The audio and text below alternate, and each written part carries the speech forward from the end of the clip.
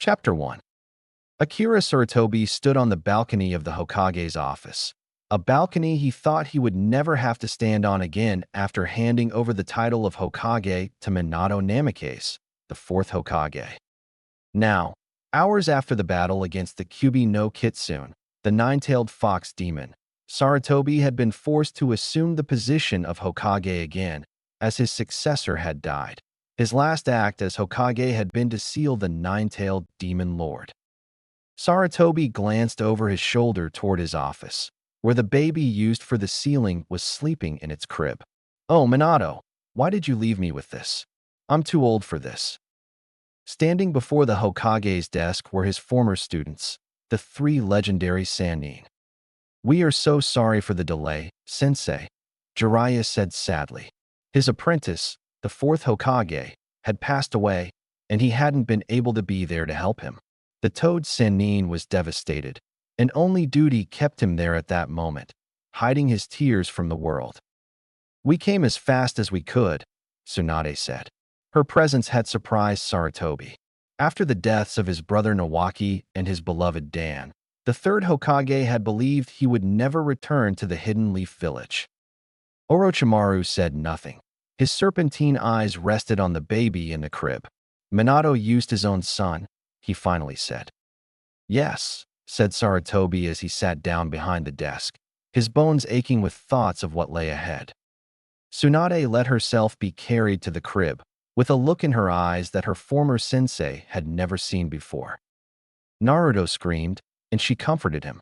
"Shoo, it's all right, little one," said the slug Sannin. "Where is your apprentice?" Shizen, the third, asked. Tsunade looked up.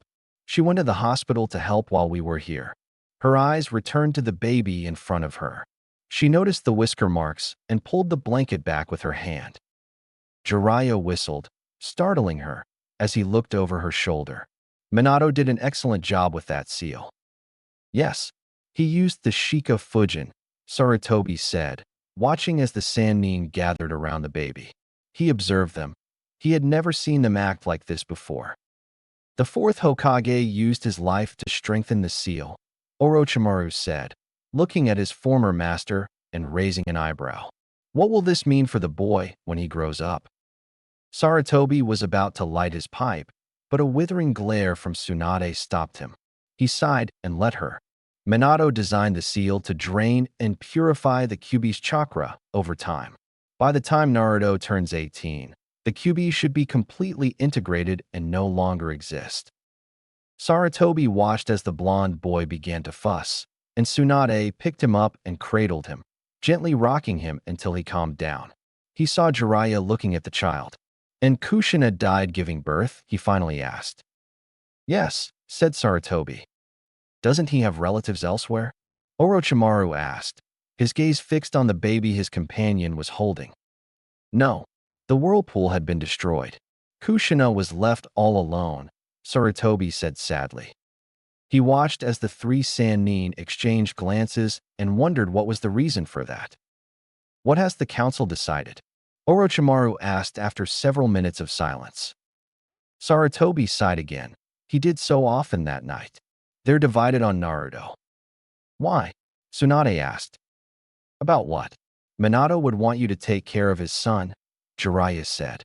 "I'm surprised Rin and Kakashi aren't here demanding to take him in," the Toad Sage added. Everyone noticed the grimace of pain on their former sensei's face. "What?" Jiraiya asked. Rin and Kakashi had a long discussion about the boy. Rin was willing and wanted to fulfill Minato's last request, that Naruto be seen as a hero. "And Hatake?" Tsunade asked, noticing her former teacher's reluctance to speak. "Kakashi Hatake wanted to kill Naruto. He sees him as the Kyuubi and as responsible for his sensei's death." Saratobi closed his eyes and remembered that, hours earlier, when the Kyuubi had just died, he had called Minato's surviving student. Kakashi wanted to kill the child. He had charged his Chidori and would have killed the baby in its crib if Rin hadn't kicked him away. Saratobi looked at the wall where the burn mark was. The three Sannin saw his gaze and the mark, and all three frowned. "And the council's sensei?" Orochimaru asked, resuming the conversation. Most of the clan chiefs actually want to honor the fourth's last wish. As it should be, Jiraiya said, nodding his head. Yes, but the civilians and the head of the Uchiha clan are on their side. Saratobi didn't mention that his former teammates, along with Danzo, thought the same. The three Sannin frowned again at the foolishness being displayed. Tsunade was comforting Naruto. She took a bottle from the provisions the Hokage had gathered nearby and prepared it with one hand, while humming a melody to Naruto, who was in her arms. The two Sannin exchanged a glance before turning to the Hokage. What will be done with the boy? Orochimaru asked. Saratobi sighed.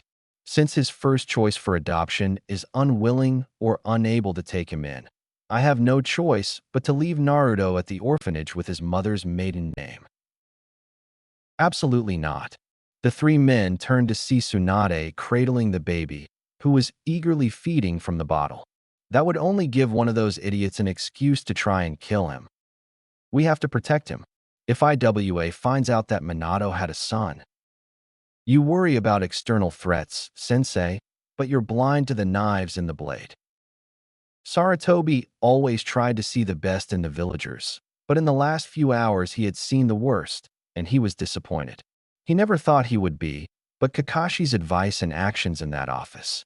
He had heard the cries of the civilians in the streets when he rescued Naruto from his father after the battle. That saddened him deeply. I'm not talking about not using his mother's name, Sensei, Tsunade said. But she looked at the baby in her arms. Her eyes, which had reflected anger and pain when she first saw him, now held a tenderness that surprised her former sensei. I wish to adopt Naruto, she finally said. But Tsunade, your travels? Saratobi asked. I'll take it with me. It's harder to concentrate on a moving target. But only, said Saratobi. I'll stay with Shizune, Tsunade said. And I, Orochimaru said, surprising Saratobi. Me too, Jiraiya said. Saratobi looked at his former student in surprise. Do you three know what you're doing? We'll learn as we go, Jiraiya said with a smile. Suheim isn't going to give up, Sensei. Furthermore, Orochimaru interjected. With three Sannin raising and protecting him, someone would have to have a death wish to attempt something like that. Tsunade looked at the child she was holding. Naruto, one of the Sannin, she said softly, and Saratobi felt a chill at the sound of it. He watched his students gaze at the baby and knew they had already made up their minds. Somehow, from the moment they entered the office, they already felt a connection with the child. Saratobi wouldn't say it aloud, but he felt it too. Minato's legacy. The Jinchuriki of the Kyuubi no Kitsune, the smallest Sannin in the world. You will undoubtedly be great, Naruto. Shizune was surprised to see her friend and mentor arrive carrying the baby. She was stunned when Tsunade told her that Orochimaru and Jiraiya would also be joining them. I need you to gather the things we'll need for little Naruto, Tsunade told her apprentice. Fools think he's the Kyuubi and not a baby. How awful, Shizune said. She looked at the baby and her expression softened. He's beautiful. Tsunade smiled, her gaze fixed on the sleeping baby in her arms. You know, I was angry when they called me back to Konoha, but as soon as I saw Naruto here, something changed in me. Her eyes lifted to meet Shizune's brown ones. I want him to be raised with love and care. Her gaze shifted to the sleeping blonde boy. Officially, Naruto has been adopted by the three Sannin, she said, sitting down and still looking at the baby. Naruto will have two fathers and a mother. She glanced at Shizune. And an aunt. Shizune smiled and nodded. I'll get what we all need. Where can I find you? Here. I don't want to risk him too much on the streets. Orochimaru was summoned to the council. His brother-in-law died in the attack. Oh no, Tansama no, exclaimed Shizune. Yes, Jiraiya will meet us at the gate. If I know that pervert, he'll be at the memorial or visiting Minato's grave, Tsunade sighed. Until he becomes a Chunin, Naruto-kun can't know anything about his mother or father. I'll tell him something about them when he's older, but I'll explain that it's for his protection that he doesn't know until he can defend himself. Chunin, Lady Tsunade, does that mean we're going back to Konoha? Shizen asked. Unfortunately, I'd prefer that Naruto-kun not be near any of these idiots. But Sensei managed to get all three of us to agree before allowing us to sign the adoption papers. Shizun saw the adoption mark on the boy's shoulder as Tsunade adjusted his blanket. He bore the mark of the three Sannin. Blinking, she dusted herself off and went to get everything they would need along the way. Behind her, the strongest Kunoichi sat and rocked the blonde baby in her arms, with a soft smile on her face and a look of love and devotion in her eyes. Tsunade and Shizun stood by the doors, and the slug Sannin frowned at her companion's tardiness. Where are they? They know we should leave under cover of darkness. I'm sorry, Princess, Jiraiya said, appearing beside them. Tsunade was about to scream, but she saw the look in his eyes. Jiraiya? Minato's grave has no headstone and is hidden, he said. Kushina is listed as an Uzumaki and was buried with the others in the grave. He looked sadly at his blonde companion. Even in death, they're forced to be separated. It's not fair. Tsunade knew her fellow Sannin was a hopeless romantic. He disguised it with his reputation as a pervert, but she remembered Minato's wedding and Jiraiya crying uncontrollably. Where is Oro team? Jiraiya asked. Here. The three of them turned around and saw Orochimaru walking towards them, with a 4-year-old girl by his side. Orochi, Tsunade asked. This is Anko Mitarashi, my sister's daughter, Orochimaru said softly. The three adults looked at the girl. Her parents died tonight. They knew that Orochimaru was very fond of his sister Yumi and even got along well with his brother-in-law. Tsunade grunted. This village just keeps taking, and taking. Lady Tsunade, Shizun said, looking at the girl and the baby. The slug Sannin sighed and nodded. Welcome, little Anko. Hello, said the boy looking at the ground. Jiraiya chuckled. Wow, what a peculiar family. Orochimaru said nothing, and the others knew that he was still in shock upon learning of his sister's death. Let's go. We can get several kilometers away from Konoha, Tsunade said. Orochimaru nodded and lifted Anko into his arms. We'll be able to travel faster, little one, if I carry you for now. We'll start training you in a few years, he said. She nodded from her uncle's arms. She was still in shock after learning that her parents had died because the Kyuubi had crushed them during the battle. She didn't understand everything the elders in the circular room had said, but she remembered her uncle and his promise to take care of her. She knew she would be all right. Her mother always told her to trust her uncle. As they skipped through the trees, Anko finally saw the baby in the blonde woman's arms and remembered the white-haired man calling them family. Does that make him my little brother? Anko thought. The rustling of the trees soon lulled her to sleep. The adults remained silent as they left Konoha behind. From his balcony in the Hokage Tower, Akira Sarutobi sensed the chakra signatures of his three most promising students fading into the distance. Many years would pass before he saw them again or heard anything more about the Sannin. Chapter 2. The Sannin, masters of the battlefield, legends among the ninja communities, as powerful as the Kage. Nothing they couldn't handle. "Oh my God!" exclaimed Jiraiya, staggering backward from the table. Orochimaru stood on the other side of the room as if he had teleported, one sheathed arm covering the lower part of his face. How can something so small create something so disgusting? The snake Sannin asked, his eyes watering. Tsunade, with crossed eyes and a wrinkled nose, looked at Shizun. Well, what are you waiting for? Bring the wipes and powder now. Shizun froze at the bottom of the stairs. She'd gone to her room to get the bag. The small roadside inn was empty except for them and the owner, who was in the kitchen. It was simple. Naruto's diaper needed changing. What was hidden beneath the diaper made even the legendary trio recoil in terror. By Kami, what on earth did you feed her, Tsuhime? Jiraiya demanded. The smell was reaching him, and he backed away. The Toad Sage would later swear it was a toxic cloud that Shizun would later transform into a new attack jutsu. Tsunade, Seeing her apprentice paralyzed, growled, snatched the objects away, and proceeded to change Naruto's diaper. Although she swore that this should be used to break an enemy's siege, she cleaned the child and, after putting on the clean diaper, kissed the gurgling baby's tummy and burst out laughing.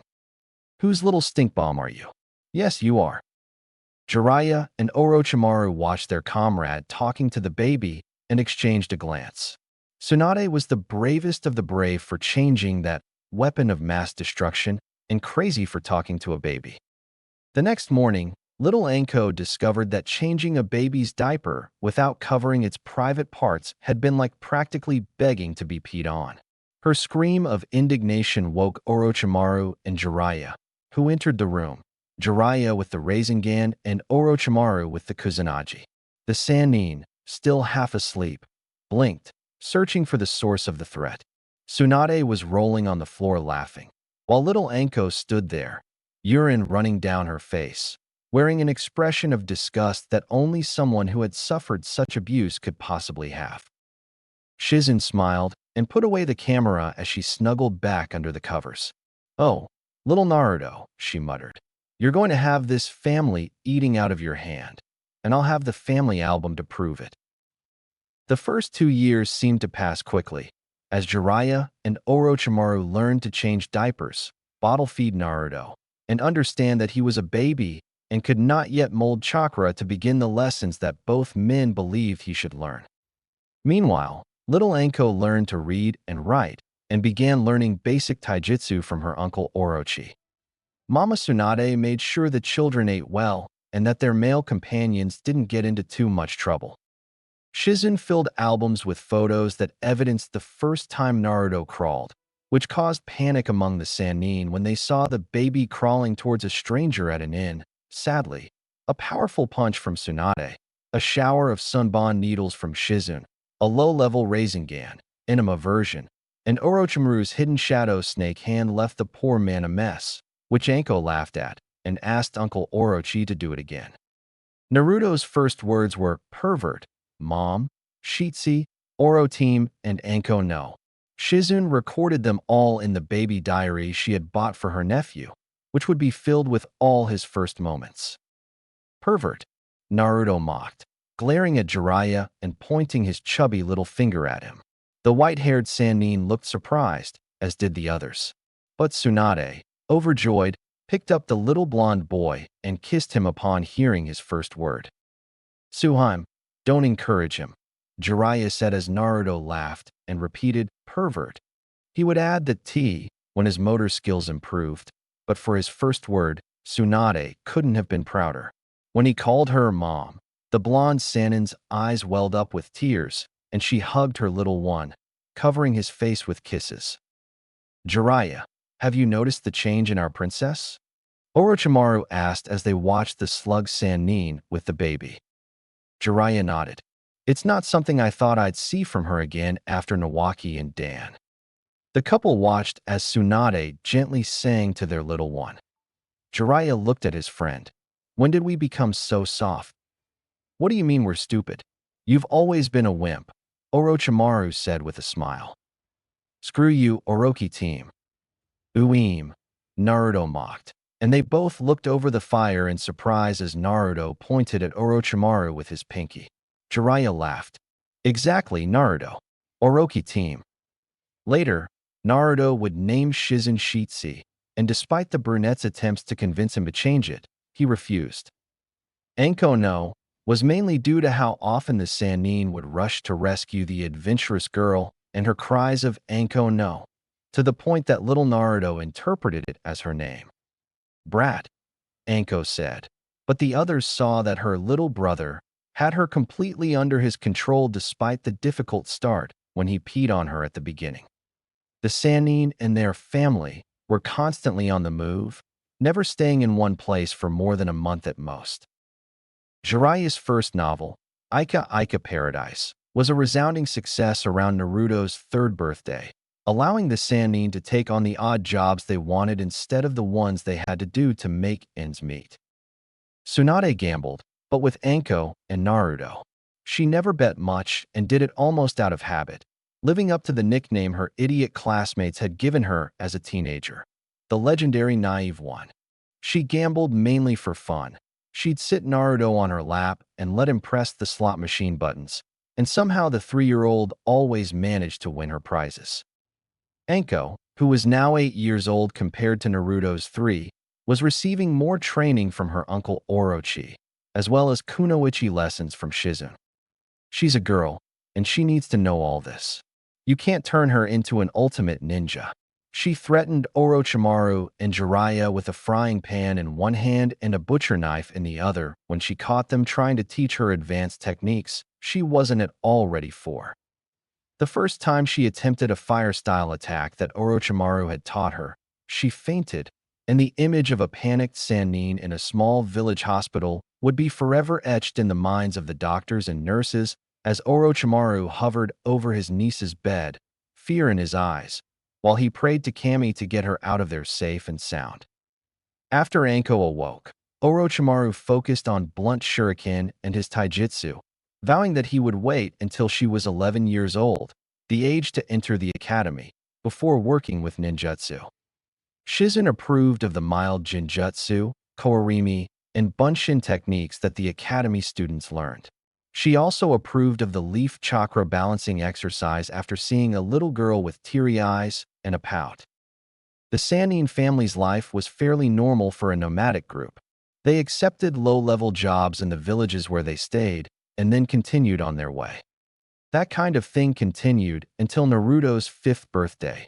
Anko was 10 years old when the peaceful nomadic life of the Sannin changed. It was a crisp October morning. 5-year-old Naruto stretched outside the tent he shared with his mother. Erotusen hasn't gotten up yet, the little boy noticed. Since his 4th birthday, his father, Jiraiya, had taught him simple exercises. They'll help you later, Naruto. Your body needs to be in shape if you want to learn the skills that your mother, I, or Orochi team possess. Sit-ups, push-ups, jogging, and, when time and place allowed, swimming. Aunt Shitsi insisted that I at least learn to doggy paddle. Naruto loved the water.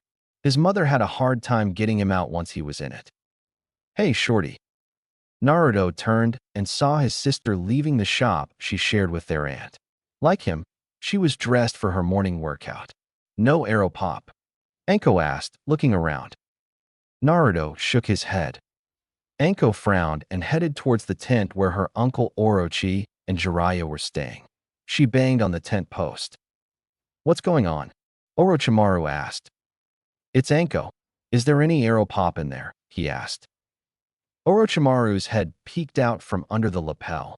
Half his face was covered in shaving cream and his hair was pulled back in a bun.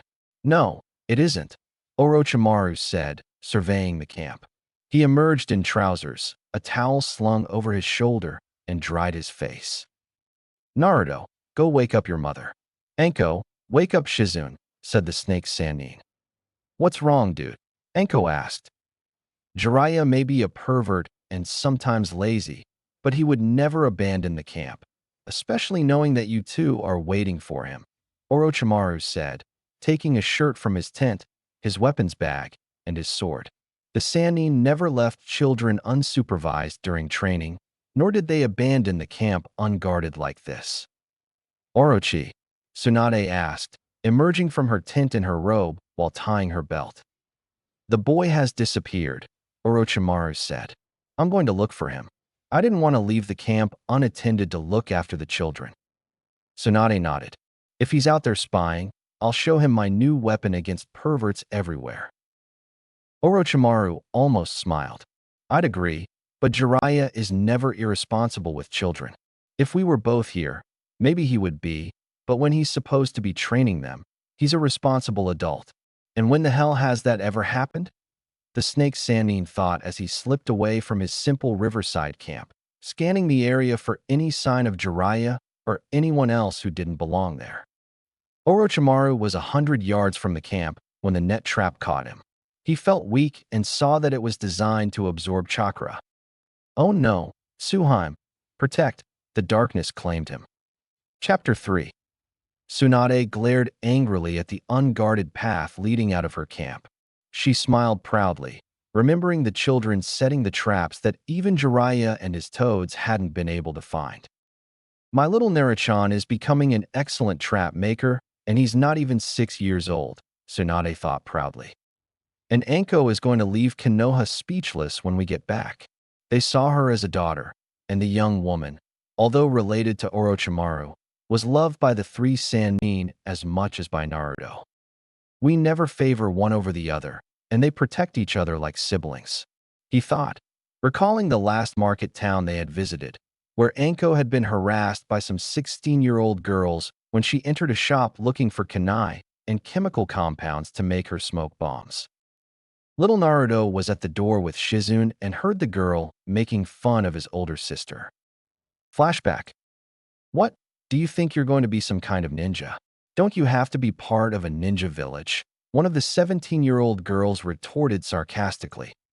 And look at those clothes. She dresses like a boy, but of course, she has small breasts. Leave my sister alone, you idiots. Naruto roared. He knew Anko was self-conscious about her body. She was only 10, but being around Kasan and Aunt Shizune, the little blonde boy thought as he threw a tag he'd secretly taken from Jiraiya Tusan's backpack at the girls. One of them, seeing the sizzling tag, yelled and they scattered. Naruto grinned and looked at his sister, who was glaring at him. I could have handled it myself, brat. Shizune was the only one, besides the shop owner, who witnessed the argument between the two brothers, with neither of them paying attention to the banknote that was about to explode. Tsunade was entering a bar when the explosion occurred. Naruto, Anko, she vanished. The cloud of dust was her only trace as she crossed the city to find a shocked Shizune sitting on the ground, holding two children who were still arguing. Her apprentice told her what had happened, and Tsunade sighed before going to pay the bar owner for the damages. End of flashback. Now she had the two of them doing their homework with Shizune, while she kept an eye on her absent classmates. What's keeping them here? She wondered. I don't like this. We're too exposed, he murmured. Hey, Orochi team, you've been caught too, Jiraiya said from his own cage. His hands and fingers were tied. Orochimaru glared at him, his head throbbing. Pervert, don't shout so much. They haven't returned since you left your pale ass, Jiraiya said. I don't care about them. My skull feels like that night the three of us went out after Dan's funeral. He saw Jiraiya's gaze and the smile forming on his face. Pervert, focus. Whatever you say, Fear. I was just remembering when Tsunade kicked us both out in our underwear right as that group of missionaries walked past the hotel. Orochimaru groaned, which only worsened his headache. Why the hell did they give you the ability to speak? You sound like one of Sarutobi Sensei's trained monkeys. Jiraiya frowned. No, I take it back, Orochimaru said, and Jiraiya smiled, thinking his partner had finally stopped insulting him. I must apologize to the Monkey King for insulting his subject by comparing him to you. Why? Orochimaru observed his surroundings. His hands were tied like Jiraiya's, and he discovered that he couldn't bring his arms close enough to his face to try and bite the bindings. It seems these fools don't know who they have in their hands, or they would have gagged me by now, Orochimaru thought. Hey, team, are Tsuheim and the children all right? Jiraiya asked. The last time I saw them, they were fine, dope. How did they catch you? Orochimaru asked. Jiraiya sighed. I had some time before Naruto woke up, so I decided to head upriver and find a way to get the children across safely. Orochimaru nodded. The Sannin went out of their way to protect the children. Even if they could have summoned a toad, a slug, or a snake to cross, they considered learning to forage a better experience for the children to revisit until they learned the proper techniques for walking on water or climbing cliffs with chakra. Well, I thought I'd found a safe place when they dragged me into the mud and surrounded me. I woke up here. Orochimaru explained his own capture. Who are they? He wondered aloud. I'm not sure. They don't carry any identification, and they were all wearing masks and full armor when I captured them. Nothing that identifies them with any village, Jiraiya said. Orochimaru might have mocked his friend and partner by calling him Dobe, But Jiraiya was very observant and detail-oriented. He played the fool perfectly, and no one paid him any attention. If I hadn't seen him far away from Sara-sensei, I never would have noticed. Flashback. Orochimaru had become enraged at failing to properly execute a highly difficult A-rank ninjutsu under Sarutobi's watchful eye and had stormed off. He wandered across the village rooftops, lost in thought. It was then, in an abandoned training ground near the southern wall, that he encountered Jiraiya. The man was a mess. Orochimaru was about to comment from his tree when he saw Jiraiya perform the same hand seals he had been shown, and the jutsu exploded. Damn it, too much again. Sigh. I wish Sensei would dedicate some time to me like this, even just once. Orochimaru watched his teammate, whom he had called imbecile and last since their academy days, since Jiraiya had come to Konoha from a small farming village to the south, near the border, while Orochimaru's father was a council member and he was a prodigy. How is this possible? The Genin thought, observing his teammate. He saw that, although Jiraiya had never received proper attention, he was trying harder. He's discovered it. Orochimaru watched him until he collapsed from chakra exhaustion, then kept watch over him all night while Jiraiya slept. Orochimaru learned that while Jiraiya might not have come from a clan or learned jutsu easily, once he mastered them, he could reinvent and modify them. And that's what he had done with the mud jutsu that his sensei had only shown him, and that Jiraiya had seen Orochimaru trying to master all day. That moment changed his opinion of Jiraiya. They still exchanged jokes, but now there was mutual respect, and they both learned to enjoy it. End of flashback. Homework. Sorry, friend, I was distracted. About what? How to look more feminine than Tsuhime? Jiraiya asked with a chuckle. No, you idiot, he sighed. Can you put your hands between the bars? Maybe wait. Tsunade shook her head as the first trap was triggered. The smoke bombs. Shizune. His apprentice moved to get Anko and Naruto into the shop. Tsunade sprang into action and her fist collided with the first figure that hurtled through the smoke towards the camp. He turned when he felt another blow and deflected the second one with his foot. However, it came at a high price. As he felt a sunbon needle pierce a pressure point, his muscles went limp and he collapsed to the ground, unable to move or even speak. No, the children. Shizune. She felt a tag on her head. Sleep, Sannin. No, no, Naruto. Darkness enveloped her as the sleep tag rendered her unconscious. Hurry up, Orochi team, Jiraiya said as he watched his friend's tongue as he held a lockpick and manipulated the lock.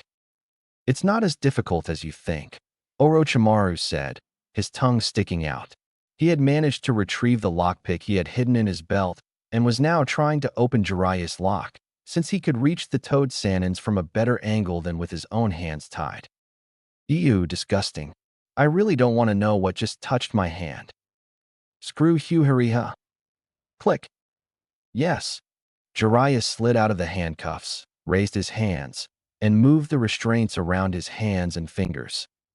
Orochimaru retracted his tongue and spat the spike into his lap.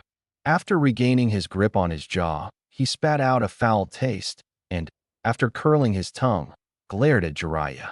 Hurry up, idiot. I've seen Inuzuka pups do better 5 minutes after they're born. Fasten your seatbelt, Jiraiya said, smiling once he had his hands free. We're almost out of this.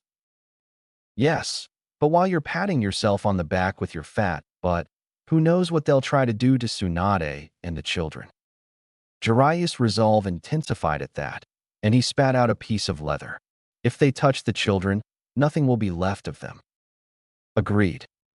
Jiraiya's restraints came loose. He tore off the ones around his ankles and then looked at his cage. To hell with it. Staying silent gets me nowhere. He made a fist. Take note, fearful one. This is one of the best attacks Minato has ever made. The swirling chakra sphere formed, and he stood back. Rasengan. Unfortunately, the cage didn't stand a chance, as Jiraiya pierced it with a single blow and also struck Orochimaru's cage. The smoke cleared, but Jiraiya was already cutting the bonds. Once freed, the two Sannin stood up. Hurried footsteps could be heard. We don't have time. Orochimaru extended an arm to stop him. My turn.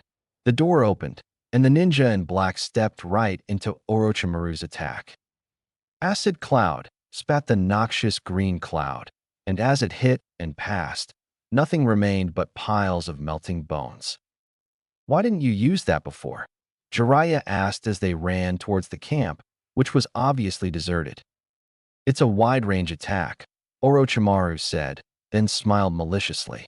Of course, if you want, I can send you to the Shinigami early. Jiraiya snorted. Not in your dreams, fear. Do you really want to know what I dream about at a time like this?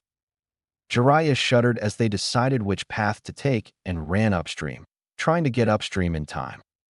The explosion shook the ground a mile from the camp, and both Sannin were paralyzed as they felt a surge of murderous intent.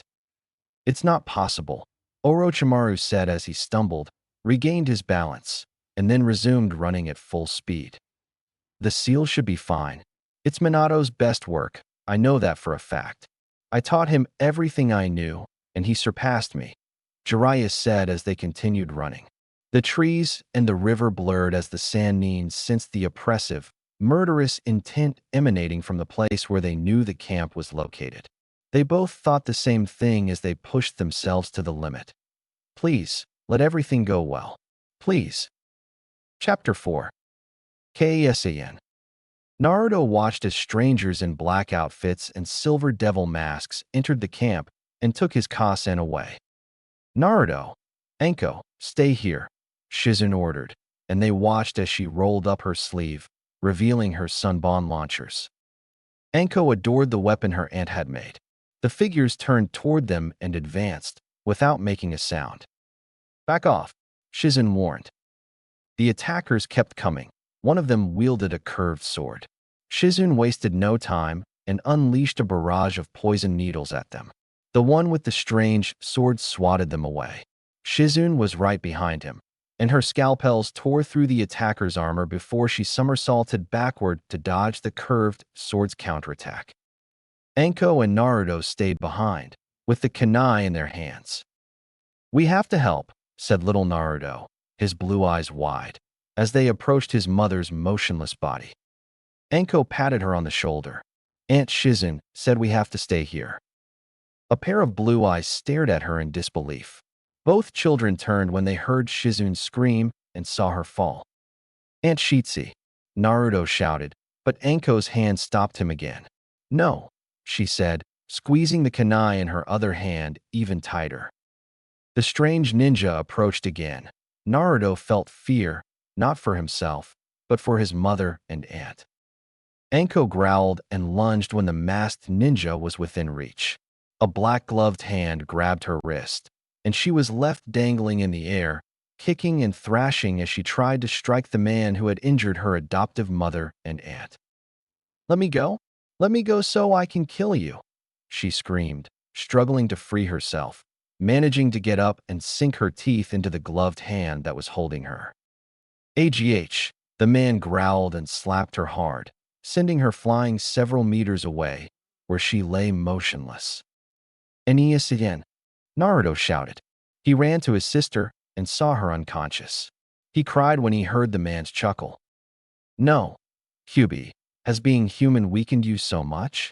The voice was deep, with an inhuman tone. I'm Naruto, not that stupid fox, Naruto said. As soon as he was old enough to understand the words, his mother sat him down and, along with Jiraiya and Orochimaru, explained the night they sealed the Nine Tails. They told him that he was the jailer, not the prisoner. And if you want it, you can't have it. The masked man chuckled again. And why is that? Because my father was a master of seals, and if you try to eliminate the fox, not only will it kill me, but the fox will die too. Impossible, said the masked man, gesturing for those behind him to stay still. Your father was a fool. No one can kill a demon lord. Really? Well, no one could seal one or stop one in a fit of rage, and my real father did. He's lying, my lord, said a ninja. The silver-masked figure slid the curved sword and approached Naruto. Naruto swung and kicked as the man grabbed him by the back of his shirt and left him dangling. The man reached out, and Naruto swatted his hand away, receiving a sharp slap in return. "Don't make it harder, kid." He ripped Naruto's shirt off. Naruto watched as the man's hand was enveloped in red chakra and placed on his stomach. The seal appeared. Rude. Naruto used a word he'd once heard his mother say. "Fuck you, TME." The masked man laughed. "Sir, we have lost contact with the base," a ninja reported. It seems the Sannin live up to their reputation," said the masked man. Taking advantage of the man's distraction, Naruto pulled out his kunai and stabbed him in the wrist. Naruto fell to the ground as the strange man clung to his injured arm. "Kill the women, lock up the child," he said, taking a step back. The woman. Naruto felt a burning rage surge through him at the thought that his mother, sister, and aunt might be hurt. One of the ninjas who carried his katana at his belt extended his hand towards him, and, in an explosion of power, Naruto moved, red chakra enveloping him as he snatched the sword and, in one swift motion, sliced the ninja in half. "What?" the man asked as he saw one of his men fall on top of the boy. "QB?" he inquired, noticing that the boy's eyes were throbbing with red energy. He moves like a seasoned swordsman. But who's in control?" Naruto glowed and appeared before a ninja who was about to stab Tsunade. The ninja looked shocked as Naruto pierced him through the groin with the stolen katana. The masked leader grabbed Anko and put a dagger to her neck. "Hang on, boy," he said as he watched a third of his men fall, leaving only himself and one other man. The red vortex of power surrounding the child continued to swirl, but the child stopped moving. "Who are you?" "Naruto," said the deep voice. "I don't think so," said the masked man. He sensed two powerful chakra signatures approaching. "Damn it, I don't have time for this. I'll let the girl go, and my servant and I will leave them for now." "Who are you?" Naruto asked. "An old friend of the QB. If you speak to the fox, tell him Nadas sends his regards." The masked man pushed Anko toward Naruto. He paused for a moment to see if the girl would be hurt and watched as the chakra around the boy faded. Naruto dropped his katana and caught her, falling under her weight and pulling them both to the ground. "Let's go," Nadas ordered, and they disappeared in black wisps of smoke just as Jiraiya and Orochimaru arrived at the camp.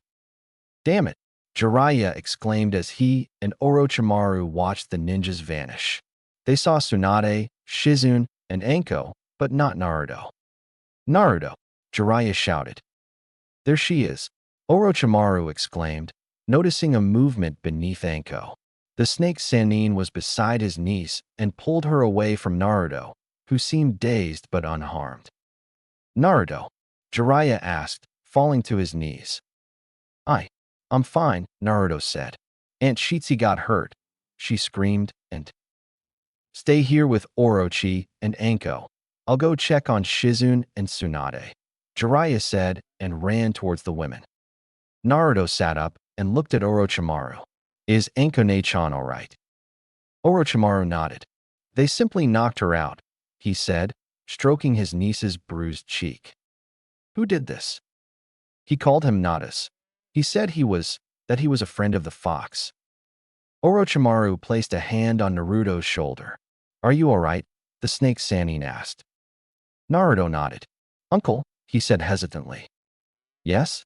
Orochimaru assumed the role of uncle and the children called Jiraiya father, or as Anko and Naruto actually called him, Aeropop. The fox." Naruto looked at him with his big, bright eyes. "Something's wrong," he said, putting his hand to his stomach. "What do you mean, Naruto-kun?" she asked the blond young man. When he ordered his men to kill Anko-ne-chan, Kasan, and Aunt Shitsu. Naruto lowered his chin to his chest and spoke so softly that not even Orochimaru could hear him.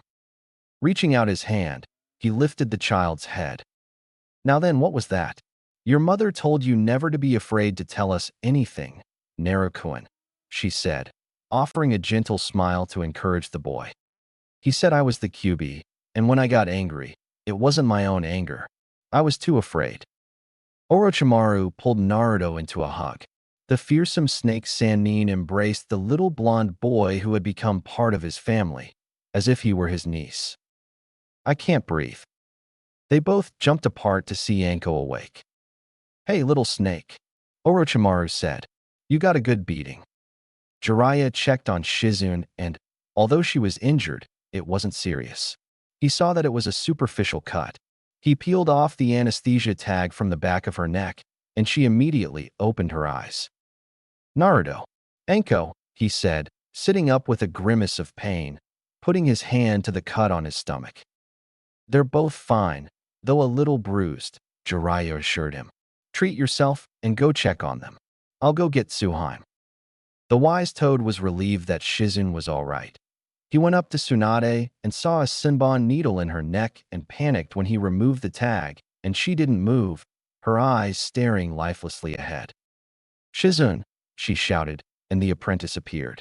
I removed the tag, but I was starting to panic. Jiraiya? Orochimaru asked, along with the children. Back, Jiraiya shouted. Keep the children back. MOM. Naruto shouted, and only Orochimaru lifting him up prevented the blonde boy from running to his mother's side. Oh, sweet Kami, no? Not like that, Jiraiya murmured as Shizune performed a diagnosis. She's alive, he said after several heart-stopping minutes. Here she is, he murmured as he extracted a second Senbon needle from her spine. Tsunade's gasp was lost amid Jiraiya's jubilant shout as he pulled her close in a hug that nearly rattled her bones, repeating over and over, "You're alive." The two Sannin were knocked down by an impetuous blonde, soon joined by another with purple hair, while Anko joined Naruto in embracing Tsunade. Jiraiya remained silent. Perhaps he relished the embrace, seeing Tsunade alive, but to those watching, his silence was due to his face being buried in Tsunade's chest. Chapter 5. The Sannin's return to Konoha was like their departure, under the cover of darkness. Anko was not at all happy. The girl, now 12 years old, glared at any villagers who saw them, and as soon as they saw Naruto's whiskers, they looked at her little brother with disdain. They entered the Hokage Tower. Tsunade was carrying Naruto, who had been beaten by a villager. The villager would have to be fed intravenously and wear adult diapers after the three Sannin defeated him. Anko and Shizune were comforting the blonde boy, who still bore the red mark from the slap. The Anbu in the tower quickly moved out of the Sannin's path. Perhaps it was because of their expressions, or perhaps because Sarutobi had given strict orders that his former students had unrestricted access. We will opt for the option of the amount of murderous intent that emanated from Tsunade as she hurried up the stairs, with the blonde in her arms and the others a step behind. You can't, was the most the secretary managed to say as she tried to stop the Sannin from entering the office before Tsunade's kick completely disintegrated the door, and she continued without stopping. Akira Sarutobi sighed, looking from the shattered pieces of the door on his desk to the door, as Tsunade strode in. Hello, Tsunade. And Naruto, how you've grown since the last time I saw you. Tsunade's growl made him stop. I don't think we're going to stay here, sensei. Sarutobi blinked. What? What? Orochimaru entered with Anko. Simply because several villagers tried to harm Naruto the moment we entered, mistaking him for the QB. Sarutobi looked at the two children in panic and saw Anko glaring at him while she stroked her brother's back. Did you tell him? Of course we told him, Tsunade said, still holding Naruto. I wouldn't lie to my son. It would have been foolish to hide what he had in his hands. Jiraiya entered last, created a repair seal, and the door returned to its position and was locked. Your villagers are gathering out there. They want to kill some demon. He glanced at his sensei, and the third Hokage saw that there was no humor on his student's face. Jiraiya was serious and furious. If this is how the village treats you after all these years, then, Sarutobi-sensei, I'm afraid we'll have to leave here and raise our children elsewhere, Tsunade said. Orochimaru placed a hand on Anko's shoulder.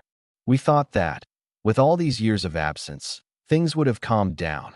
His prodigy student looked at him, searching for answers to the questions he hadn't asked. Sarutobi sighed, feeling the weight of years upon him. The council spread the word that the three of you took Naruto. They also revealed what was inside. I enacted a law forbidding any discussion of Naruto's generation. Unfortunately, many see me not as the jailer, but as that which he guards. Fools, Jiraiya exclaimed. They can't even fulfill Minato's wish. Sarutobi lowered his gaze. Kakashi has been very insistent in my conversations with him. He still believes that Naruto. He looked at the boy, his blue eyes fixed on him. We're leaving, Tsunade said. I won't raise him in a hostile environment. We were better off in Suna. Even in IWA, he was treated fairly. Orochimaru reminisced about his time in IWA. Jiraiya had been very nervous, worried that some IWA ninja might notice his resemblance to Minato, but none did. The Kage of IWA had been pleased to have the legendary Sannin working for him for a while, and the three Sannin had watched as Naruto completely manipulated him. When they left, Naruto was offered a position at the academy, and the Kage gave him a scroll of low-level jutsu to learn. Anko had also made friends there, and the Sannin had almost agreed to stay and live in IWA. Suna had been quite an adventure. Jiraiya found the Kazekage's son's seal on the second day of their arrival, when the boy tried to kill them. After repairing the seal and allowing Gaara to sleep, he and Naruto became best friends and were inseparable for 2 months. Naruto had exchanged letters with the Kazekage's younger son since his departure. You don't mean that, do you? Said Sarutobi, panicking at the thought of the Sannin joining another village. No, Tsunade said, and Sarutobi relaxed. He glanced at Orochimaru, and the dark-haired Sannin nodded. On our travels, we have rescued many ninjas and civilians. We established a hidden village and had discussed that, if things didn't work out here, we would head there. Sarutobi seemed gripped by panic. What do you mean you helped create a hidden village? None of our reports even hinted at that. The three Sannin exchanged a glance.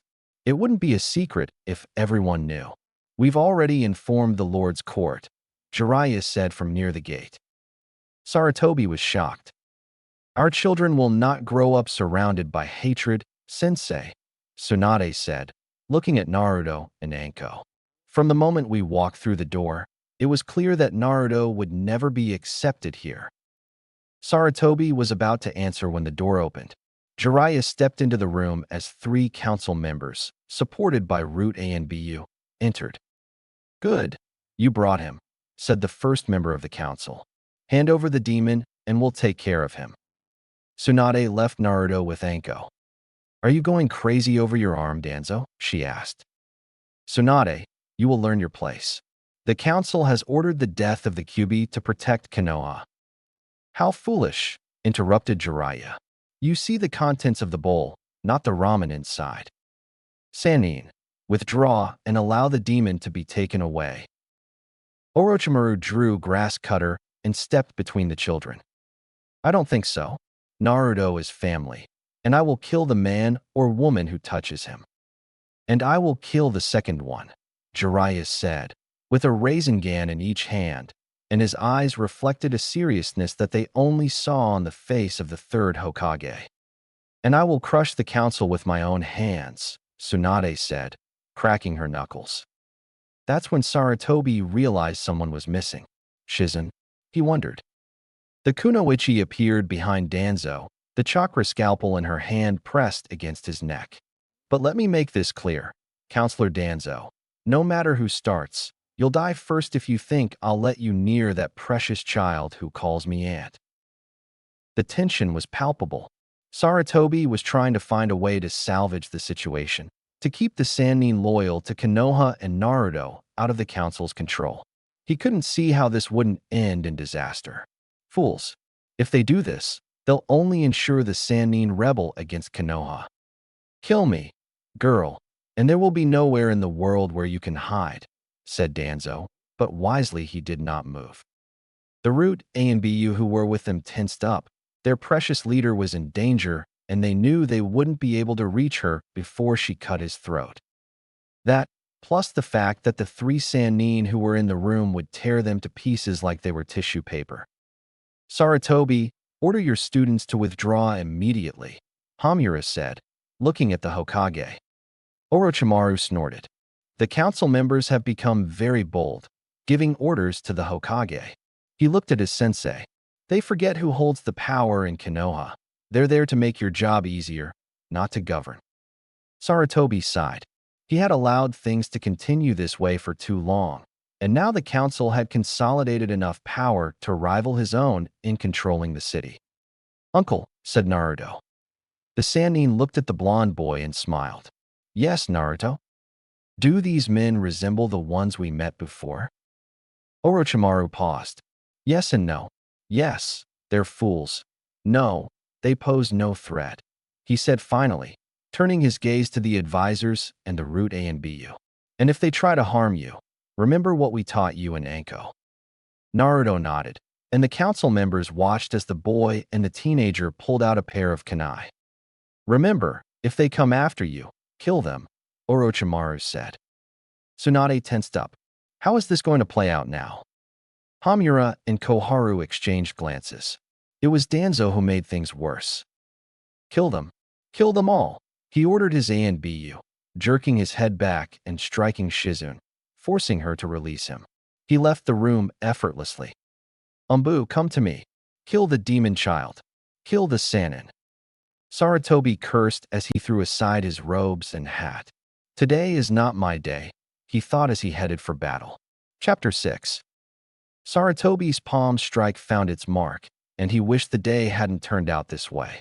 He made a decision, and he would live with it for the rest of his life. The Root A and BU crumbled when the professor joined the battle on his student's side. When one of them approached the children, the third Hokage's bloodlust stopped the fight in its tracks, and with a kick, he sent the idiot flying out the window. A and BU, he roared, and a dozen A and BU appeared.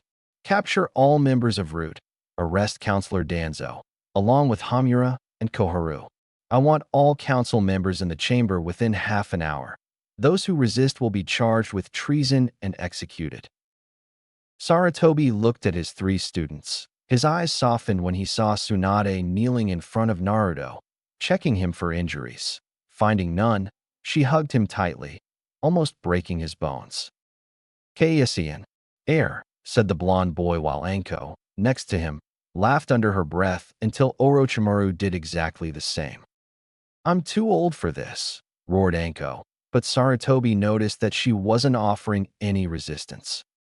His gaze shifted to Jiraiya, who looked at Tsunade and Orochimaru, who nodded, and he turned his attention back to the ground where Hamura was under his foot. They check on the children and will do whatever is necessary to protect them above all else. Now, you old fossil, you threatened our children. You and old men like you hold a grudge against a child who has never harmed you. His father sealed the nine tails inside him to save this village, but I assure you that Minato would regret his sacrifice if he saw how you bastards act. Both Sarutobi and the fallen council members' eyes widened in shock when Jiraiya spoke openly about the 9-foot giant and the boy's origins. Sarutobi looked around for the boy's reaction, but saw none. They've told her. They've told her what happened that night, who her parents were, but… Ero-2-san, what did Uncle Orochi tell you about playing with stupid people? Naruto asked from Tsunade's arms.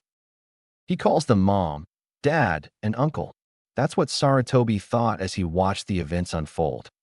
Jiraiya smiled at the boy. It's not a good idea to play with people dumber than me, because they might get lucky. Orochimaru snorted. Dobe, there's no one dumber than you. Go to hell, Orochi team, Jiraiya said, squeezing the old man's chest tighter. I'm trying to find a reason not to use a Rasengan on you and send you to your grave. Sarutobi coughed. The three Sannin looked at him. I'd prefer they weren't killed unnecessarily. I need to find out how far this power game goes. Jiraiya snorted. That damn council. Tsunade stood up, holding the blonde child in her arms. We're leaving. Shizune. I'm fine, Tsunade. I'm sorry Danzo escaped. Tsunade dismissed it with a gesture. He's a cockroach. That man could be at the epicenter of the Kyuubi's attack and only suffer a scratch. It's not your fault. Orochimaru looked at Sarutobi. We will leave Konoha, and from today onward, we will no longer be allied with her. Sarutobi watched as the three Sannin removed their bladed swords and placed them on the desk. Shizune, who had never been a Konoha ninja, followed the Sannin from the office. Sarutobi grimaced. He had read the doctored reports that Danzo and his root had produced. They claimed to have found experiments in Orochimaru's laboratories beneath the Sannin's house. Sarutobi laughed and told them that the Sannin hadn't been in Konoha for some time. Then he ordered Ibiki to search, and mysteriously, several wealthy people fled Konoha. Among them were the Yakushi clan. Sarutobi should never have allowed the council to amass so much power, and now, if he wanted the Sannin to return, he would have to fix everything. Everything that had happened in the last few years. I hate this job. Sarutobi, as he watched the legendary trio leave his office, with his peculiar and close-knit family by his side, never looked back. Tsunade held on to Naruto as they passed through the market, never slowing down. She was furious, beyond reason, that those old bastards would even try that. Mom, Naruto said softly, catching her eye just enough to know she could hear him. Will we ever return to Konoha? He asked. No, she said. We'll settle in that little village we founded in Rice. Your uncle will be Kage. Jiraiya snorted, earning him a slap on the back of the head from Orochimaru, who was carrying Anko on his back. Shut up, idiot. Or do you want to be Hokage? Jiraiya's eyes widened. No way. I hate even thinking about all that paperwork. Shizune remained silent. But what shall we call the village? The Hidden Sound, Orochimaru said. We have found several nomadic ninjas and samurai, along with villagers who want something better. Naruto glanced at Orochimaru, who continued speaking as they sped away from Konoha. Many people dislike the rules and laws that the ruling families of many villages pass for their own benefit. We founded this new village so that no law will favor anyone. The Hokage of Sound will be the only law. There will be no council. Ninjas will be trained, without favoritism like in Konoha and several of the other villages we've passed through over the years. Naruto was lost in thought when Anko spoke. Who's going to teach? She asked. While Tsunade and Shizune prepare the hospital and I manage the Kage office, Arobaka will be helping out at the academy. The two children smiled at Jiraiya's expression. Me? I can't teach. Only until we have a more stable ninja force, Tsunade said.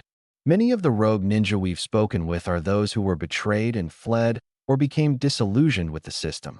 I'm sure we'll find a suitable master among them. Jiraiya snorted.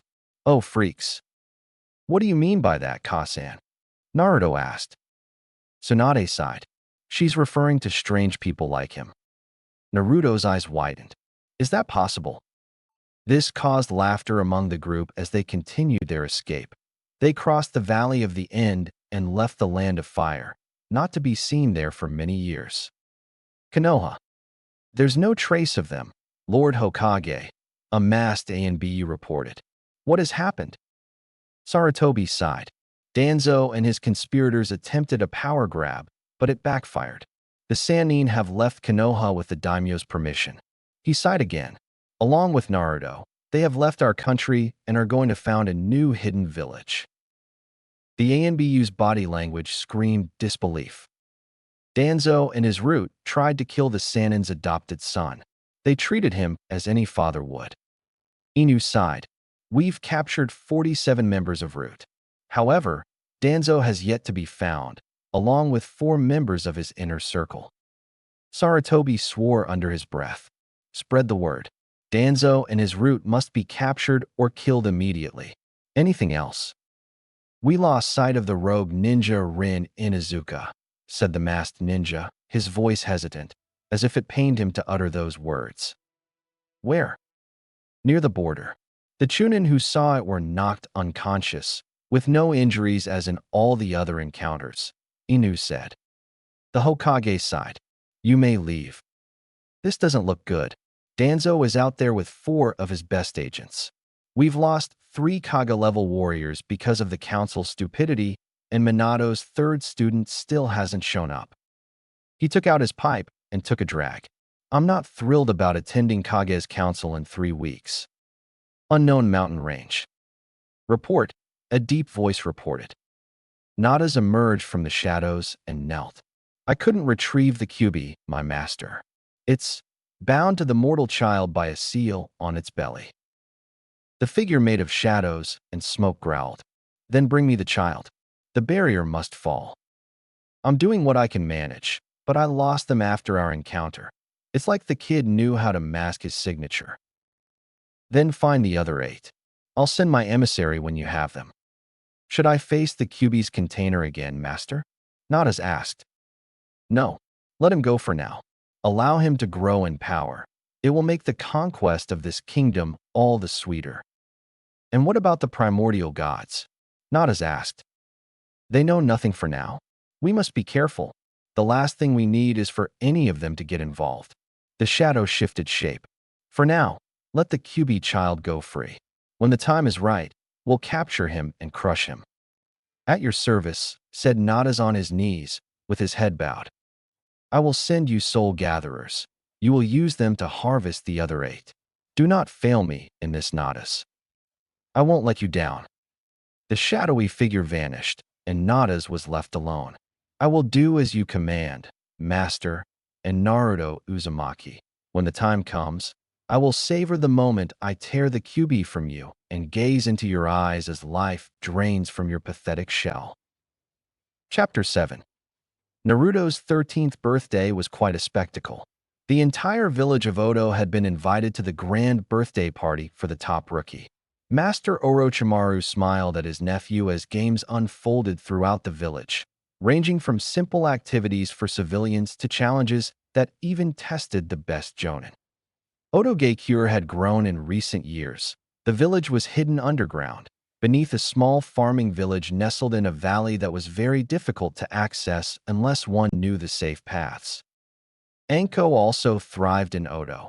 She reached the rank of Jonin just before her 18th birthday and bluntly told the family that she was going to be Naruto's Jonin instructor and that she would not hesitate to harm any other candidate. In the last 2 years, since they left Konoha for the 2nd time, there were several attempts on Naruto's life by mercenaries secretly hired by Danzo, and the Sannin felt that the Konoha Council allowed it behind the backs of their former masters, so they blamed the Hidden Leaf Village even more. Jiraiya's first year as a teacher had gone surprisingly well, after Tsunade had to beat him up for bullying the older students. The hospital was the best of all, and Shizune and Tsunade smiled when Orochimaru followed their advice and made sure that all teams had basic medical training and that there was a qualified doctor on each team.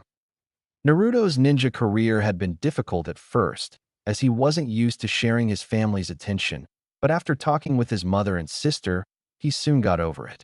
That is, they caught him pouting and put him to the test in Tsunade's rigorous training course, which left Jiraiya a jelly-like puddle on the floor, and in a fight with Anko, which, while Naruto did well, showed that his sister was rather unstable.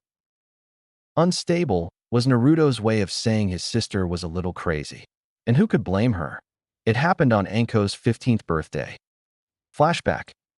Let's go. Naruto shouted to his sister as they ran through the forest surrounding Odo's farmland. They had run away and were playing tag with Kunai. The blonde youth smiled as he enjoyed it. It wasn't just a game for them, but a training exercise. One would chase the other with kunai and shuriken until one of the sharp instruments pierced him. Then he would heal, and the other would begin the chase. They never did this in front of their mother or aunt. They knew the fireworks would make what the arrow pop was doing seem harmless. "You're useless, brat," Anko said, launching a volley of arrows. They all missed, but left a nice mark on the tree where Naruto had been standing. "I'll get you, Naruto-chan," Anko shouted. "You couldn't catch a man, Yinkeo-chan," Naruto shouted and threw himself to the ground. avoiding the rain of shuriken that would have engulfed his head. He laughed and looked over his shoulder for his sister when he bumped into something, or rather, someone. He looked up. Hello. The silver-haired man, whom we will call Old Man Yakushi, bent down, grabbed a handful of Naruto's shirt, and lifted him into the air. Well, look what we have here. We escaped Konoha for our medical experiments and still managed to run into that damn demon brat. Auto, said a boy about Anko's age, adjusting his glasses. Shouldn't we let him go? Let him go? Kabuto, you're as weak-willed as your mother, the man said. We'll kill him and present him to the mysterious Otokage, and that way we'll secure our place in the village hidden in the sound. Let go of my brother, Anko shouted, descending from above. Her kick struck the man's head, sending him flying and releasing Naruto. Anko, run. Find Uncle and Pop, Naruto said as he attacked another old man. Anko was surprised from behind. Kabuto kicked one of them. Let them go. He's wearing a headset with a microphone. His own father reproached him for his efforts. He rolled. Naruto looked at him. Get help. The nearby farm. Tell Chi-Chi-sama. Kabuto ran. His mother's last words had been that he shouldn't end up like his father, but they dragged him along when they fled Konoha because his elders had been discovered experimenting on civilians and ninja alike. He knew his father had killed her, and he wanted to be part of a new village. He wanted to feel safe. His legs propelled him forward. Naruto was tied up and gagged while the Yakushi men held Anko down. Well, look what we have here. How cute, said the old man as he stroked her cheek. Anko spat at him, which made him slap her. How lively. What do you say, brothers? Shall we test this young lady a little before we kill a demon? The other two men chuckled and nodded in approval. Anko struggled and tried to defend herself as her clothes were torn off. Orochimaru, Jiraiya, and Tsunade, along with the young Kabuto, found Anko naked and covered in blood, sobbing as she cradled an unconscious Naruto. The remains of the Yakushi lay scattered across the clearing. Naruto was completely unmarked. Beside Anko's leg lay a pair of blood-soaked kunai, and as they approached, they heard her humming. Her eyes weren't filled with tears as they had expected, but glassy. End of flashback. Naruto and Anko never spoke of it, but their bond as siblings was stronger, and they were never far from each other. Both threw themselves into their training with great enthusiasm, exceeding all expectations. Let's go back to Naruto's 13th birthday. Friends, Orochimaru said, silencing the assembled people, almost all the inhabitants of the village. We have gathered here today to celebrate the 13th birthday of my nephew Naruto. Cheers and shouts of happy birthday, Naruto, rang out, making the blonde boy blush. Many girls his age at the academy considered whisker marks exotic, and his slender build made him a target for many. Although they couldn't get too close, since Anko was always on the lookout for easy girls, as she called them. But Naruto did have several friends his own age. Yes, happy birthday. Now, as Otokage, I need to talk about a few things, and I apologize to Naruto-kun for discussing serious matters on a day that should be filled with happiness. A pair of blue eyes looked up towards eyes that resembled those of a snake, and a sly smile indicated to the Kage that everything was all right. I want to thank our allies and friends from Suna for being here. Cheers erupted, and Gaara, who was standing next to Naruto, bowed his head. The two had been friends for years, and Gaara's father was always happy to leave his sons with Oto, to the point that they were going to live there permanently. Naruto placed a hand on his friend's shoulder. Ever since Jiraiya repaired the redhead seal, he could sleep and manipulate the power of the one-tailed demon he possessed, much like Naruto could now do with the Kyuubi. I also wanted to inform everyone that in the coming weeks we will be traveling to Konohagakure for the Chunin exams. The announcement was met with a mixture of boos and cheers. I know, but the daimyo has asked us to demonstrate our skills. Therefore, I have selected several teams. He placed a hand on his nephew's shoulder. I'm sure everyone knows that. While I'm in Konoha, I want the guards in top form. Konoha is naive if it thinks my nephew is the QB it harbors. Booz greeted him as Naruto bowed his head. Gaara placed a hand on his friend's shoulder. Between them, there was a bond deeper than brotherhood, for they understood each other like no one else could. The selection and team assignments will take place tomorrow, and we'll begin our journey. In the meantime, Lord Orochimaru, a voice shouted, "You can't leave." Orochimaru smiled as several others protested about putting themselves in danger. "I appreciate everyone's concern, but I cannot allow our genin, or my family, to return to a place that will harm them without being able to protect them. While I am away, I will leave Zabuza in charge." The former swordsman of the mist was found in the wave, on the brink of death after a clash with Konoha ninja. His pupil, Haku, was also gravely wounded, and Tsunade had to use all her skill to save them both.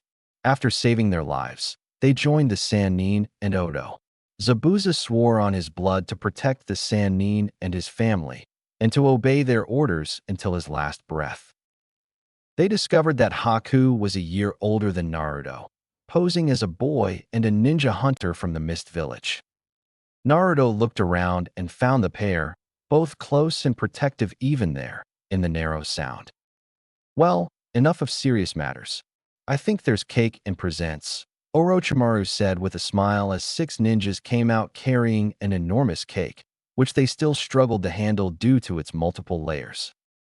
"Happy birthday, Naru," Orochimaru said, kneeling before his adopted nephew and hugging him. "Thanks, uncle," Naruto said, without the embarrassment most children his age would feel at public displays of affection. He loved it when his family hugged him. It made him feel safe, protected, and loved. "Your mother, the idiot, and I have a special gift for you," Orochimaru said as the other 2 Sannin approached. "You didn't have to," Naruto began, but Tsunade placed a finger to his lips. "You always say the same thing, brat. I wish we could have given you so much more over the years." "You gave me everything I ever needed, Cousin," Naruto said, and was pulled towards his mother's broad chest as she hugged him tightly. "Gaki is the luckiest man in the world," Jiraiya muttered. Orochimaru snorted and nodded. "He's a heartbreaker," the Snake Sannin agreed. They both chuckled as they recalled the massive Kunoichi battle they had witnessed a few days earlier, in which women of various ages had participated. Anko had been there, trying to convince them to stay away from her brother. Sadly, she was opposed by Temari, originally from Suna, who had liked the blonde boy ever since she first saw him during her previous travels, and Haku, who had also grown fond of the blonde boy, visiting her during her stay in the hospital after her rescue, bringing her flowers and food, and talking to her about his dream of becoming a medical ninja.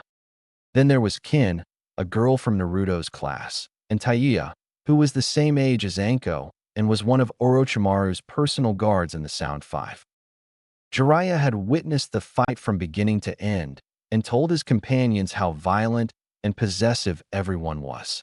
Anko returned home an hour later, limping and cursing the biting redheads and the stupid sand vixens who weren't good enough for her brother. She had ignored the adults who were laughing at the sight of her bottom resembling a pincushion and knew that Haku and Kin were responsible, since some of the Sanbon had bells on them and others were covered with a thin layer of frost. As they shook themselves, they saw that Tsunade had finally released the child enough for him to breathe, while Shizen scolded her mentor for suffocating Naruto-kun. "As we were saying, Naru," Orochimaru said, looking him in the eyes, "we have a gift for you from the 3 of us. It's very special, and with the danger posed by the upcoming Chunin exams, we'd feel more at ease knowing you have it."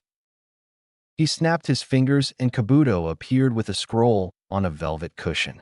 The last Yakushi was loyal to Orochimaru and his family for having taken him in after the fall of his own. Naruto liked her, but he didn't think he deserved his sister's attention, which led to several pranks that, while funny, forced him to dodge his sister's collection of kunai, which already numbered in the hundreds. Where on earth does she keep them? Many wondered, but Anko never revealed that her adoptive father had placed seals on her wrists where she kept them, and that these seals returned at the mere thought of them. Happy birthday, Naruto-kun, Kabuto said with a smile. Thank you, Kabuto, and stay away from my sister, she added, causing the adults to smile and the silver-haired doctor to blush. Anko tapped her brother on the back of the neck. Don't interfere, brat, she muttered. Orochimaru knew this could degenerate back into a very messy and bloody game, so he diverted attention. The three of us have gotten you a very special contract, Naruto-kun, Orochimaru said to the blonde, catching his attention. As you know, your mother, the idiot, and I each have a summoning contract. Your mother with the slugs, the pervert with the toads, and I with the snakes, which your sister has also signed. Naruto looked at his sister and smiled. He knew she had wanted to do this ever since they were little, and she had finally managed to ride Manda, who had stopped pretending to want offerings when the two children found a very sensitive spot that, no matter what they did, never stung, not even when shedding her skin. They scratched it, making the giant snake purr and astonishing the three Sannin as they watched the snake melt beneath their small hands. This is your personal contract, Naruto. No one has signed it. It was written by the great sage Sanzo. Naruto looked up. He remembered the blonde monk who had passed through Odo with his three strange friends. Naruto liked Son Goku. His outfit was inspired by Goku's. After studying your seal, he made a contract with you with foxes, not with kitsune like the QB, but with foxes, which are different, Orochimaru said, seeing the boy's eyes widen. So you won't summon the QB.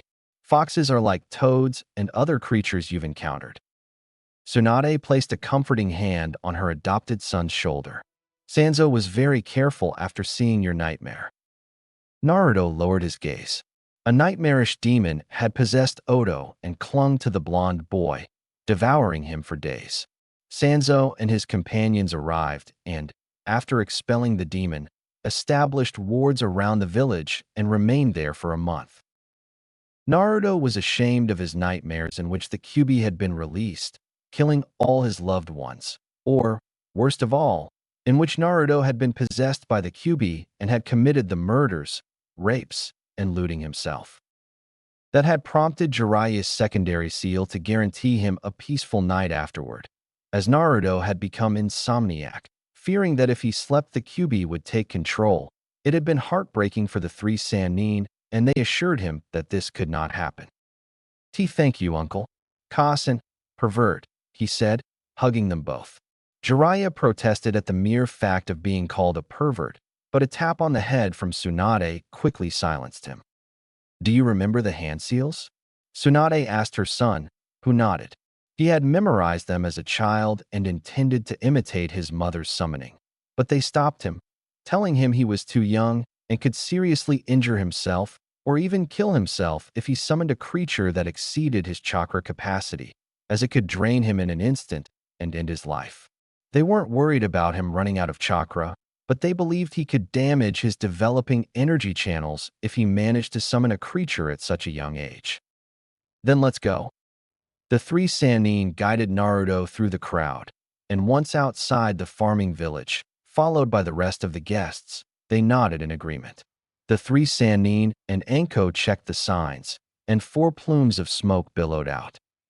Katsuya the slug, Gamabunta the toad, Manda the snake along with his companion Koda.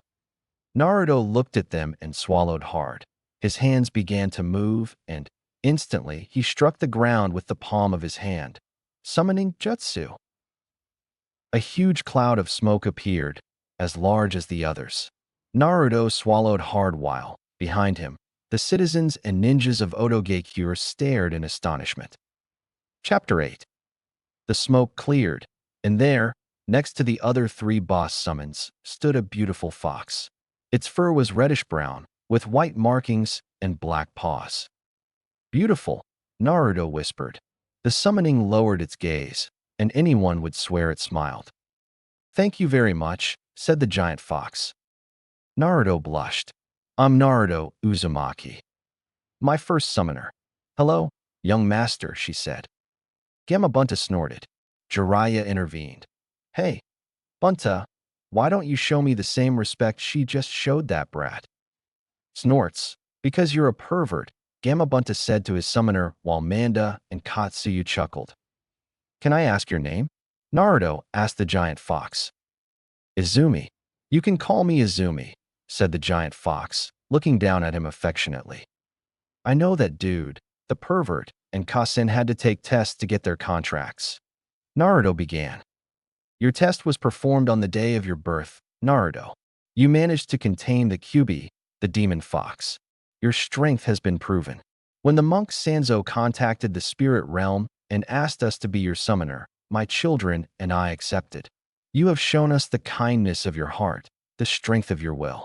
You are the fox summoner, Izumi said, crouching down so her face was close to Naruto's.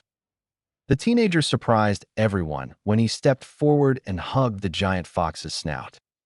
Thank you, Izumi-sama. I will do my best to treat you and your children with the honor you deserve. Demonic foxes, like the Kyuubi, were different from summoned foxes. Odo noticed this immediately when Naruto and his summoned fox bonded. Tsunade stepped back, tears welling in her eyes. A handkerchief appeared, and she saw Jiraiya smiling. Our brat is very special, the toad sage said with a slight smile as he watched the fox with Naruto perched on its head. The fox shot off, and Naruto's joyful shout echoed throughout the arena. Yes, it is, said Tsunade, taking the piece of cloth and drying her eyes. Orochimaru remained by their side. We've all helped raise him, and when he grows up, he looked at his fellow Sannin. I want him to be the next Otokichi. The three watched as Naruto spent time bonding with his summon, while his own remained by his side, observing. Orochi, Daijo Tsunade. The Otokichi watched Anko next to Manda and smiled as he saw the great snake turn around and his niece scratched the Snake King, who purred like a kitten. What? He asked. What are we going to do with Konoha? Orochimaru sighed. I'm not sure. We have several options. I don't like any of them. Our main concern is getting Naruto in and out of there safe and sound, along with everyone else. That means your Orochi team, Jiraiya said. Ah, you're worried. That's endearing, Orochimaru said with a mocking smile. Cold heart, Jiraiya said, crossing his arms. Yes, but with warm hands, she said with a smile. Both of you behave yourselves, Tsunade said, without taking her eyes off her son. Orochi. Yes, Haim? He asked, giving her his full attention. The Sannin are returning. Put me in charge of a team, or rather, I want Naruto's team. Orochimaru pouted. I was going to be in charge of that team. Actually, yes, Jiraiya said. The three Sannin exchanged a glance. Poker, Orochimaru offered with a smile. Are we playing for the same thing? Jiraiya asked. Oh, no way, said Tsunade as her companions laughed. From one side, Shizune and a few others watched them. What a strange family. Shizune looked at Kabuto. Yes, but then it works. Now, what about the attention you've been paying to my niece? Kabuto swallowed hard as Shizune pulled out several Senbon needles with her other arm, draped over his shoulder. I think we should talk a little about what you will and won't do with my precious niece, Kabuto-chan, Shizune said, and Kabuto, better than anyone, knew how to correct her on the way she had just treated him. The Sound Five remained silent as they were assigned their task. Their loyalty was unquestionable. The leader, Kimimaro, had sworn blood loyalty to Tsunade the day she cured him of his illness. Nothing will happen to your son, my lady. The only way that will happen is if I'm dead and buried. Konoha. Sarutobi sighed as he saw the acceptances from numerous villages. He came across one that had a musical note. My students, you are the new village we've heard so much about. You who took in the Kazakage's children, whom he feared. You who rescued the land of waves from the machinations of the crime Lord Gato, after the Konoha ninja failed in their mission. Sarutobi sighed. I miss you all. He wrote it down on the entry passes and sighed. The new council members who filled the vacant seats had better not mess it up. Kami, I pray they don't mess it up. The time had come for the Chunin exams in Konoha. The Odo ninja marched in their squads. Under his mother's watchful eye, Naruto teamed up with Gaara and Kin. The three had worked hard over the past few weeks, becoming a solid team where each covered for the other's weaknesses. Temari, Haku, and Ryu, another of Naruto's classmates, formed a team under Anko's command. His sister had demanded that the two girls join the team, saying, "That way I can keep a closer eye on them and keep them away from my little brother." That was before she found out that Kin had been assigned to Naruto and Gaara's team, which made her curse.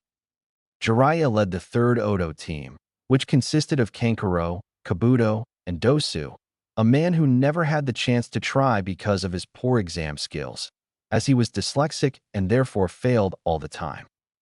Orochimaru and his personal guard were with them, along with Shizune, who acted as his personal assistant. Kabuto was added as a genin to better keep an eye on the teams once they were on the field, and both Kabuto and Dosu agreed, as they had been promoted to Chunin the previous year. Temari had waited because she wanted to team up with Naruto, and Haku's medical training with Tsunade and Shizune had also prevented her from trying the previous year. "It doesn't seem fair, does it, Orochi team?" Jiraiya said, walking alongside his teammate. "What do you mean, no?" Orochimaru asked from under his straw hat. "We're only going to include one true genin team, a second partial genin team, and a third team to protect them all." "Do you trust that Konoha won't try anything?" the Odo-Kage asked. Jiraiya sighed. "No, you're right. I doubt Sensei eliminated them all. The last assassin led directly to the Konoha Council." Neither of the two men was happy about the attempted murders against the blonde man they considered their son/nephew.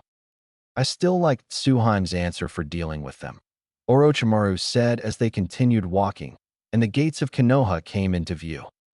Jiraiya grimaced. "Blowing their heads off like grapes and sending the remains to Konoha postage paid is, what am I saying? That's very typical of her." We both smiled sarcastically and then looked over our shoulders to see our companion listening to the blonde boy next to her, who was talking at full speed. "I've heard that IWA has been snooping around," Jiraiya said. Orochimaru nodded. "I warned them. I also received a warning about a troublesome fellow named Nadas, who was spotted in Kiri not too long ago." The two men grunted. They hadn't forgotten the man who had tried to take the boy years before. "Do you think he'll be here too?" Jiraiya asked. "None of my spies have been able to find him." "Arrest." The gate guards appeared before the Odo group. "State your names and the reason for your entry into Konoha." "I am the Odo-Kage of the Hidden Sound Village, accompanied by my genin teams, their instructors, and my personal guard. We are here for the Chunin exams," he said, handing the invitation scroll to the guard. "Orochimaru," said the guard. "Lady Tsunade." "Master Jiraiya, you've returned," the guard said with a smile. "Welcome home." "No," Orochimaru said. "Konoha is not our home. It's a place that tried to kill our son the last time we were here. If that happens outside of the exam, it will be considered an act of war. Tell that to the council." The snake Sannin took the passes and handed them to Shizune. "Where will we be staying?" "The Red Oak." Orochimaru and his team passed through there. "Sir, the Hokage wishes to speak with you and your companions. There is a notice on the door should you arrive." "We'll see him after we register," Orochimaru said, interrupting the Chunin. He frowned as he passed the people bowing. It was Tsunade's knuckle grip that told him the stupid villagers had seen Naruto and were still clinging to their vile, idiotic grudge. "Relax, Tsuheim," he said, slowing his pace so that the Sound Five could surround him, Tsunade, Naruto, and his companions. "The first idiot who tries anything," Tsunade began. "My personal guard will take care of it," Orochimaru said. Odo's contingent arrived at the inn and checked in. They found a jonin with a mask and silver hair waiting for them. He wore a headband that covered his left eye. "Hataki," Tsunade growled. Chapter 9. "Hataki," Orochimaru said, placing a hand on Tsunade's shoulder after his initial grunt of greeting. "What do you want?" Tsunade asked sharply. "Is that him?" the silver-haired jonin asked, looking at Naruto. The three Sannin were on high alert. They remembered what Saratobi had said 13 years ago about Kakashi's words and actions. That's none of your business, Jiraiya said, placing a hand on Naruto's shoulder. The other Oto ninjas tensed up. Kakashi's single eye scanned Naruto.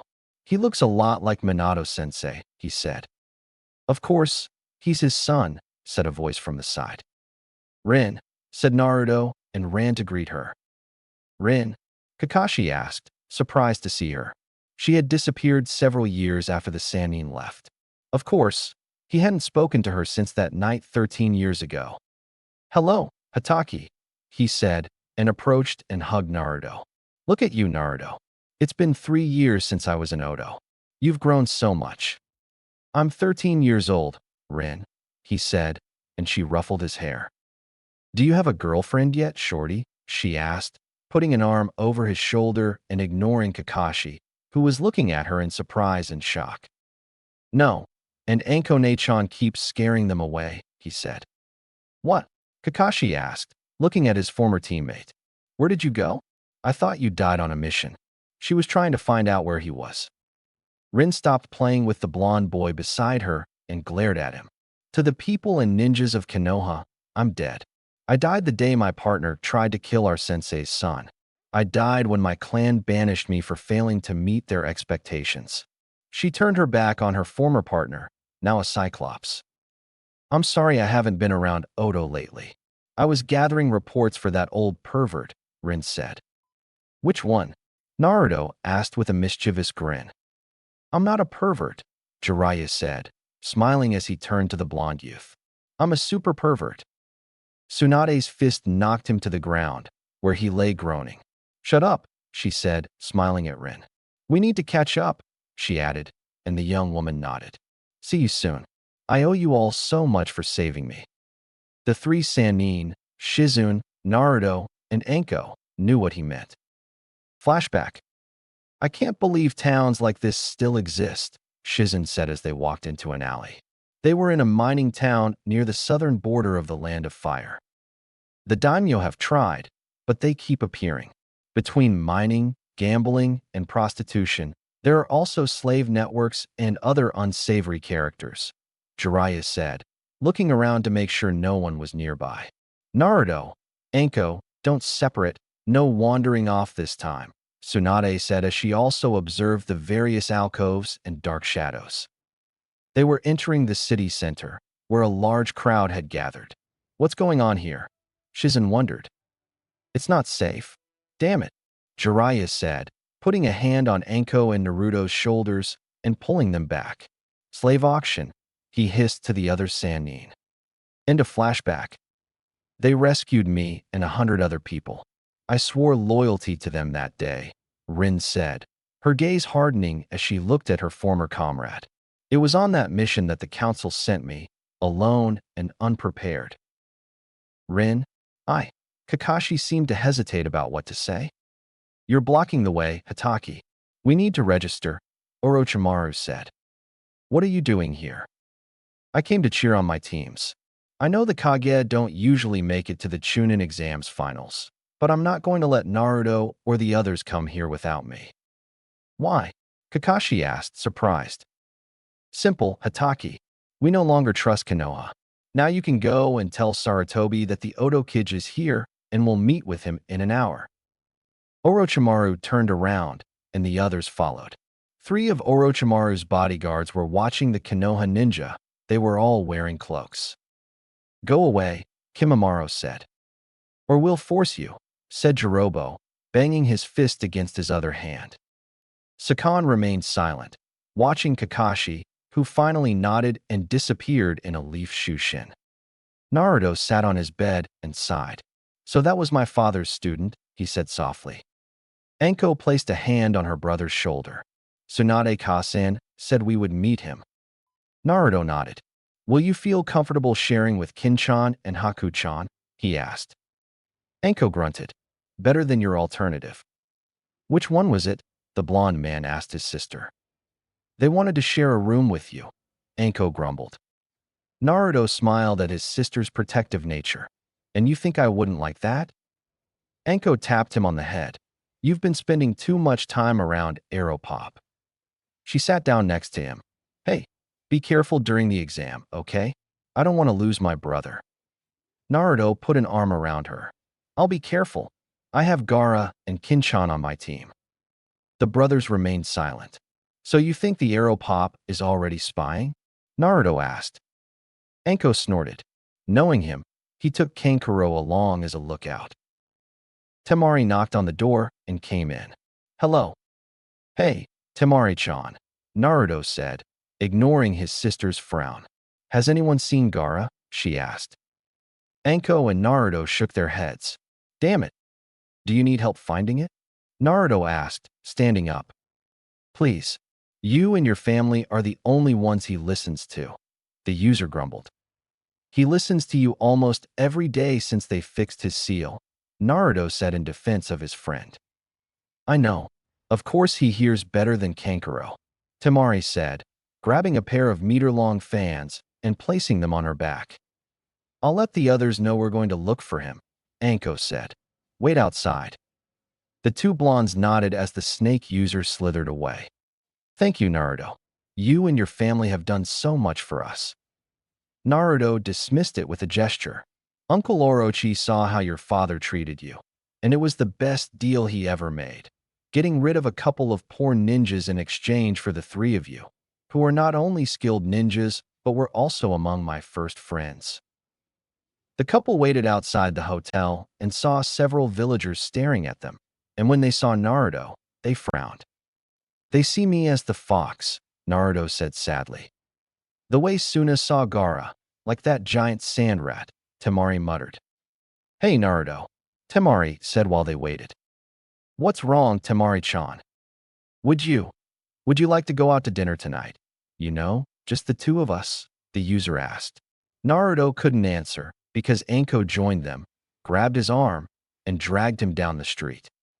Come on, Windy, we have to find the raccoon boy, Anko said, still holding her brother's arm and dragging him away. They were walking back and forth through the streets when, upon reaching an alley, a child bumped into Naruto. Hey, watch where you're going, said the brown-haired boy, looking at Naruto. Are you watching where I'm going? Naruto said with a mocking smile. You bumped into me. No, I didn't do it, said the boy. Naruto sighed, crouched down, grabbed the boy by the collar, and lifted him into the air just as several people turned the corner. One was a girl his age with pink hair. Then a boy and a girl his age appeared, and finally a boy wearing a pink shirt and black pants. Let him go, squealed the pink-haired girl. I'm just helping him up, Naruto said, helping the boy to his feet. Yes, that's right, you'd better apologize, said the boy. Konohamaru, said the pink-haired girl. Why is that? Naruto asked. Because he's the Hokage's grandson, said the boy in the pink shirt. Nieto. Yes, that's right, Konohamaru said, puffing out his chest with a mocking chuckle. His expression changed when Naruto grabbed his shirt and pulled him up to eye level. I don't care if you're the Hokage's grandmother. You bumped into me, brat. Maybe I should give you a lesson in manners, since it's obvious they're not very well known in this village. Naruto was hit on the hand with a rock, but he did not let go of the child identified as Konohamaru. He looked up and saw a pair of Sharingan eyes and a boy his age with a ducktail hairstyle perched on a branch. Let him go, or I'll make you. Naruto snorted. You can try, but my friend behind you would crush you before you could even move. He saw the boy's confusion when he turned around and met the dark gaze of a red-haired head. Can't you stay out of trouble? The redhead asked. You know me. I need to meet new people and make new enemies at the same time, Naruto told Gaara. They both enjoyed seeing the expression of surprise on the face of the black-haired boy. We were looking for you. You should tell someone where you're going, especially since we're not home, Naruto scolded the younger boy. Gaara did not respond, but instead vanished into a sand shushin and reappeared next to Naruto. Naruto looked at the boy and patted him on the forehead. Don't be so rude next time, brat, Naruto said, helping him to his feet. Then, along with Gaara, Temari, and Anko, they turned to leave. Sasuke Uchiha jumped out of the tree and landed in front of his teammates and next to the astonished Konohamaru. Hey, you blonde. What's your name? The Odo group stopped and looked behind them. Me? Temari asked. No, the other blonde. I don't like those guys, Naruto said. Besides, it's rude to demand things without introducing yourself first. Soy. I don't care, Naruto interrupted. We have more important things to do than play with a bunch of Genin and rude Konoha kids. Naruto was turning around when he saw Kakashi Hatake blocking his path. Sensei, shouted the pink-haired girl. I was fixed on Naruto. Don't be rude, Naruto, Kakashi said. Anko hissed. I really don't think you have the right to speak, Cyclops. And I know for a fact that his mother doesn't want you near him. Kakashi ignored her and took a step towards Naruto. I wish to speak with you. Chapter 10. Odo's contingent formed ranks around Naruto as Anko pulled out a pair of sinister-looking knives. Go away, she said. Kakashi looked at her, then at the knives, and then over his head. I want to talk to Naruto, he said. It's not going to happen, Anko said. Naruto learned from his mother and Rin that Hatake thought he should be killed hours after his father sealed the Kyuubi inside him. I have nothing to say to you, Jonin Hatake, Naruto said. He released his chakra, a signal he and his family had developed when he and Anko were young and faced a threat beyond their abilities. Naruto knew Anko was skilled, but Hatake possessed the Sharingan of his deceased comrade, and they were in Konoha. Naruto channeled his chakra following the established pattern and saw Kakashi staring at him. Relax, I don't want to hurt you, he said. I'm sorry, I don't believe you. You were willing to kill me just hours after I was born. And the last time I was in Konoha, I received death threats again, Naruto said. Gaara, beside him, looked at the Cyclops and uncorked his gourd. My friend has asked you to leave, he said softly. Temari had removed the fans from her back, but she hadn't opened them yet. Behind them, they heard the Genin they had met approaching. Temari turned around. Keep your distance. This is none of your business, she warned. That's our sensei. If you fight him, you fight us, Sasuke said, and Temari saw his eyes. Damn it. We have another Sharingan behind us, the one with the duck hair. Gaara turned his body so he could see both the Jonin in front of them and the Genin approaching. Stand back, he said. Kakashi-sensei, are you all right? Asked the pink-haired girl. Everything is fine, Sakura, Kakashi said as he took another step forward. Hatake, stay back. You've been warned, Anko said. He ignored her and continued approaching. He was about to reach them when Kimimaro appeared. You were told to stay away from them, Naruto, especially Hatake, said the leader of the Sound Five. Kakashi was about to speak when Sasuke leaped toward the Odo Genin. Sasuke, no. Too late. The last loyal Uchiha was trapped in a fist of sand. Gaara turned to face the Genin as soon as Kimimaro arrived. The Konoha Enbu appeared seconds later. Let him go, ordered an Enbu wearing a hawk mask. No, Gaara said. He attacked the Odo Kid's heir, and the Jonin who was there was ordered to stay back, but he ignored it. Kimimaro looked at the Konoha Enbu. So this is the famous Enbu my lord was talking about. I'm not impressed. Kakashi looked at the group. Captain, stand down. This is all a misunderstanding. They have the Uchiha, Hawk said. Sasuke acted rashly and attacked in a situation he shouldn't have been involved in. I'm sure our Odo allies will free him, he said, looking at the red-haired boy. Naruto placed a hand on Gaara's shoulder. Throw it. And that's exactly what Gaara did. Sasuke landed several meters away and rolled to a stop at Sakura's feet, who screamed that he'd been given that treatment. Sasuke-kun and the Odo ninja were lucky she let them catch him. Now we're going back to our hotel, Anko said. I'm afraid you and the devil will be arrested, said the hawk. On what grounds? Anko asked. Attacking a Konoha ninja and disturbing the peace. Naruto snorted. If I disturbed the peace, you'd know. Naranizan, shut up, Anko hissed. I'm sorry you think this concerns you. but we're the ones being harassed. Be that as it may, the demon child is coming with us, Hawk said. I don't think so. The ANBU turned and froze at the sight of Orochimaru and Tsunade standing with the Hokage. Orochimaru glanced at his former master. Nothing changes. He hasn't been here, and they still hate him. He looked at Tsunade, who walked past the ANBU and paused to watch her son. It's impossible to avoid getting into trouble, she said, ruffling his hair. It's not my fault, Masai-san. Hatake insists on talking to me and won't take no for an answer. Tsunade glared at the Konoha Jonin. I told you to stay away from him, Hatake. He shrugged and looked at the boy. Kakashi, report to my office, Sarutobi ordered. ANBU withdraw? Now, he roared when he saw they were going to refuse. Orochimaru, Tsunade. I'm so sorry.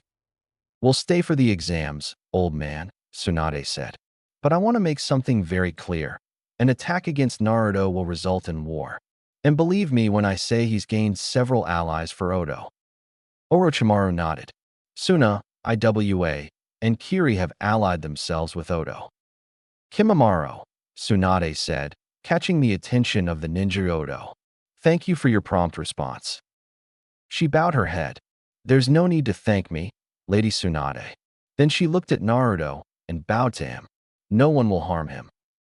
Sarutobi observed the Odo contingent. Suna, Odo, Kiri, Iwa. This has the potential to be a disaster, and the council demanding that Orochimaru hand Naruto over to Konoha doesn't help matters. The morning of the Chunin exams arrived, and Kakashi Hatake had been kicked out of the hotel several times. He refused to say what he wanted, but he longed to speak with Naruto alone. As if that's going to happen, Anko said. The only other commotion had been when Anko found Kin and Haku snuggled up with Naruto that morning. She ignored Gaara and his teddy bear glaring at her for yelling, and managed to dodge the two girls' barrage of Senbon needles before grabbing them by the ears and dragging them outside, lecturing them all the while. Stay away from my brother. Naruto was nervous as they approached the academy. His mother followed behind his team along with Kimimaro, both refusing to allow the teams to wander off alone after the incident several days ago.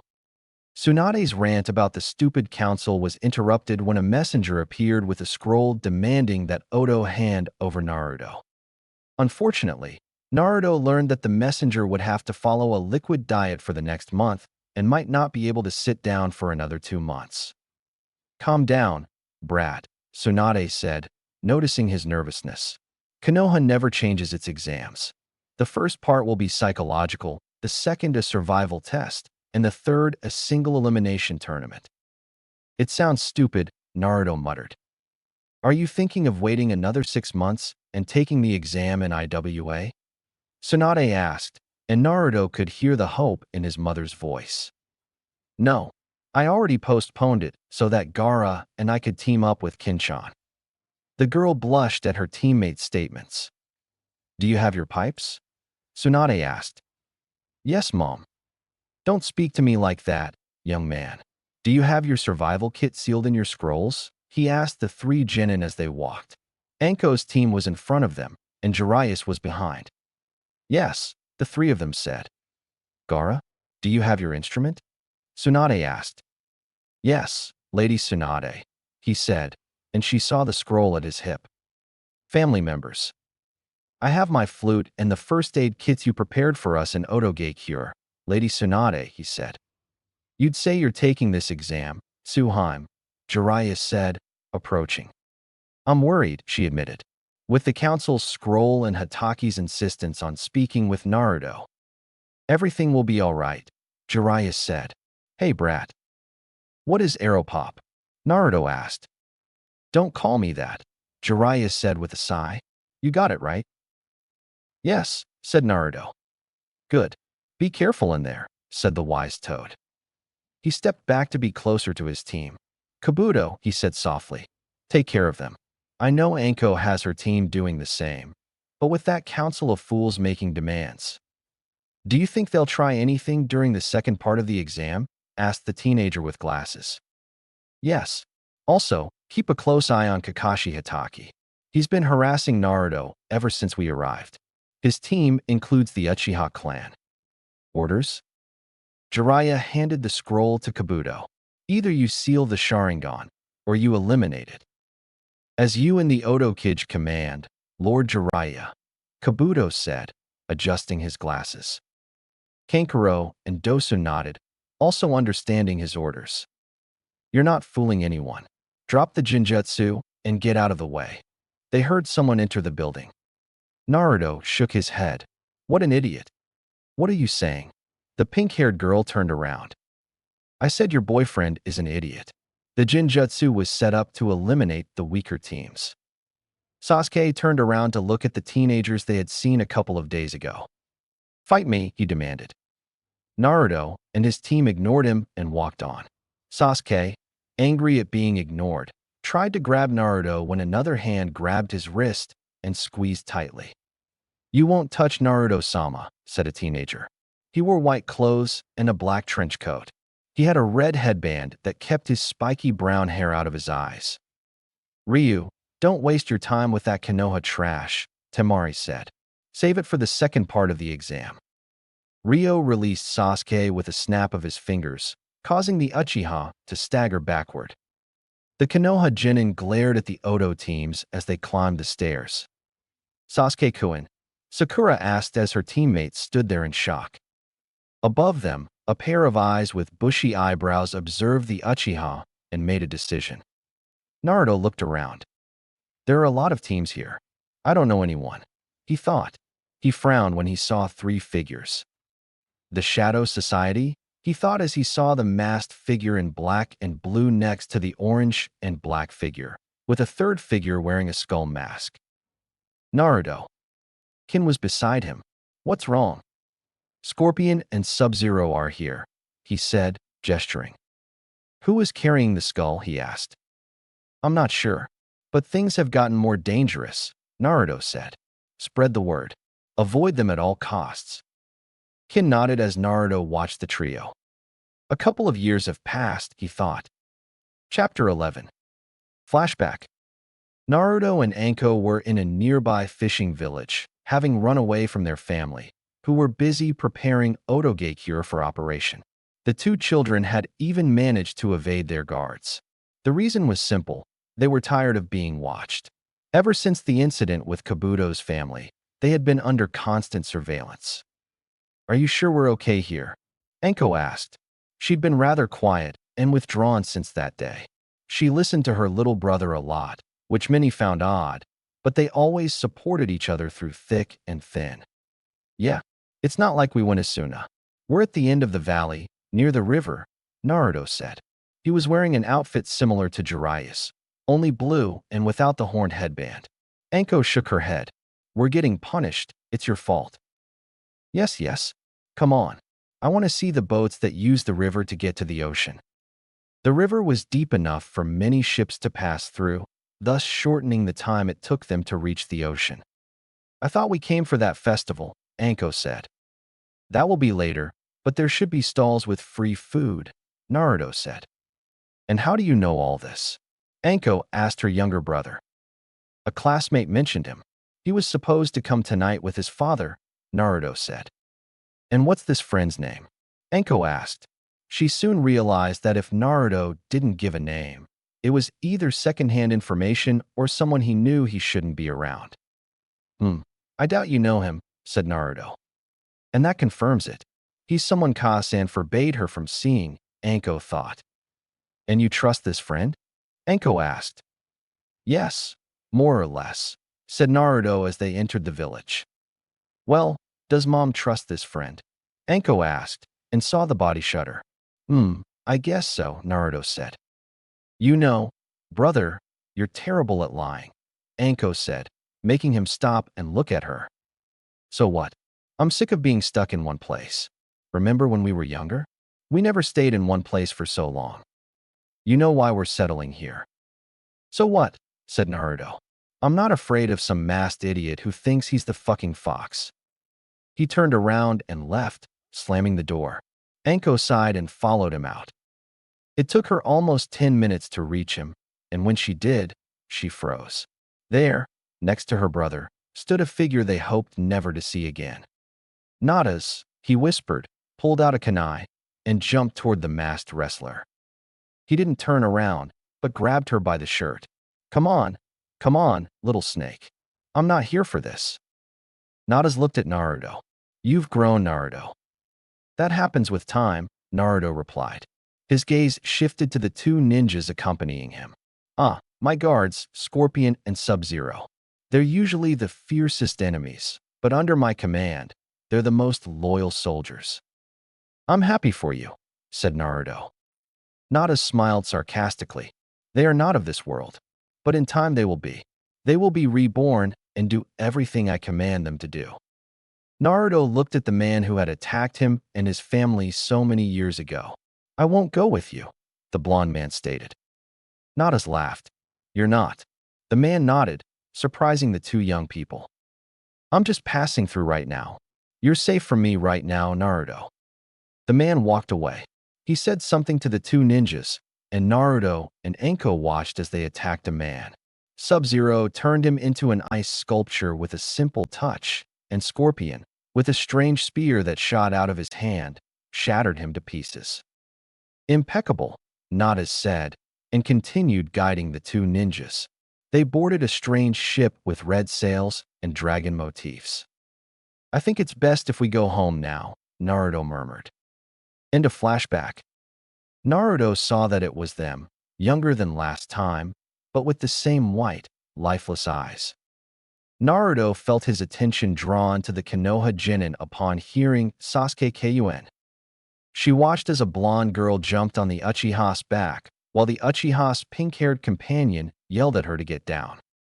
He noticed that the Uchiha looked somewhat bruised. That idiot never learns. If he keeps this up, he's going to end up killing himself and his team, Naruto thought as he slipped back to Kin and Gaara. Kin leaned toward him. I told the others. Kabuto is going to see if he can lure some of Konoha's genin. Naruto shook his head. He didn't understand what his sister saw in the medical ninja.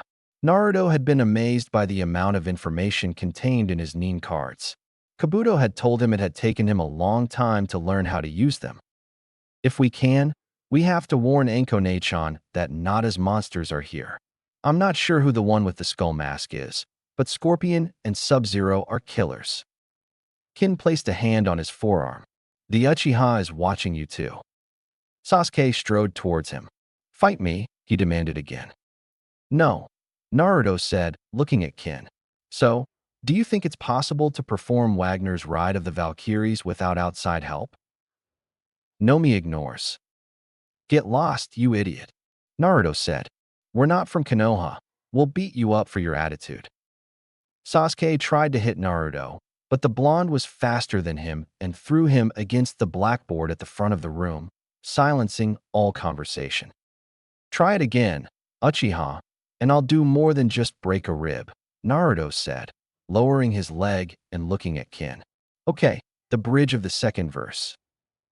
You can't do that too, Sasuke Kuen, yelled the pink-haired banshee and lunged at Naruto, but her other teammate stopped her and said something to her. Sakura, don't do it. You wouldn't last a single cha, was the most that nobody managed to say before a punch from Sakura sent him flying against a wall not far from her precious Sasuke-kun. Sakura turned to attack Naruto, but several women blocked her path. Temari, Haku, and Kin stood in her way, glaring at her. What do you want? Sakura asked. Temari spoke on behalf of the trio. You think we're going to let you hurt Naruto-kun because of that blind obsession you have with that emo? Think twice, Rose. Naruto might not hit a girl, but if you try to treat him the way you just treated your classmate, then we'll have a problem, and believe me when I say I'm going to beat the living daylights out of you. And that's before Haku and Kin can even get close. Sakura blinked and recognized the blonde guy from the other day, but he attacked Sasuke-kun, complained the obsessive pink-haired fan. Kin snarled. Your stupid boyfriend tried to attack Naruto-kun. I don't know how things work here or in Konoha, and I don't give a damn. I do know that in Odo, such things outside of training or battle aren't allowed, and at best, he would have been suspended from duty and thrown in jail for a while. Haku spoke. attacking the Odo Kid's heir. However, Temari smiled maliciously. It could mean a death sentence if Orochimaru-sama is in a good mood. Kin snorted. That is, if Lady Tsunade or Jiraiya-sama hadn't gotten there first. Sakura blinked. Heir. Kin laughed. Yes, he's the son of the former Sannin of Konoha and the heir of our Shodai Odo Kid. But that doesn't matter in Odo, little one. You see, in Odo we all receive the same treatment. Naruto-kun, despite being the son of our leaders, receives the same treatment as anyone else, and he asked for it himself. Temari snorted. She's easily had trouble with a three-figure Anko-sensei. Sakura was now looking at Haku, as if trying to remember where she saw him from. Haku, for his part, recognized the pink-haired girl from the wave disaster, but said nothing. A loud explosion was heard at the front of the room, and smoke rose into the air. "Shut up, you idiots," roared a hoarse voice.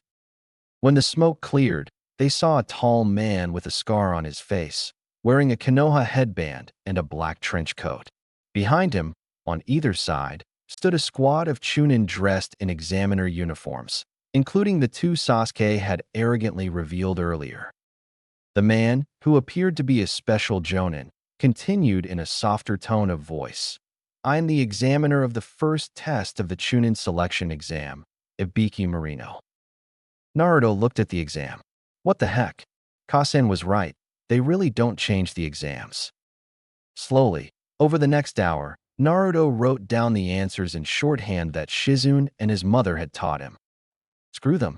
I'm not going to give away the answers so others can cheat, she thought, after turning over her sheet of paper when she saw that several Konoha ninja were using their abilities or lineages to cheat. Her eyes fell on the girl next to her, another Konoha ninja, who had indigo hair and pale lilac eyes. He saw her glancing at him out of the corner of his eye and smiled. Not again. Anko is going to train, he thought. Naruto knew he was pretty handsome. His mother and aunt had told him so, not to mention the talk about sex. Shiver, with charts. Naruto knew he'd been given the sex talk because his mother didn't trust Aeropop to do it, and Uncle Orochi turned a strange red when asked to do it and said, "Ask your mother," and ran off.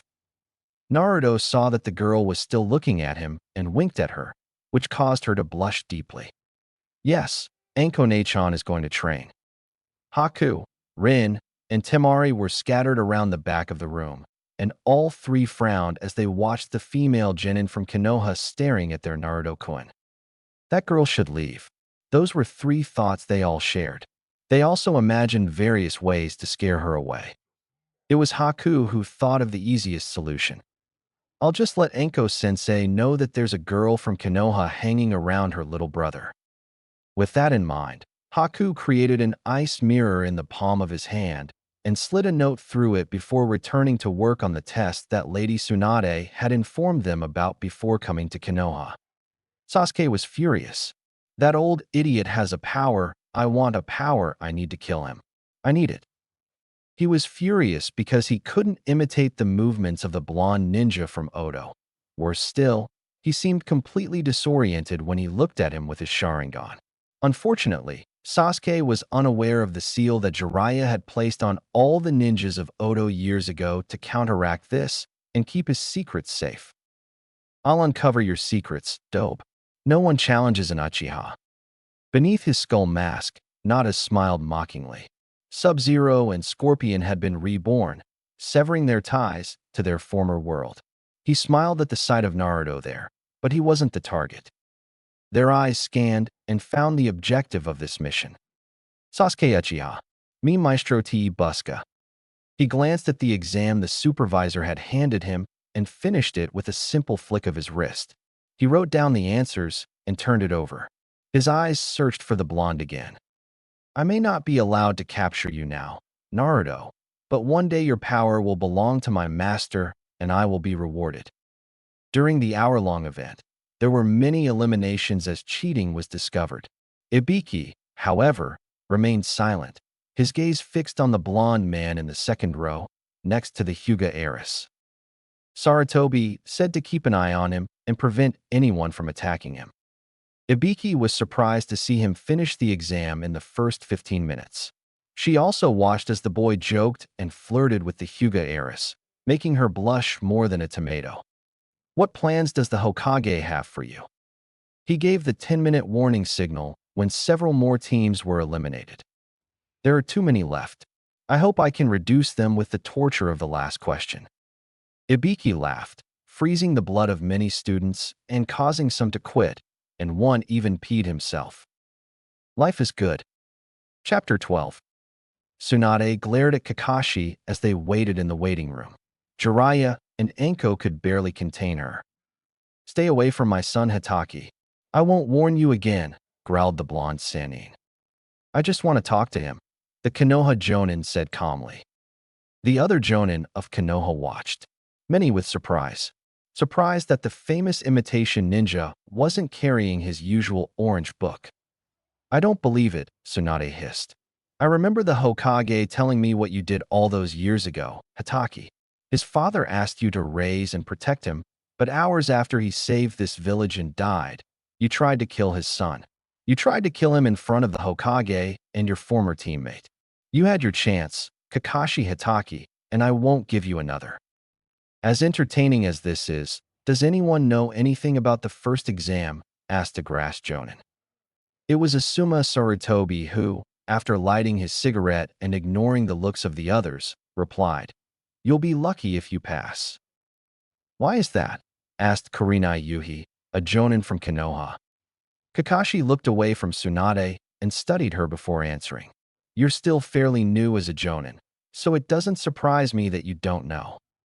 Know what? Kurenai asked. It was Asuma who spoke again, exhaling a puff of smoke. The head examiner for the first exam is the head of Konoha's interrogation unit, Ibiki Marino. Several Jonin grimaced upon hearing that name. Many glanced at the Odo contingent as they all smiled. Enko flinched as she felt something cold on her hand. She saw an ice mirror the size of her palm appear and a note slide across it. A second note, she thought. The first had been a warning from Haku about Naruto, who had told them that Scorpion and Sub-Zero were at the exam. After reading the new note, he frowned and looked at the Jonin of Konoha. Which one of you is the sensei of a female Hyuga? Naruto sighed loudly. He was bored. He watched as particles of sand accumulated on his desk and soon formed words. Do you need help? Move your head up or down. Naruto shook his head. Do you want to play a game? Naruto smiled and nodded. He watched as the sand transformed into the familiar tic-tac-toe board.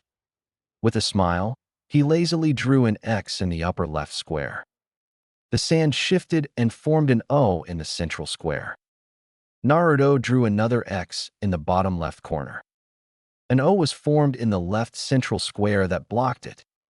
He placed an X in the center of the right square, thus preventing Gaara's victory. An O was formed in the upper right box.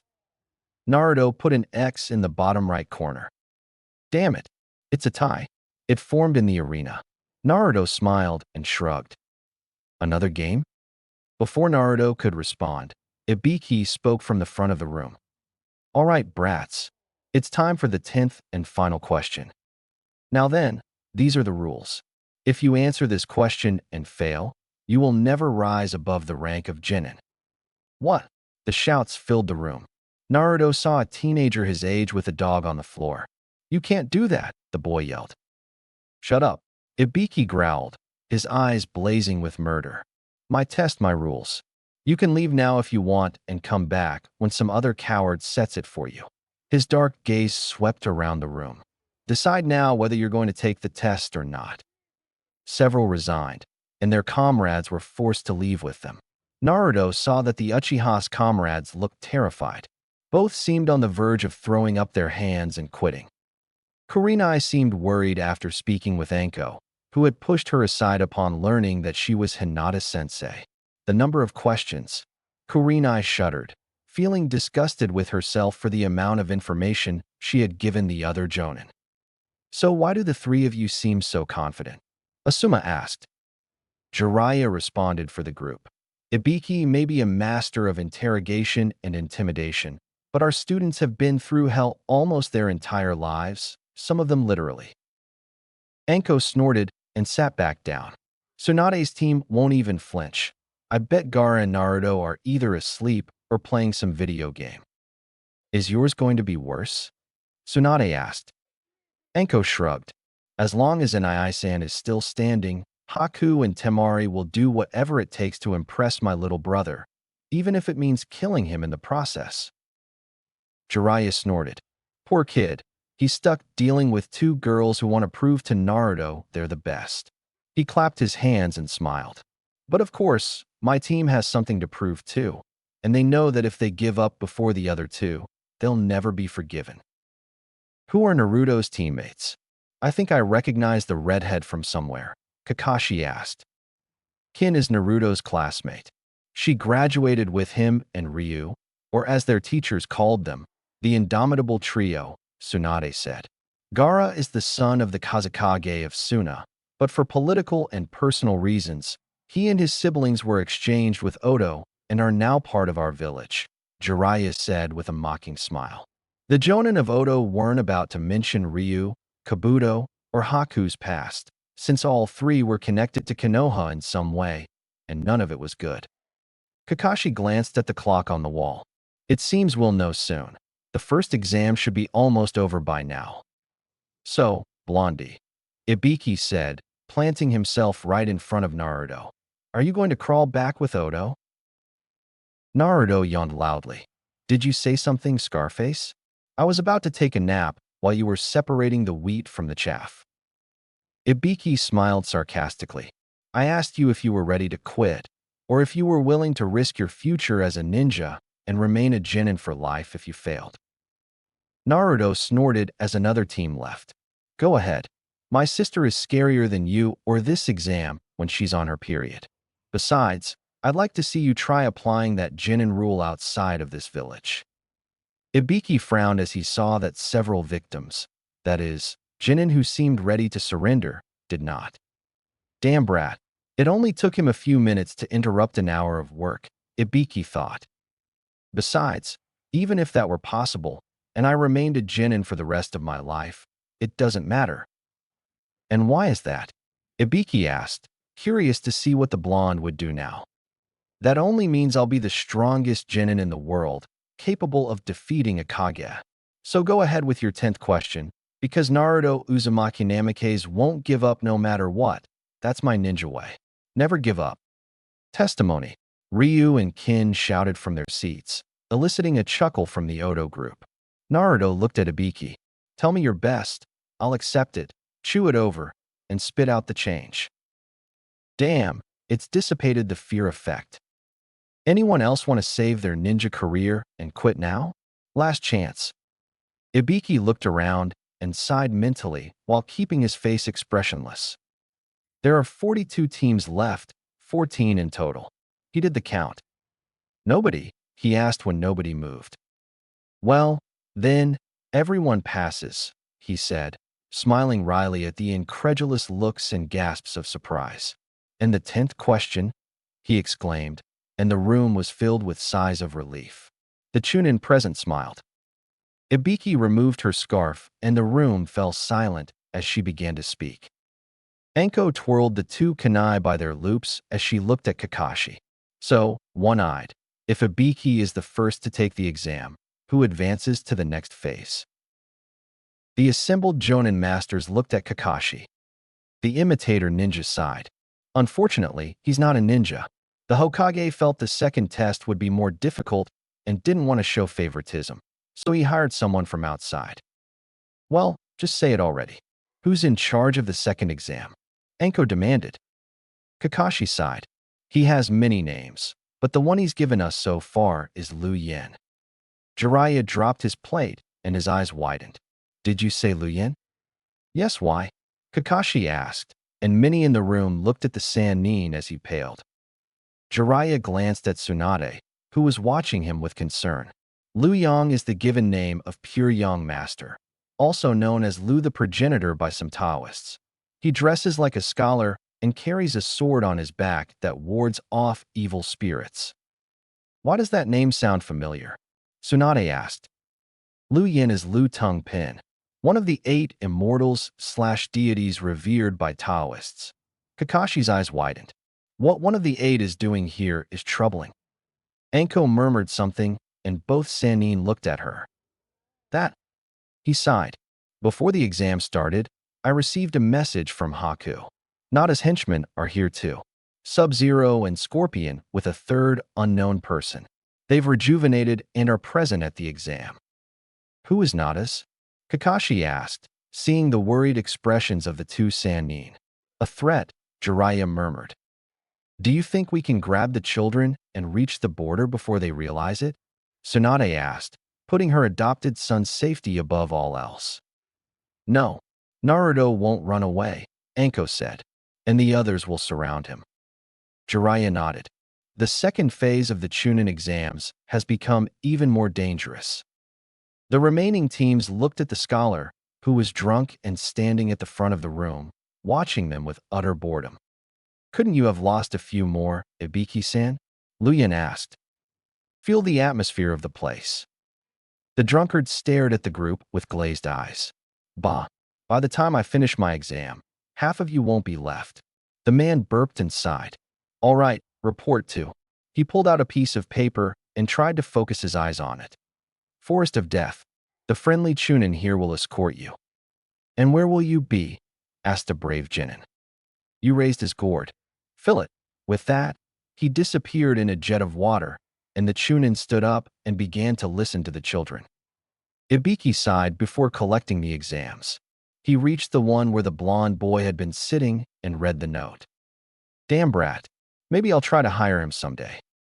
Ibiki went to inform the Hokage about the dangers posed by the group of Genin and wondered how things had gotten so out of control. He blamed Danzo and his people for creating the weakness in Konoha, but the damned man was still at large. Chapter 13. The Forest of Death, as it's known, said Lu Yin after taking a swig from his gourd of liquor. Naruto partially listened to the instructions and grips of many of the other Genin, including those from Konoha. Weaklings. Didn't their senseis warn them? Thank goodness Mom, Aeropop, and Uncle told us what to expect. Honestly, I'm glad I'm not from Konoha. They sound just like Taiyachan said, a bunch of whiners. Naruto thought of one of his uncle's personal guards. He could sense Kimimara's presence nearby and knew that man was watching him. He exchanged a glance with Kin and Gaara. Kin used his eyes, and he followed her gaze to where the Uchiha stood, surrounded by his admirers and other Konoha ninja. The arrogant expression on the idiot's face made him realize that the mission would be easy, given how careless everyone was. Zero discipline. Not even when I was being silly. He shook his head and snorted. Gaara nodded as Kin signed the forms, forging his and Gaara's signatures as he had done before. The three entered the shop and took the scroll. Lu Yin watched them. Be careful in there, the drunken master said with a mocking smile. We'll do it, Naruto said, pulling out a flask and tossing it to the man. One of Rice's best. The man noticed, his gaze fixed on the drink container before looking at Naruto. There was clarity in his eyes. We'll share a drink someday. Naruto nodded. Of course. He looked around and smiled. See you later, Sensei. He whispered and followed Gaara and Kin toward their door. You smiled as the blonde boy left. You've grown a lot in the last few years, Naruto. Take care. The next team entered and the drunk man awkwardly handed them a scroll and accepted the consent forms. You look good, Naruto. The blonde frowned as Sub-Zero and Scorpion positioned themselves on either side of the third figure. Christmas. Naruto, don't get in our way during the exam. I'm not here for you this time, said Nadas, the man with the skull mask. Who are you? The Uchiha, he said. Naruto is very observant. How is Kyubi? Asleep and almost absorbed, Naruto said. Aeropop adjusted the seal. So you're almost out of luck. Nada's eyes, behind the mask, narrowed. You six. No fighting before the exam, shouted a Chunin. Good luck, Naruto, Nada said as he led his team away. Naruto narrowed his eyes. Eat shit and die soon, you bastard. Gaara chuckled as Kin pouted. You've been spending too much time with Tayuya, Naruto-kun, he said. Gaara looked at her, and, for some reason, a comment came to him. And would you wish it were you he was close to? The Piper frowned at Gaara. What do you know, Sandboy? Gaara couldn't help it. He attributed it to the fact that he could sleep and the influence his best friend, Naruto, had on him. I know that you and almost all the girls our age dream about Naruto taking you to bed and making you his, my sister included. Naruto looked surprised when he heard that. He got in through my window. I had nothing to do with it, Gaara. That's the only reason you survived, the redhead said. That, and the fact that your sister had a long talk with me after I buried you under a dune. Naruto patted his friend on the shoulder. He and Temari were the only ones allowed to touch him without his sand igniting. I'm sorry, Anko-ne-chan is very overprotective. Kin snorted, recalling her own argument with the snake Jonin, and shuddered. She and Haku had to fight to repel her, and Kin didn't like the idea of having to share that with anyone. Here's our door, Gaara said. They looked at their watches and saw that they still had about 40 minutes before the exam started and the other teams arrived at their doors. I wonder where the others will start, Naruto said, sitting down. Gaara smiled. Do you have a map? The three of them shared a smile. Sarutobi sighed upon receiving the reports. There are outside forces here. If Tsunade and the others agree, Nada's is a very dangerous man. Furthermore, Cloud, Rain, and Grass are also showing signs of attacking. He took a drag on his pipe and cursed the day the Sannin abandoned Konoha. Their break with Konoha weakened us greatly. Odo has prospered over the years, recruiting many powerful ninja, and the younger ones are even stronger. They've captured the Kazekage's children, one of whom harbors another demon. Sarutobi sighed as he remembered that the council had demanded that he capture the Kyubi brat and turn it into a personal weapon of Konoha. Sarutobi snorted. Whoever does that will have to deal with Tsunade. If they survive Jiraiya and Orochimaru, and from what my former student told me, the village hidden in the sound adores Naruto and would be willing to go to war for him. Sarutobi recalled his previous encounter with Orochimaru, who told him how Naruto would find the lost souls and bring them back to the village, how he would help them open up and heal their hearts and souls. Flashback. The one you really need to pay attention to is Kimimaro. Tsunade and Naruto saved his body, but it was Naruto who healed his heart and soul, Orochimaru said, taking a sip of tea. What do you mean, Orochi?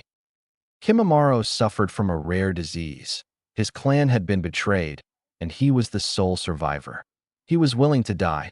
He accepted an assassination mission to come to Odo and kill me. Orochimaru smiled as he looked at Kidamaru and Jirobo. He encountered Naruto, and his illness worsened. He coughed up a lot of blood and collapsed. Sarutobi listened as Orochimaru told him about the surgery and the removal of toxins from the man's body.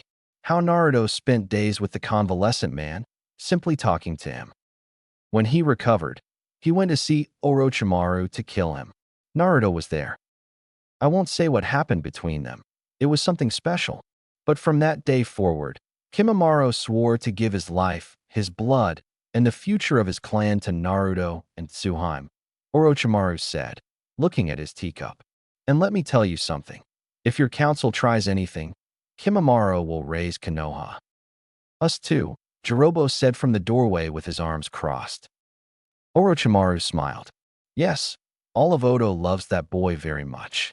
He looked at Sarutobi. Konoha made its intentions clear years ago, Sarutobi-sensei. He is our son, and capturing him would be total war. We have allies, some of them yours, but ultimately, Orochimaru shrugged indifferently. End of flashback. Sarutobi gazed at the monument. Minato, you may have saved this village, but we have cursed your son, and that will come back to haunt us. And this time, I don't think we deserve to be saved. Naruto was leaning against the tree while Kin lay with her head in his lap. He was playing his usual flute, and she was humming along. You really do have talent, Naruto-kun, Kin said, pausing. Thank you, Kin-chan, she said. They both looked toward an approaching figure. Uchiha, Gaara said. His eyes were closed, and he used his sand to observe the other teams with his floating eyes.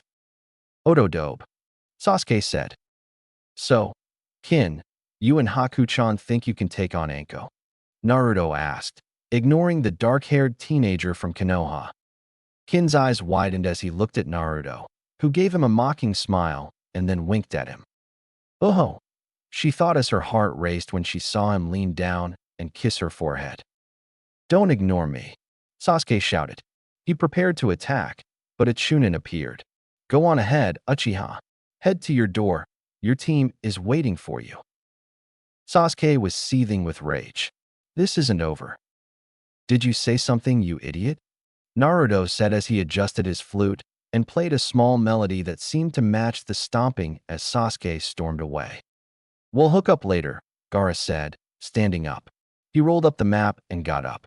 It's almost time. Kin frowned as she sat up. Naruto stood with the ease of a cat, or a very attractive fox. Kin looked him up and down and jumped when he helped her to her feet. Daydream later, Kin-chan. I'm sure I can make your dreams come true. Gaara sighed as the girl was flung backward with a nosebleed. Sigh, now you really had to provoke her. Naruto shrugged. What can I say? Aeropop told me to have fun during the exam. You know they'll come looking for you someday. You can't keep pretending you don't know anything forever, Gaara said. I heard Temari planning to tie you up and, according to her, make a man out of you overnight. Naruto stopped helping Kin and looked at his friend. Are you going to kill me? Gaara paused and looked at him. No, I'd like you to be my brother-in-law. Naruto watched as his companion picked up the scroll. He looked at Kin and wiped the blood from her upper lip and nose. Wake up, Kin-chan, he said in a low voice. No, I want to dream about Naruto and more, the girl said, taking his hand, squeezing it tightly and holding it against her chest. Naruto swallowed several times and looked around, thanking Kami that Anko wasn't there, nor was his mother. Kami, they'd kill her and give me a lecture, he thought as he shook her again. Come on, Kin-chan, Anko will kill you if you don't. The girl stood up, looking around nervously. Naruto smiled and placed the spare flute in her hands. Come on, it's time, he said. She watched him walk away, her eyes going from the flute to the blonde boy, and then she remembered what he had said and let out a "eski." Just as the horn sounded, and the second test of the Chunin exam began with the teams going deeper into the forest. Chapter 14. I'm already bored, said Naruto as he turned the IWA ninja's neck with minimal effort. You and Anko have short attention spans, Kin hissed as he stole the bodies of the IWA ninjas they had just fought. Gaara, surrounded by sand swirling back into his gourd, stared in disappointment at the puddle that had been his opponent. The team was drenched in blood from his attack. The flesh had liquefied under the pressure. Another earth scroll, Naruto said as he found the scroll among his opponent's belongings. Are you heading for the tower? He asked. We haven't encountered the Uchiha, Kin said. Naruto shook his head. With Nadas and his henchmen here, it would be a bad idea to remain so exposed. 2 minutes later, they encountered a grass-type team and obtained the celestial scroll. They had been searching for the Uchiha for an hour, but had found nothing. And we haven't seen the others either, Kin said. Gaara, Naruto asked as he saw his red-haired friend pull out the map. Kankuro and his team are coming from the far north. Haku's team is coming from the west, he said, pointing to the locations on the map. It's a good thing we all brought jars of sand, Kin murmured. Gaara nodded and pointed to the map. Team Uchiha will come this way. That's too far away for us. It would be best if Kankuro and Kabuto, along with Dosu, went to find him. The 3 ninjas from Oto studied the map. We're not far from Haku and Temari, Naruto began, and Kin chuckled. I wonder if Ryu is still alive or if they're dragging him away. Ryu has talent, Kin-chan, he just hates putting in the effort, said Naruto. If my sister has to do it, she'll beat him all the way to the tower to motivate him, Gaara said. Yes, especially if you want to impress Naruto-kun, Kin murmured. Naruto pretended not to hear as he looked at the map. Nada's team should be in that area near Sasuke, though I'm not thrilled about him getting the Sharingan. We're not close enough, and with Scorpion and Sub-Zero supporting him. The wave of murderous intent that came from afar stopped him in his tracks. That came from near where Haku and Temari are, Naruto said, and without wasting a moment, he leaped into the tree and quickened his pace. Kin and Gaara followed closely behind, the three of them sharing the thought. Please, let everything go well. Stand back, you bastards, Temari shouted, using her fan to create a cyclone of wind that sent the kunai flying back at the trio of Suna ninjas. What bad luck. We ran into Suna ninjas who hold a grudge against us and have orders from my father to kill me, Kankuro, and Gaara. Damn it, growled the blonde wind user. Haku entertained the other two while Ryu faced one of the forest inhabitants, a pair of tigers. He used his fan to return the kunai to the Suna ninja. He blinked as a hand appeared at the ninja's chest. Seconds later, the Suna ninja was torn to pieces. There stood a ninja wearing attire similar to the one Naruto had warned them about, but with different markings and blood red in color. Syrax, you idiot, said another voice, and Temari saw a man with a metal faceplate covering half his face. We're supposed to meet up with the others. Shut up, Kano, Syrax said in a cold, expressionless voice. Finish off those Suna fools, or hand them over to Jade. The man known as Kano snorted, fixing his single eye on Temari. Well, hello, beautiful. Temari jumped back to a taller tree, her eyes scanning the two men. What do you want? You're not part of the exam. Kano chuckled. You're right, darling, we're not. But we can't let you report this to the authorities now, can we? Ryu, below, finished off the tigers with a spinning uppercut. Haku was with her against these two and knew there was another one out there. This doesn't look good. If they're here with the people Naruto told me to avoid, this is going to be worse than when Kankuro came out of the shower with his puppet, Temari thought. What if we don't see anything and you leave us and our teams alone? He tried to negotiate. Negative, Syrax intoned. There are no witnesses. But we wouldn't have witnessed anything if you hadn't gotten involved in our struggle. Wow, what a character. She seems like one of those lawyers who think they're experts, Kano said. Without wasting a second, Haku unleashed a barrage of needles at Kano. He showed his murderous intent by deflecting them in midair. It was oppressive and lethal. So dark, so full of murders. Haku and Temari thought in unison. Sorry, loves, but business is business. We'll be quick, Kano said, drawing a large knife. He licked the blade. Scream for me, he said before leaping. Naruto and his team arrived just as Kano was straddling Temari, holding the knife in an inverted grip, about to stab her. In one instant Naruto was there. The next he was kicking Kano away from the blonde fan user. Who the hell are you? Demanded Kano. Naruto, and you were attacking someone very dear to me. Naruto-kun, watch out. He lunged to the side and Syrax missed with a chakra net that hit a tree and began to dissolve. Great, another one of Nada's phenomenal groups. Kano paused and Syrax looked at him. So you're the kind of Naruto we have to avoid, Kano said. Have they told you to avoid me? Yes. The boss says if we confront you, we must retreat immediately. He glanced at Temari. Looks like you owe me a shout later, sweetheart. Go near her again and I'll kill you, Naruto growled. Kano smiled wryly and flinched theatrically. Phew, that was a scare, pal. Good thing I honor my contracts. He turned to his partner. Let's go. We need to meet up with Jade and get to the Uchiha. The two vanished in a flash. Naruto helped Temari to her feet as Haku landed beside them. Are you alright? Yes. The one called Kano is fast. He seemed to glow when he moved, Temari said. Ryu climbed the tree and sighed. Are we finished? Can we go to the tower now? Haku nodded. We have our scrolls. We were just trying to find the Uchiha. Naruto nodded.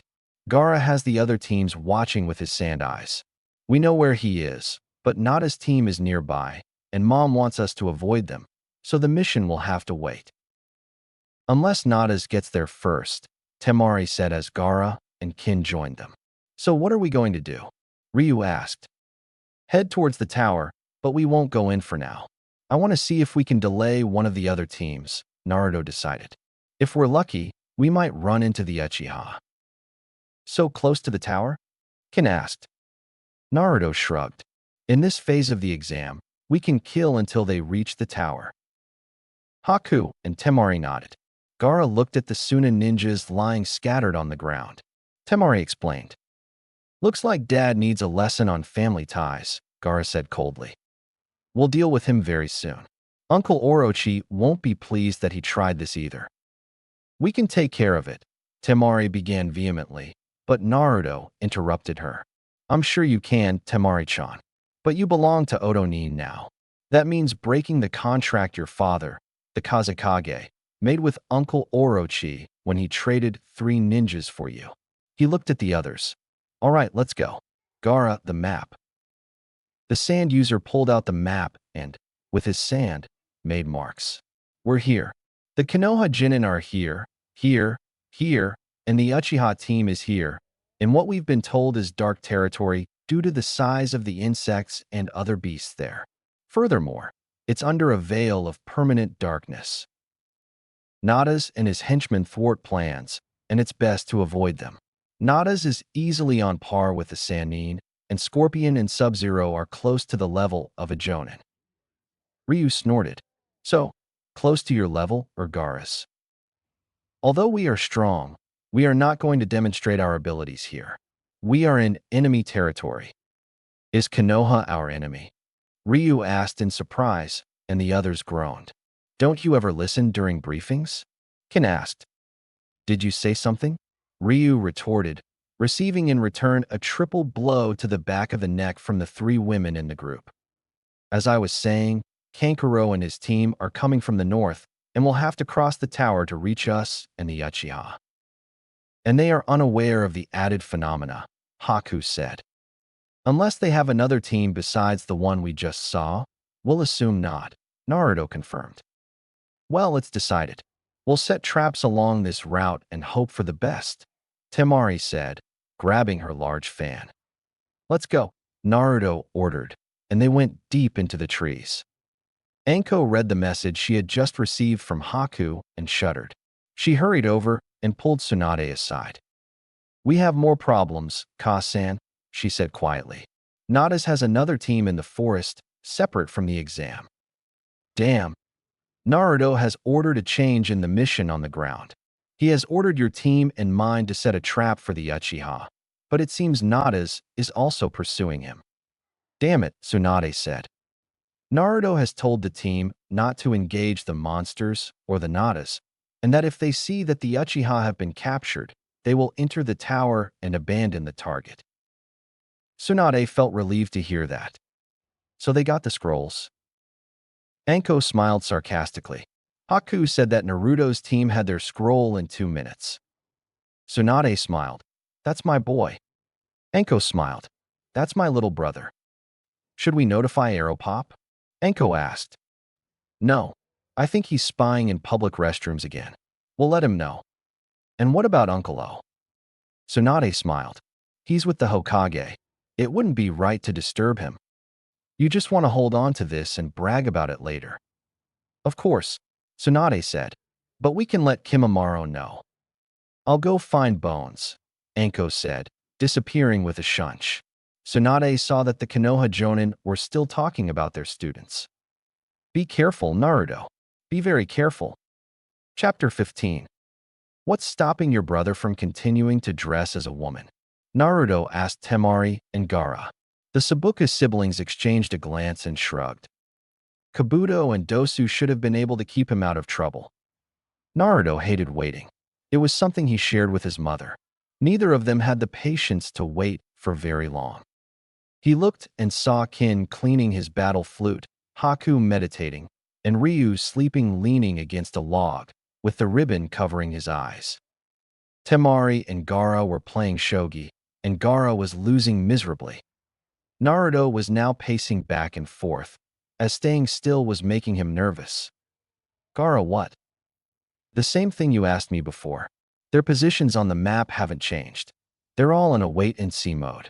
Konoha's Genin teams have advanced, but they all seem to be converging on the Uchiha's position. Naruto bit his lip. What a bastard, right? What do you think? He asked the Sabuka brothers. About what? Temari asked. Should we go see what's going on? Naruto asked.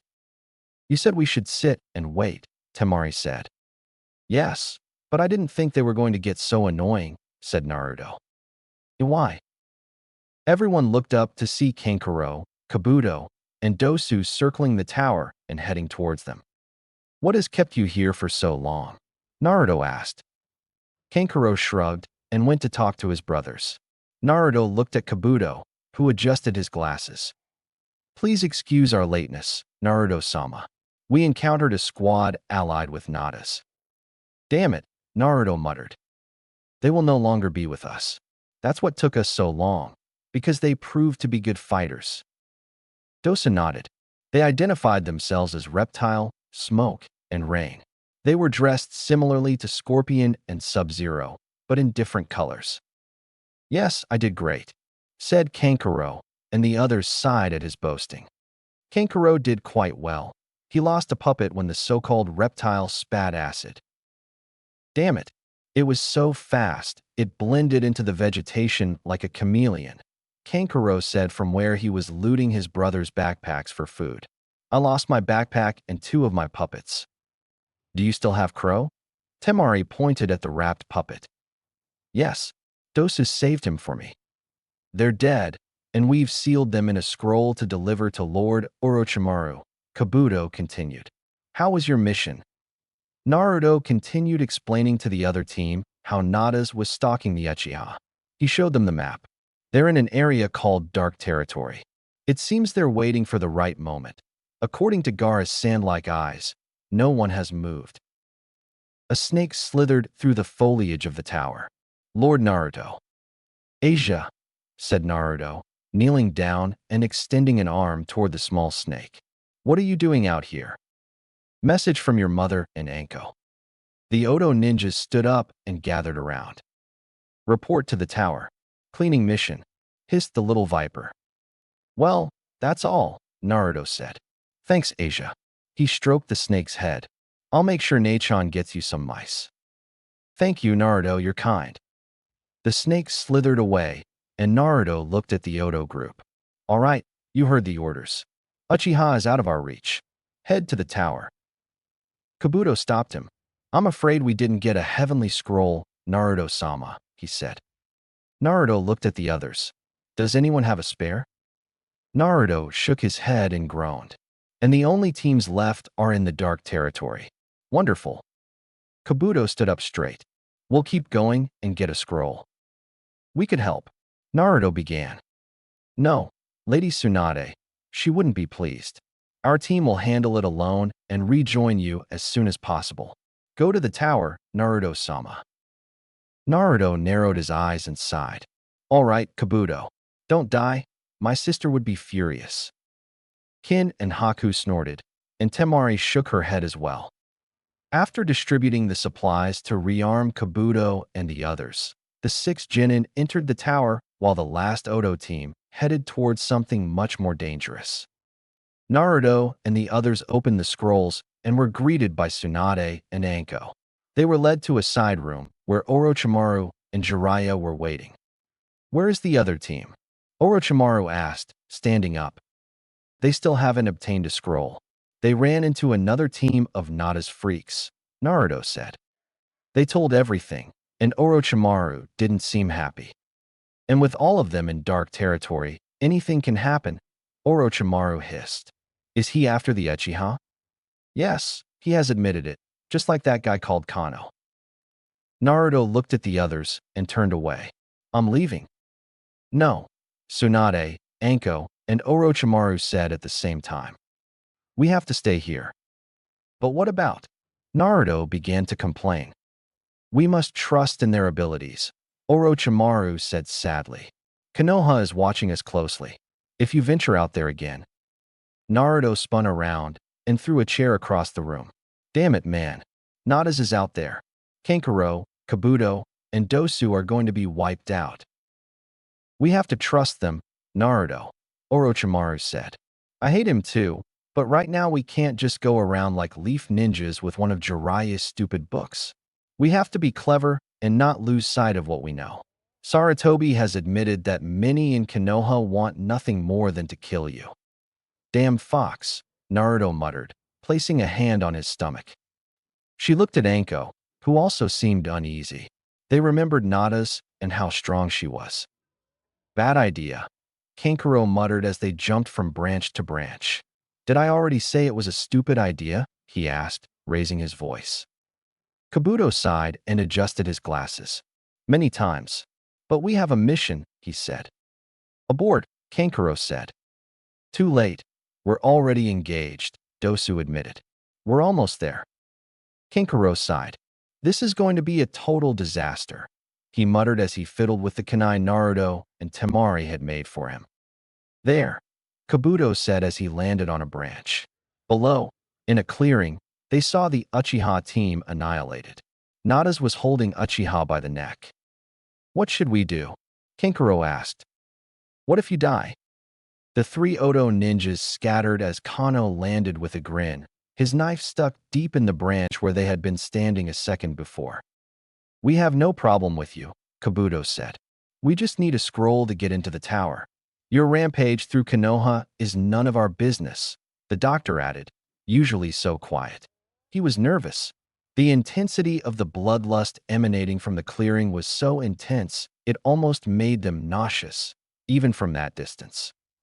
You killed our comrades, Kano said as he licked the blade of his knife. We were attacked. We have no dispute, and we don't want to have one, Dosu said. Oh, you've got a problem, buddy. Syrax hates losing those he considers his clan. The three scattered again when the acidic net crashed into the tree and began to dissolve the bark, scorching it. Bad news, Kabuto thought as he saw another ninja join the knife wielder. A woman in an outfit similar to Anko's, with green shorts, a top, and a mask, joined them. She carried a staff. It's about time you joined us, Jade, Kano said sarcastically. You're leaving us with all the work. Poor thing, he said, tossing his long black hair over his shoulder with a jerky nod. Nadas says we should leave one alive to deliver a message to Uzumaki, he said, showing a scroll. He pointed. Leave that one. Kill the other two. Oh shit. Nadas smiled maliciously as Sub-Zero tore the pink-haired girl to pieces and Scorpion burned the other Uchiha teammate alive. He looked at the Uchiha he was holding. Don't worry, boy. Your suffering is about to end. I only want your eyes. Even without the Sharingan activated, I can use them.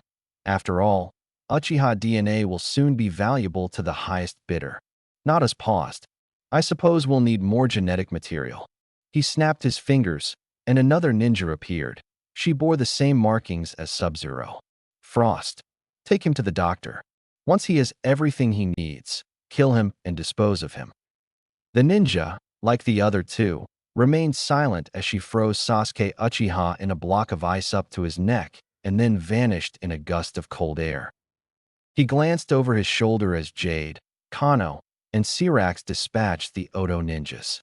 He considered killing the other Konoha ninjas, but they looked like frightened rabbits hiding in the bushes.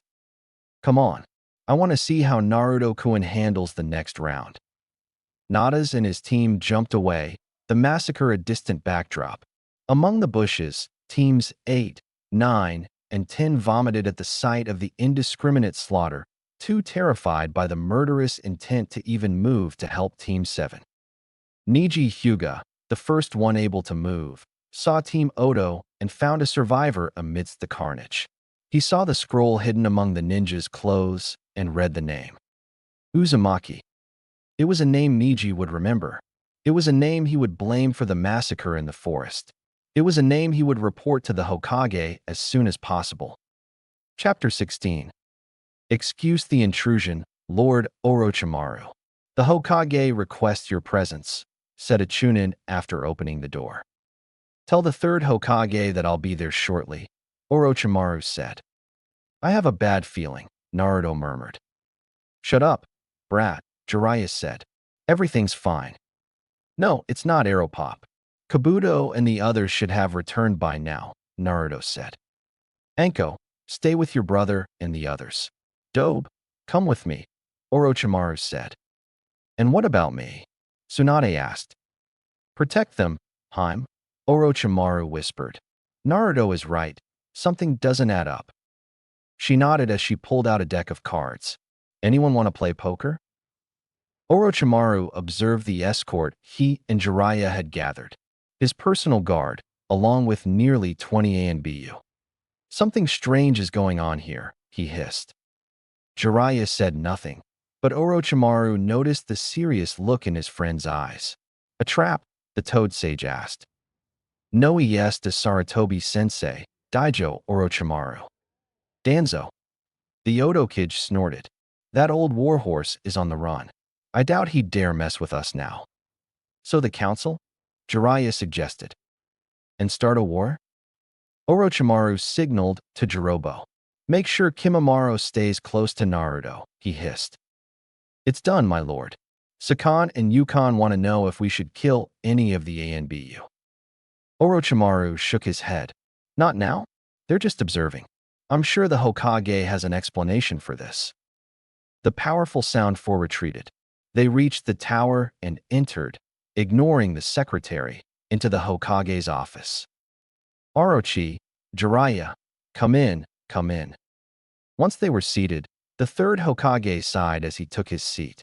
I have troubling news. Several Genin teams were killed in the forest by an external force. Our Genin teams, who managed to avoid them, informed us of their existence, Orochimaru said. I'm afraid not everyone. What? What are you doing? Jiraiya paused. Kankuro? Kabuto? Dosu? I'm afraid 2 of them have died, and the third is in critical condition. The man who did this called himself Nadas. Orochimaru closed his eyes. Which one survived? Kabuto Yakushi, and that's due to a bloodline that grants him accelerated healing, the third Hokage said. Nadas and his team arrived at the tower, but there were other witnesses. A team of Genin witnessed what happened. They witnessed the deaths of 2 Konoha Genin and the kidnapping of a third. We're sorry to hear this, but what does this have to do with us, Sarutobi? We need to check on our Genin. A scroll was left for the survivor, said the Hokage, displaying a blood-stained scroll. It was addressed to Naruto Uzumaki, but the Genin who found it opened it. He believes Naruto is responsible for what happened. Of course, the brat isn't even there, and Konoha blames him. Nada's left a message. He wants Naruto to participate in the Chunin exams, not to withdraw him. He wants to see how strong he is, and if Naruto wins, he'll return our stolen Genin to us safe and sound. He's lying, Orochimaru said. We have no choice but to believe him. You must keep Naruto in the tournament and not withdraw your Genin. Unacceptable. I'm not going to risk my son for a Konoha Genin just because some psychopath wants to play. The Genin in question is Sasuke Uchiha. If you don't help us, the council will consider it collaboration. We have no treaty with Konoha, so why should we worry about those bastards who, if I remember correctly, ordered assassination missions against our son? Orochimaru interrupted. Sensei, do you really think we don't know what's going on here? The council's secret missions, the closed-door deals for kidnappings, Jiraiya said. Your former teammates are still in contact with Danzo and have influence on the civilian council, even though they were stripped of their titles the last time we were here, Orochimaru continued.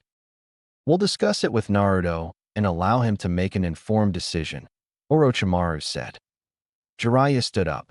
Now, if you'll excuse me, I have to check on a Genin. I'll let Tsunade and the others know. Jiraiya got up and left. The 2 Kages stared at each other across the desk. Orochi. Keep that to yourself, Sarutobi-sensei. I won't endanger my people, not for Konoha. The Uchiha are your problem. He stood up. Beware of Nadas and his henchmen. They're as strong as any of the Sannin. Sarutobi paled. All of them. Each in their own way. They all possess powers that put Konoha's Kekkei Genkai to shame. Explain to me, please. One of his lieutenants is named Sub-Zero. The only thing we've been able to find out about him is that he's a cryomancer. He controls ice like no other. His second lieutenant is named Scorpion. He has a kind of symbiotic spear, also seems to manipulate fire, and is immortal. That I saw members of Akatsuki attack him. The first to die were the immortals Haiden and Zetsu. They fell to a single man, if you can even call him that. Naruto, at the beginning of the exams, reported that they had rejuvenated. I'm too old for this crap, Sarutobi muttered. Oto's ninjas filled the hospital after Jiraiya informed them of the deaths of Kankuro and Dosu and Kabuto's critical condition. Gaara's sand swirled furiously around him. They will pay, he repeated over and over. Temari hugged Naruto, sobbing over the loss of her brother. Kin and Haku were with Anko, trying to prevent her from going out hunting alone. Tsunade and Shizune were now in the room with Kabuto, while Jiraiya had left after seeing his student. His face reflected fury. Kimimaro stood near Naruto, his eyes darting as he looked for any threat. We should never have let them go alone, Naruto said as Temari's sobs subsided. It's my fault. No, Temari said, looking at him. Temari, I was in overall command, Naruto said. He looked at the others. We're going to do it. But we'll do it smartly, he added. I don't think it's a good idea, Ryu said. Understood. Ka-san said there's a preliminary round before the third round. If you feel you can't do it, withdraw now. There won't be any consequences. What are you going to do? Haku asked from Anko's side. I'll continue. I need to see what Nada's has planned, Naruto informed them. The others wasted no time in also expressing their intention to continue. Brother? Anko said in a cold, almost emotionless voice. That, if you come across any of his fans, kill them all. The final day arrived and passed, and the last teams entered the tower. Hate gave the speech, and two of Konoha's Genin teams surrendered. They had seen what happened in the forest, and with Sub-Zero and Scorpion present, they didn't believe they could get through. Niji Hyuga, Tenten, and Rock Lee stayed behind for Konoha. Naruto, Temari, Gaara, and Ryu stayed behind for Oto. Kin and Haku left after a look from Tsunade. Nada's also withdrew, surprising everyone. Scorpion and Sub-Zero remained. Well, since there are 9 left, we'll move on to the final round without needing a preliminary round, Hate said, looking at what was left. You'll have a month to prepare. This tournament used to be individual, but this year we're doing something different. Hate coughed several times before speaking again. In a month, we will have a battle royale where only 2 participants will remain to fight and declare the winner. So there will only be one Chunin? One of the Konoha Genin asked from behind. No, it's an assessment of skills and aptitudes, said Hate. I wish you all the best, and we'll meet again in a month. As they left, many of the Konoha Genin made a wide detour around those who had stayed behind. Naruto smiled mockingly as he passed by the Hyuga girl and winked at her, causing her to gasp and blush. Hinata? What's wrong?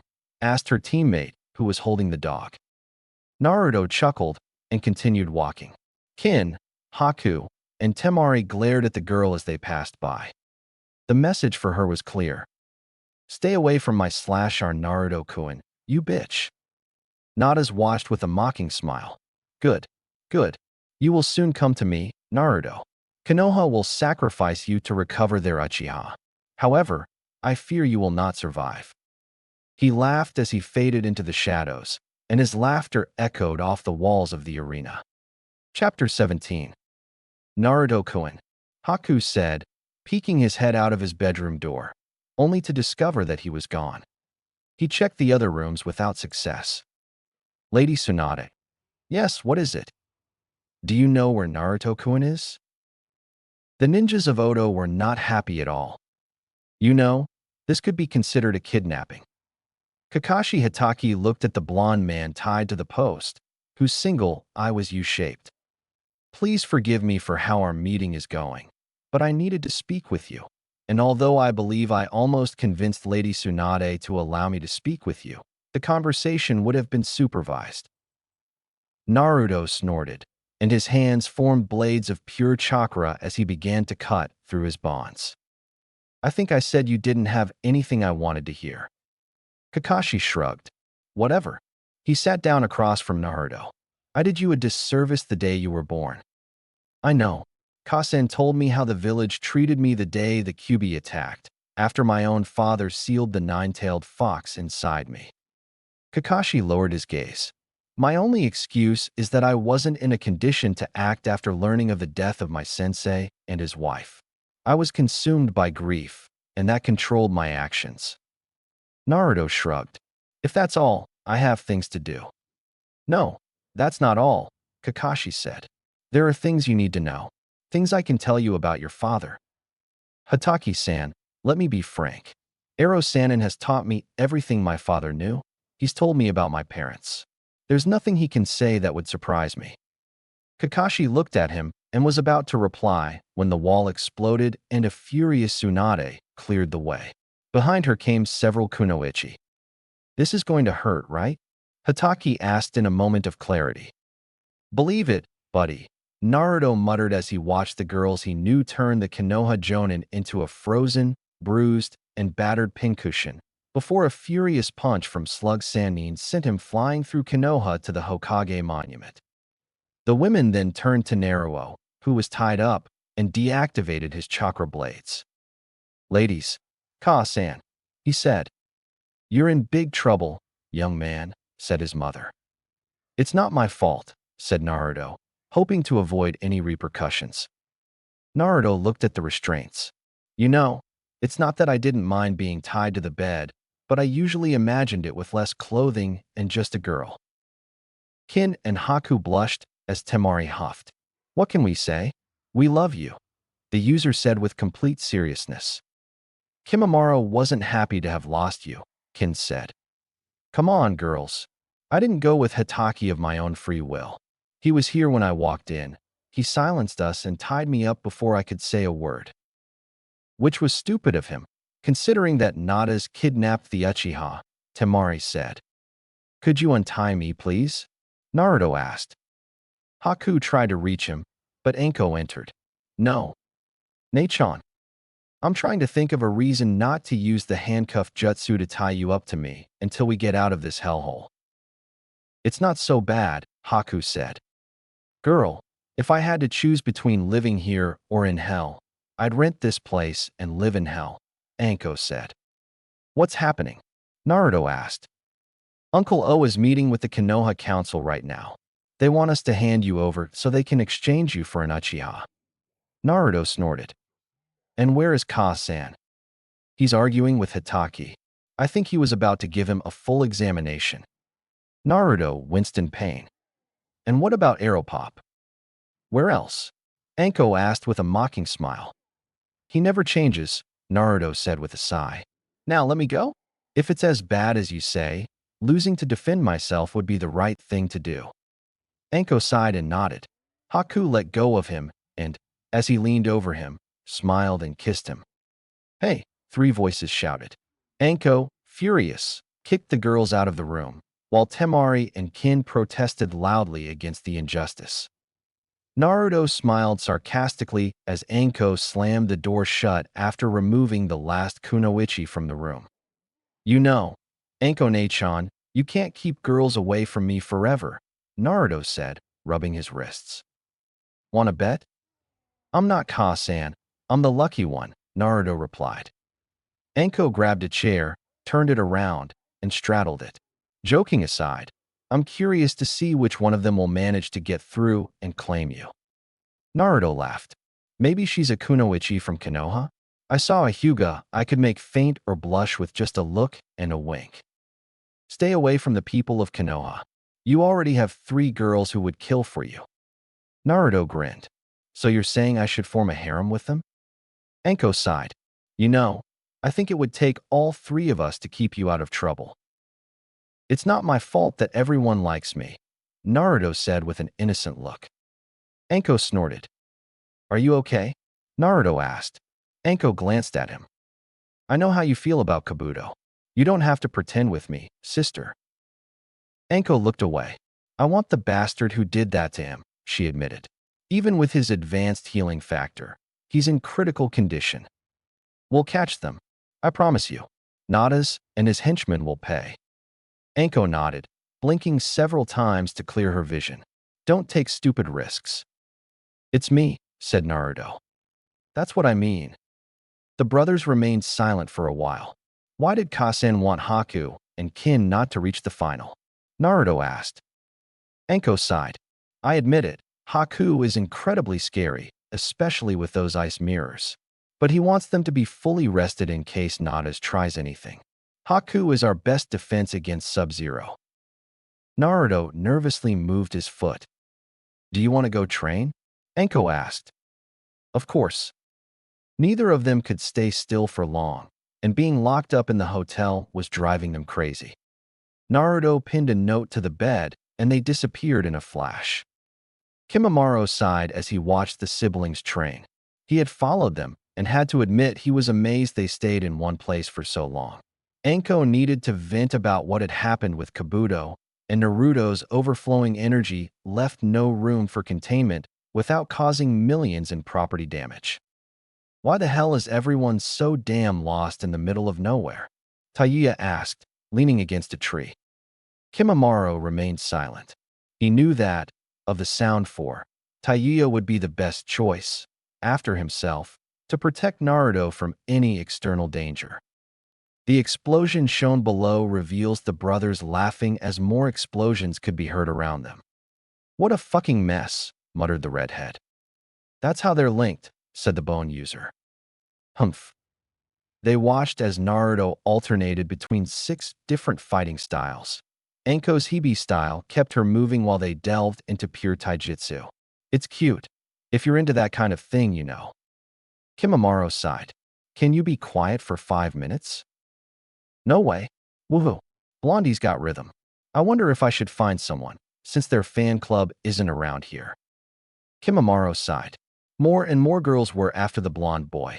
When I swore to protect him, who could have imagined this would happen? Shit. He looked at Taiya's curse and saw the blonde flying towards them at high speed. Before she could move, the redhead jumped out of the tree and caught the blonde. They landed with a thud. Naruto looked at his savior. Hey, Taichan, why did you do that? What the hell do you mean by why did I do that, you idiot? You would have crashed into that tree and been ripped in two, you moron. Anko was there. Are you all right, brother? Yes. Taichan said I would have left. Anko shrugged. Oops.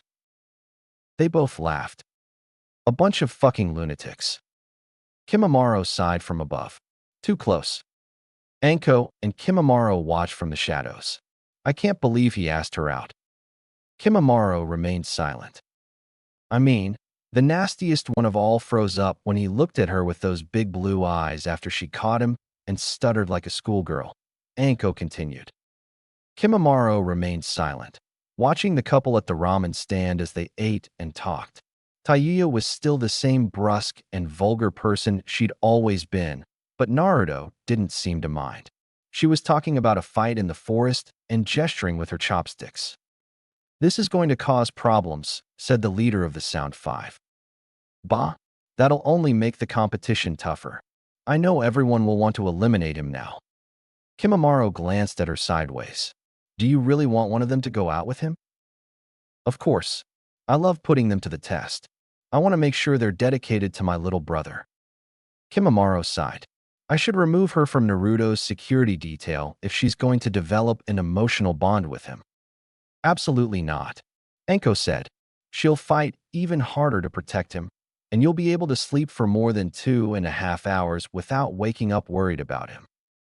Kimimaro sighed. I've already failed twice. Nadas and his team got too close, and Hatake kidnapped him right under our noses. You're allowed to make mistakes. Just learn from them. Besides, Naruto thinks you're one of the best ninjas we have. And who is the best? I, Anko said with a smile. She narrowed her eyes. Oh. They watched as Taiya used the excuse that Naruto had ramen on his chin to steal a kiss from him. Is that a tongue? And here I thought Haku's stolen kiss was something. Get some air, you too. He muttered as Taiya, like a pirate, plundered Naruto's mouth.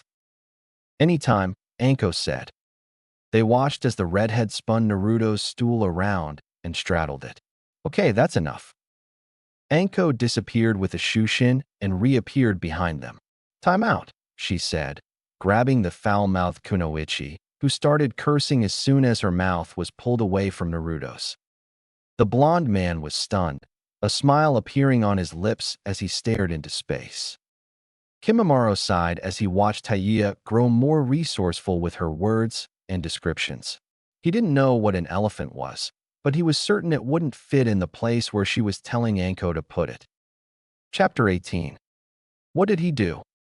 Anko chuckled as Haku, Kin, and Temari surrounded and glared at Taiya, who smiled mischievously and made a kissing gesture before leaving to continue her guard duty. Naruto, however, was not so lucky, as 3 pairs of eyes focused on him. The feeling of being trapped grew stronger as the assembled girls took a step towards him. Naruto looked around in a panic, and his prayers were answered. Hey, brat, do you want to? Jiraiya entered the room. Naruto grabbed his arm and dragged him outside. Yes, Kami, whatever it is. Get me out of here. He drags his father figure out of the room. Jiraiya looked at him. What was that? Well, let's just say I owe you one, and it'll be that I keep Kasen in peace while you work on your next book, Naruto said as they walked down the hall. Jiraiya smiled at the pass he'd just received. What did you want, Aeropop? What? Oh, that. You want to hear the nonsense the Konoha Council is trying to get Orochi team to accept? Does Enko like dangos? Naruto asked with a smile. Council Hall, Konoha. You will hand over to us Naruto, Uzumaki the... Or what? Orochimaru asked, raising an eyebrow as he crossed his arms. It seems you think Oto Geikure answers to you. I am the Kage of... Oto is not recognized as a power among the nations. You have no right to call yourself Kage, a council member snapped. Do you really want to anger me even more, elders? Oto doesn't answer to Konoha. Fine. As leader of Oto Geikure, I deny your request to transfer Uzumaki Naruto into your scrupulous hands, Orochimaru said with all the sarcasm he could muster. You don't have. Old man, you'd better not finish that sentence, Orochimaru said. The Sannin legally adopted Naruto. He's ours, and you bunch of senile old codgers can kiss my ass. I'll destroy this village before I hand my son over to a bunch of traitors who've done nothing but try to kill him for years. He looked at Sarutobi. I'm sorry, but due to the actions of your council, Lord Hokage, I'm withdrawing my remaining teams, and we're leaving. You can't do that, several voices shouted. Why not? Orochimaru asked, crossing his arms and raising an eyebrow. Would you condemn Sasuke Uchiha for the sake of the demon? Asked Hamura, one of the Hokage's former teammates. The Uchiha clan means nothing to me, Orochimaru said. It seems they've forgotten once again. I am the leader of Otogeikure, not Konoha. Due to their negligence regarding security, 2 of my genin have died, and a 3rd is in critical condition. Of course, our plan was to apply the seals and extract the Sharingan from said Uchiha, thus destroying the most absurd Kekkai Genkai in Konoha. Orochimaru, though a prodigy, believed in hard work. The Sharingan was a shortcut, and he hated it as a young man. As the leader of his own hidden village, he saw it as a threat, hence his plan to eliminate it. But now Nadas has him, and he wants Naruto to compete in the finals. That alone gives me goosebumps. Tsunade's gone berserk, and Kimimaro has the Sound 5 taking turns protecting me and Naruto. Orochimaru. Sarutobi said calmly as he lit his pipe. What does it take to keep your teams in the Chunin exams? Orochimaru pretended to think it over. He knew Naruto would participate. Despite the heated argument with his mother, Naruto wouldn't give up. He wanted to show them what the son of a Sannin was capable of. With an inward smile, he let his serpentine eyes scan the Konoha Council. Those bastards don't deserve to live. I feel like declaring war on Konoha just because of their stupidity with Naruto. Sigh, but Suheim told us we have to behave. You have nothing of what we want from the Hidden Sound Village, Orochimaru finally said. Lord Orochimaru, Hayashi Hyuga called. How about a marriage alliance? Asked the Hyuga clan leader. Hayashi had spoken with his daughter, who told him about her reaction to the blonde ninja from Odo. In front of the rest of Konoha and the Hyuga council, he appeared cold and indifferent toward his eldest daughter, but within his estate, he loved her and spoke with her often. The facade they maintained in front of others, presenting him as an unfeeling figure, was to protect her. Come in, Orochimaru asked. Yukon had spied on Naruto during the exam and had told him how the Hyuga heiress had reacted, and also how the other girls had reacted. He thought with a malicious smile. Naruto Uzumaki and my daughter Hinata. They would form an alliance between Odo and Konoha, and between the Sannin and the Hyuga. Orochimaru tilted his head. I need to speak with Naruto and Tsunade. I won't force him to marry, no matter the political reasons behind it. And I won't allow Konoha to have any control over Naruto. Naruto listened as his adoptive uncle addressed the Konoha Council. Wow, they have way too much power for an organization that's supposed to advise the Hokage and handle his paperwork, the blonde thought. He nearly choked on his breath when the Hyuga mentioned marriage. What? I'm so young. Naruto mentally pulled himself together, and beside him, he felt Jiraiya shudder with suppressed laughter. Vanishing in a flash, he left the Toad Sannin under the Jinjutsu and reappeared at the Hokage monument. Jiraiya appeared moments later. What's going on? Uncle Orochi will have to arrange the wedding, said the blonde man. What? Gaki, he'll think about it, Jiraiya said. Naruto stood atop the image of the fourth Hokage, gazing out over Konoha. He'll think about it, but I already know that to get what he wants later, he'll marry me off to the Hyuga girl. Don't get me wrong, she's cute, with that shyness that makes me think she'll be a wildcat in bed. Naruto smirked at the expression on his adoptive father figure's face. Pervert, he muttered. And I know he'll do everything he can, according to the marriage contract, to limit Konoha's contact with me. But it'll happen. He grinned. I wonder why the Hyuga leader even suggested it. What do you mean? Jiraiya asked, surprised. Uncle Orochi knew there would be a political marriage at some point. We talked about it before we left Odo. I thought it would have to be him who brought it up or hinted at something.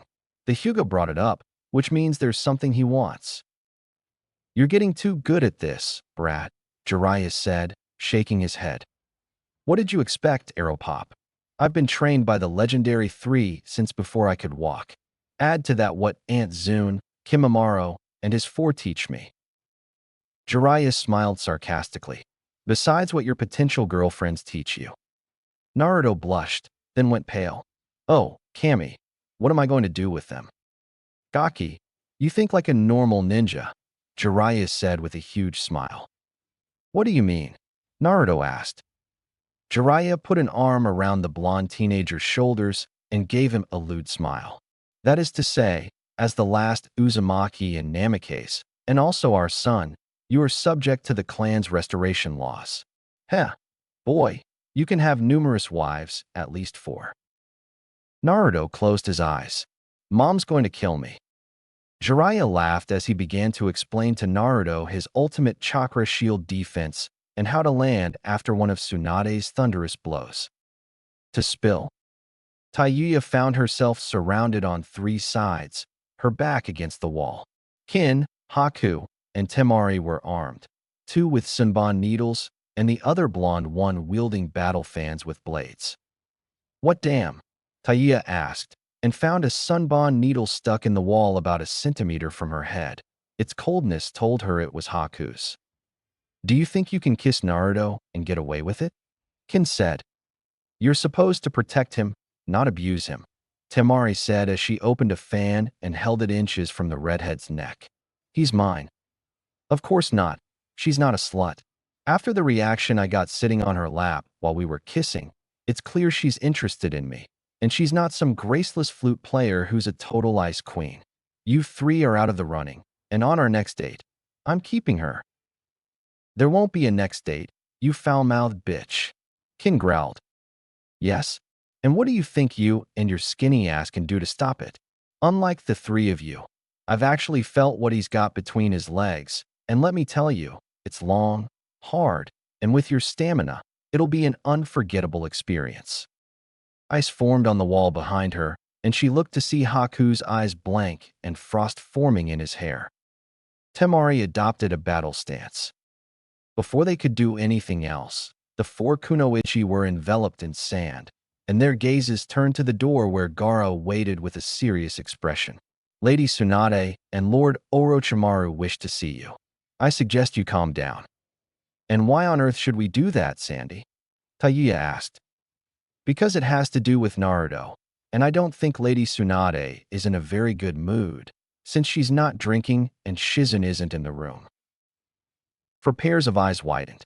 Enko is rescuing Lord Jiraiya and Naruto right now. Whatever it is, it doesn't look good. Gaara walked away, and the sand around him dissolved and followed him like a lost puppy. I didn't know I could talk so much, Tayuya said. He doesn't usually do that. He and Naruto seem to communicate with glances and grunts, Kin admitted. However, he's improved. That's the most he's ever said without Naruto asking, Kin said as he put away his sunbon needle. Temari glanced in the direction her brother had gone before putting away the battle fans. We'd better go.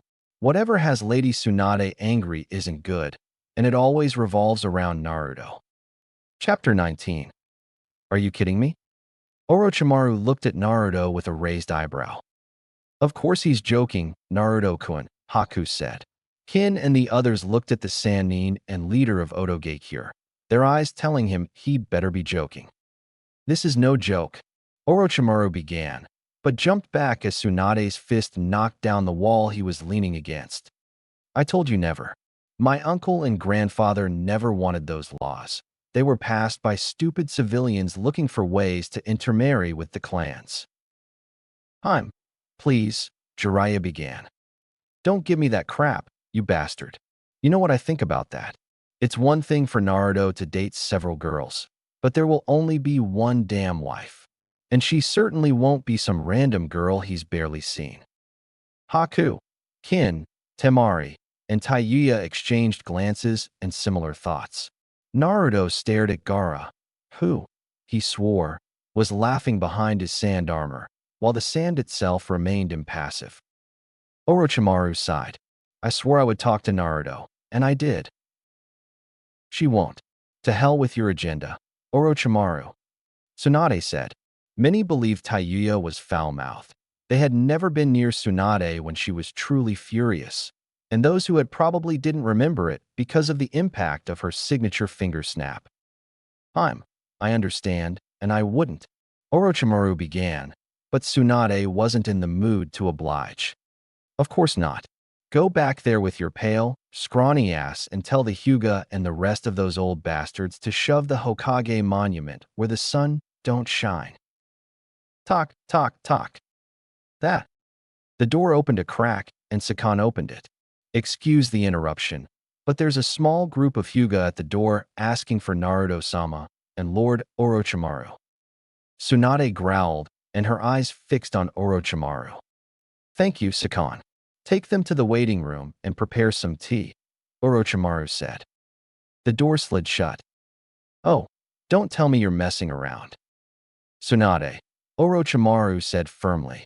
As I said, I'm not forcing Naruto to do anything. His snake-like eyes fixed on the blonde boy.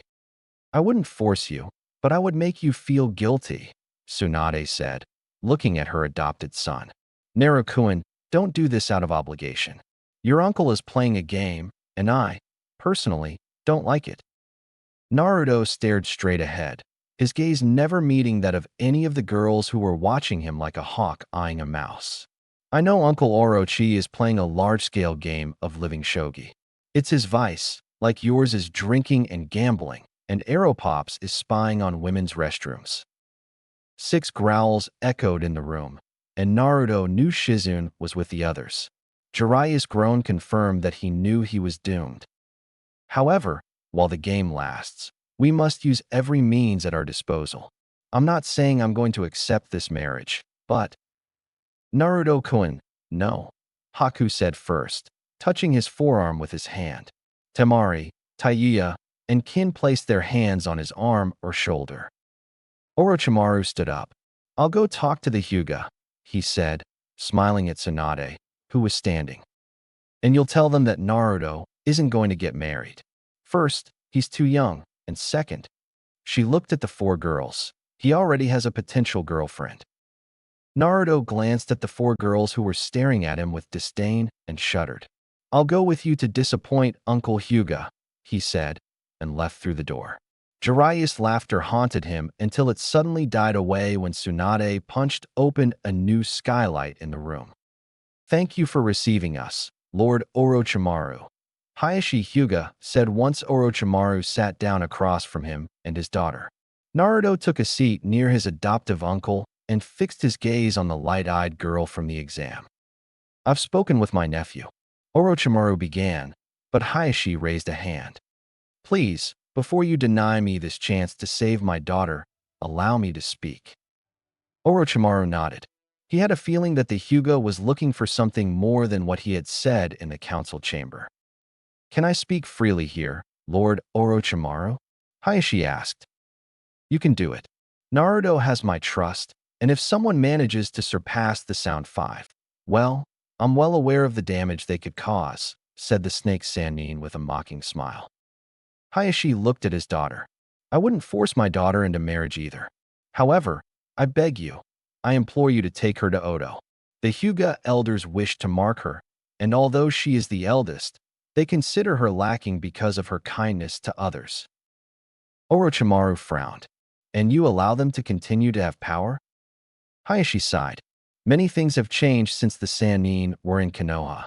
Clan councils have more power than clan heads, and the village council, which previously only had an advisory role to the Hokage, now wields power that could destabilize him.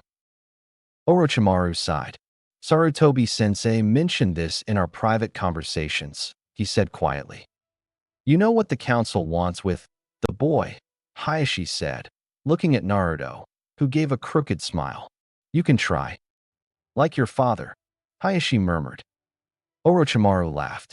Minato was quite a character. He glanced at the girl watching his adopted nephew and chuckled. What do you want me to do, Hayashi? I won't force a marriage, and Tsunade would kill anyone who tried. Hayashi nodded. I would ask. Sorry, said Naruto. And Gaara. Orochimaru looked at the blonde man, and Hayashi frowned at the interruption. What do you mean? Asked the Hyuga clan leader. My teammate and best friend, Gaara, is the son of the current Kazekage. He's also a genin from Odo. If you want a mock hand-joining ceremony, what better guarantee than a sitting Kage? Naruto sighed. Besides, I already have enough trouble with for girls. If I even tried to fake this, one of them would kill me before my mom could lift a finger. Orochimaru had to admit his nephew was right. The four girls surrounding him would be lethal. He glanced at the Hyuga heiress, who lowered her gaze. You're right, and with Gaara, I'd have not only Odo's protection, but Tsuna's as well. Hayashi nodded. And when you've cleansed your clan, he'll be able to do whatever he wants, Orochimaru continued. Naruto stood up. I'll go talk to Gaara. He paused and looked at Hinata. Miss Hyuga, would you like to meet him? She shuddered, fidgeted with her fingers, and after looking at her father, nodded. The two adults watched them leave. You've done a wonderful job raising him, Hayashi said. That was Tsunade's job. I'm just the loving uncle who taught her cool jutsus and how to make poisons, Orochimaru said. You all raised him. I bet he hasn't shown even a tenth of his abilities, Hayashi said. You're right. Of course, it's a discussion among us about who will replace you as Sannin when the time comes. Are you retiring? Hayashi asked with a smile. Well, I'm the leader of Odo. Jiraiya wants to work on his books and Tsunade. He shook his head. We raised Naruto and Anko to succeed us, he finally said. We've taught them everything we know and tried to instill in them the difference between right and wrong. Hayashi remained silent, lost in thought. I always wonder what would have happened if Naruto had grown up in Konoha. Orochimaru snorted. Either I'd be a cold, emotionless weapon, an idiot, or I'd be dead. You really think Konoha will do well, don't you? Hayashi, since the day he was born and the Kyuubi was sealed inside him, has suffered numerous assassination attempts, one of them against his father's own student. His return here for the exams has been nothing but a succession of hateful glares. Hayashi bowed his head. He remembered Minato, and from what he could see, his son, raised by the Sannin, would surpass him in everything, even matters of the heart. Naruto couldn't help but laugh at the look on his friend's face when, after explaining the plan, he locked him and Hinata in the same room and told them to get to know each other better. "You're in a good mood, Naruto-kun," Haku said, appearing from an ice mirror. "I'm Haku-chan. I just introduced Gaara to his future wife and sealed the door with a time delay seal." Haku looked around the room again. "Isn't that your room too, Naruto-kun?" the ice mistress asked. "Ah, yes." He scratched the back of his neck and looked back shyly. Haku chuckled. "Come with me," he said, and created an ice mirror that drew him toward him just as Kin and Taiya turned the corner. "That bitch." "Haku-chan," Naruto asked as he appeared at the top of the Hokage monument. His question was interrupted when Haku leaned down and kissed him. For Naruto, time stood still as the girl in his arms pressed closer to him. Her kiss short-circuited his mind and awakened his libido. Elsewhere. "Report," Nada's ordered as he looked around the exam room. "The Uchiha's chakra has been drained, and we have already removed his eyes, my lord," a scientist reported. "Good news from Konoha?" Nada's asked. "They're in a frenzy. They're trying to force Orochimaru of Odo to hand over the Kyuubi brat." Nada snorted. The Sannin would rather see Konoha burn than hand over Naruto. He muttered and stopped. "Bring Kano to me. I have a job for him." "As you command, Lord Nadas." Nadas, wearing his skull mask, watched the tank where Sasuke Uchiha floated in chemicals, with numerous tubes connected to him. "Don't worry, Sasuke. You'll return to Konoha, though it will be different from how you left it." He glanced at the two tanks of chemicals. "Substance X, what will it do to you?" He nodded to the doctor as he turned to rejoin his warriors. "There's a lot to do, and only a month to do it." Her laughter made the various technicians shudder as she passed by. Chapter 20. The month flew by. The Konoha Council continued trying to force Odo to hand over Naruto in exchange for the sacrifice they had made to bring Sasuke back. Odo threatened war, and the third Hokage agreed with them. Haku had been dragged away from Naruto on his return by three very displeased kunoichi. After much shouting, Naruto stayed behind to train with Jiraiya and his mother, while Enko divided her time between torturing, training the others, and visiting Kabuto, who, thanks to his regenerative ability, was slowly improving due to the amount of damage he had suffered. When he wasn't being taken to training, Naruto managed to go on a date with each of the girls, which ended with him getting a kiss and the girl being dragged away by the other three. Gaara and Hinata spent time working together. They also had their first official date while the others watched. Temari was giving Naruto a hug from a rooftop across the street while they watched a very nervous Gaara treat Hinata like a princess. Tsunade and Shizune had searched the village for someone loyal, but unfortunately, in their opinion, the civilians were useless and most of the ninjas were very stubborn in their own ideas. They discovered that Hana Inuzuka, Kurenai Yuhi, and Irika Yumino were the only ones they could reach. "Well, the Umbu are well isolated and loyal to the Hokage," Tsunade said after they returned to their hotel room. Shizune stopped when she saw Naruto lying unconscious on the table, surrounded by scrolls. What happened to him? A snort beside him caught his attention. Jiraiya was drinking tea. "The brat ate everything I was planning to teach him," the Toad Sage said proudly. "We looted the Konoha library, and he's been copying everything he hasn't seen or that the old man didn't give us when we left." Tsunade knelt beside the young man she considered her son and brushed his bangs aside. He was so exhausted that he didn't even flinch. "Has Orochi returned yet?" asked the slug Sannin. "Just a moment. Those fools on the Konoha Council are trying to pressure him. I think Sarutobi-sensei is ready to wipe them all out if Orochi team doesn't," Jiraiya said, watching his blonde companion worry about the sleeping blonde. Leave him alone, he's fine." "I've barely seen him in a month," Tsunade said as she picked him up and carried him to her room. "He's put on a little weight." "Muscle mass," Jiraiya said. He looked at Shizune. "Any news?" "3," the apprentice said in a low voice. "3? From a village of almost 600,000 inhabitants." Jiraiya sighed again. Minato gave his life for them, and only 3 of them, and the old man respect his wishes. He took out a scroll and, after writing something on it, shouted, "Sakan, Yukon." The twins appeared, kneeling before the Sannin. "Take it to Orochimaru. Don't let anyone else read it." "Like you," Sukan began. "I wish," Yukon finished, and they disappeared with a whisper. "Where is Anko?" Shizun asked. "He took the girls to train. Kabuto is in his room sleeping thanks to his medication. Kimimaro is on the rooftop with Kidamaru. Gaara and Hinata went out to dinner. Jirobo is keeping an eye on them," he said before she could mention that they were alone. Jiraiya took a sip of his tea. Nadas has remained silent since his demand. "He's letting Konoha do its job," said the dark-haired girl. "Master Jiraiya, what are we going to do?" "Naruto is going to compete, and if Nadas and his thugs try anything, we'll take care of it. I admit that the first time we met, they caught us all off guard. Now we're prepared, knowing they're on the loose." Shizun remembered that moment from long ago.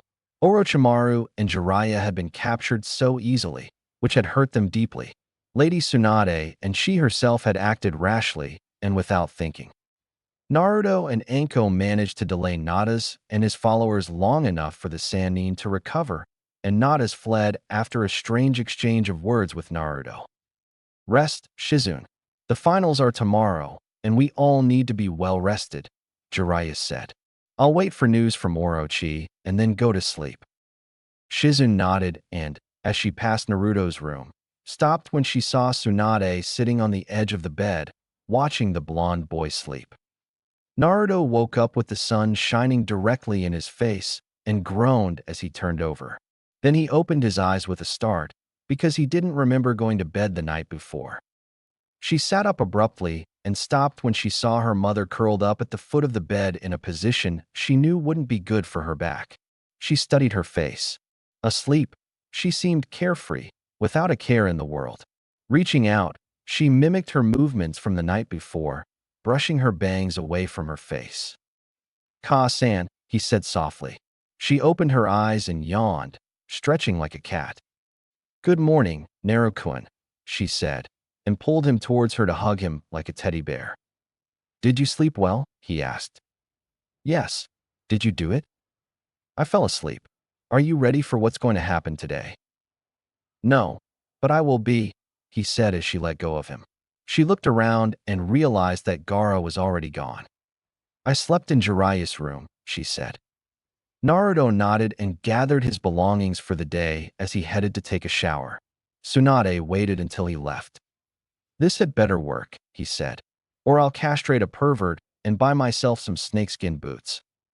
Naruto discovered that the others had gone ahead to the arena while he was preparing, leaving him alone with Kimimaro and Jiraiya. "Nervous, child?" asked the toad Sannin. "A little. It's not about the exam. It's about Nada and her henchmen," Naruto admitted as they walked through the almost deserted streets, since all of Konoha had gathered to watch the final. "Worry about the exam, Naruto-sama," said Kimimaro, a pair of bone swords strapped to his back. "The 5 will make sure nothing happens to you." "And my family," said the blonde. "It's just family." Naruto was silent for a moment. "You know, you and the others are considered part of the family, Kimimaro." The leader of the Sound 5 paused and looked at him. "We're tools. You and your family. You're part of the family." You and the others have become family over the years. Don't say otherwise. Jiraiya smiled sarcastically. Forget about it, Kimimaro. Naruto made his decision a long time ago. The bone user bowed. Thank you, Naruto-sama, he said. Do you think Konoha will try anything during the exam? Naruto asked his adoptive father figure. Yes, and the third Hokage will have a head, said the toad Sannin. And if he doesn't, your mother will. Naruto laughed. Mom sure has a bad temper, he agreed. They stopped when they found their path blocked by several men wearing brown and black armor. Oh, look, Arrow Pop. You imposters, said Naruto. They think that if they were the Suna ribbon, we'll believe they're from Suna, said the Sannin. Allow me, my lords, said Kimimaro, and set off before the fake Suna ninjas could reveal his purpose. Several jets of blood and 6 bodies fell to the ground dead before collapsing, with bone spikes stuck in their throats. Impressive, Kimimaro, Jiraiya said. You don't need signs for that anymore. The white-haired ninja bowed. It's thanks to Naruto-sama. By eliminating the illness I suffered from, he and Lady Tsunade freed my bloodline, and therefore I can create weapons with my will alone. Naruto lowered the mask of one of the dead ninjas. I recognize him. He's from Konoha. Jiraiya sighed and pulled out a scroll. He sealed the bodies and took out a watch. We have to go? The finals are about to begin. Naruto screamed and took off running. Jiraiya looked at Kimimaro. Go, I'll catch up right away. Once the leader of the 5 Odo had left, Jiraiya sighed and looked into the shadows. Well, Nadas, do you have anything to say? Nadas, wearing the skull mask, emerged from the shadows. Yes, I think we need to talk, Sannin.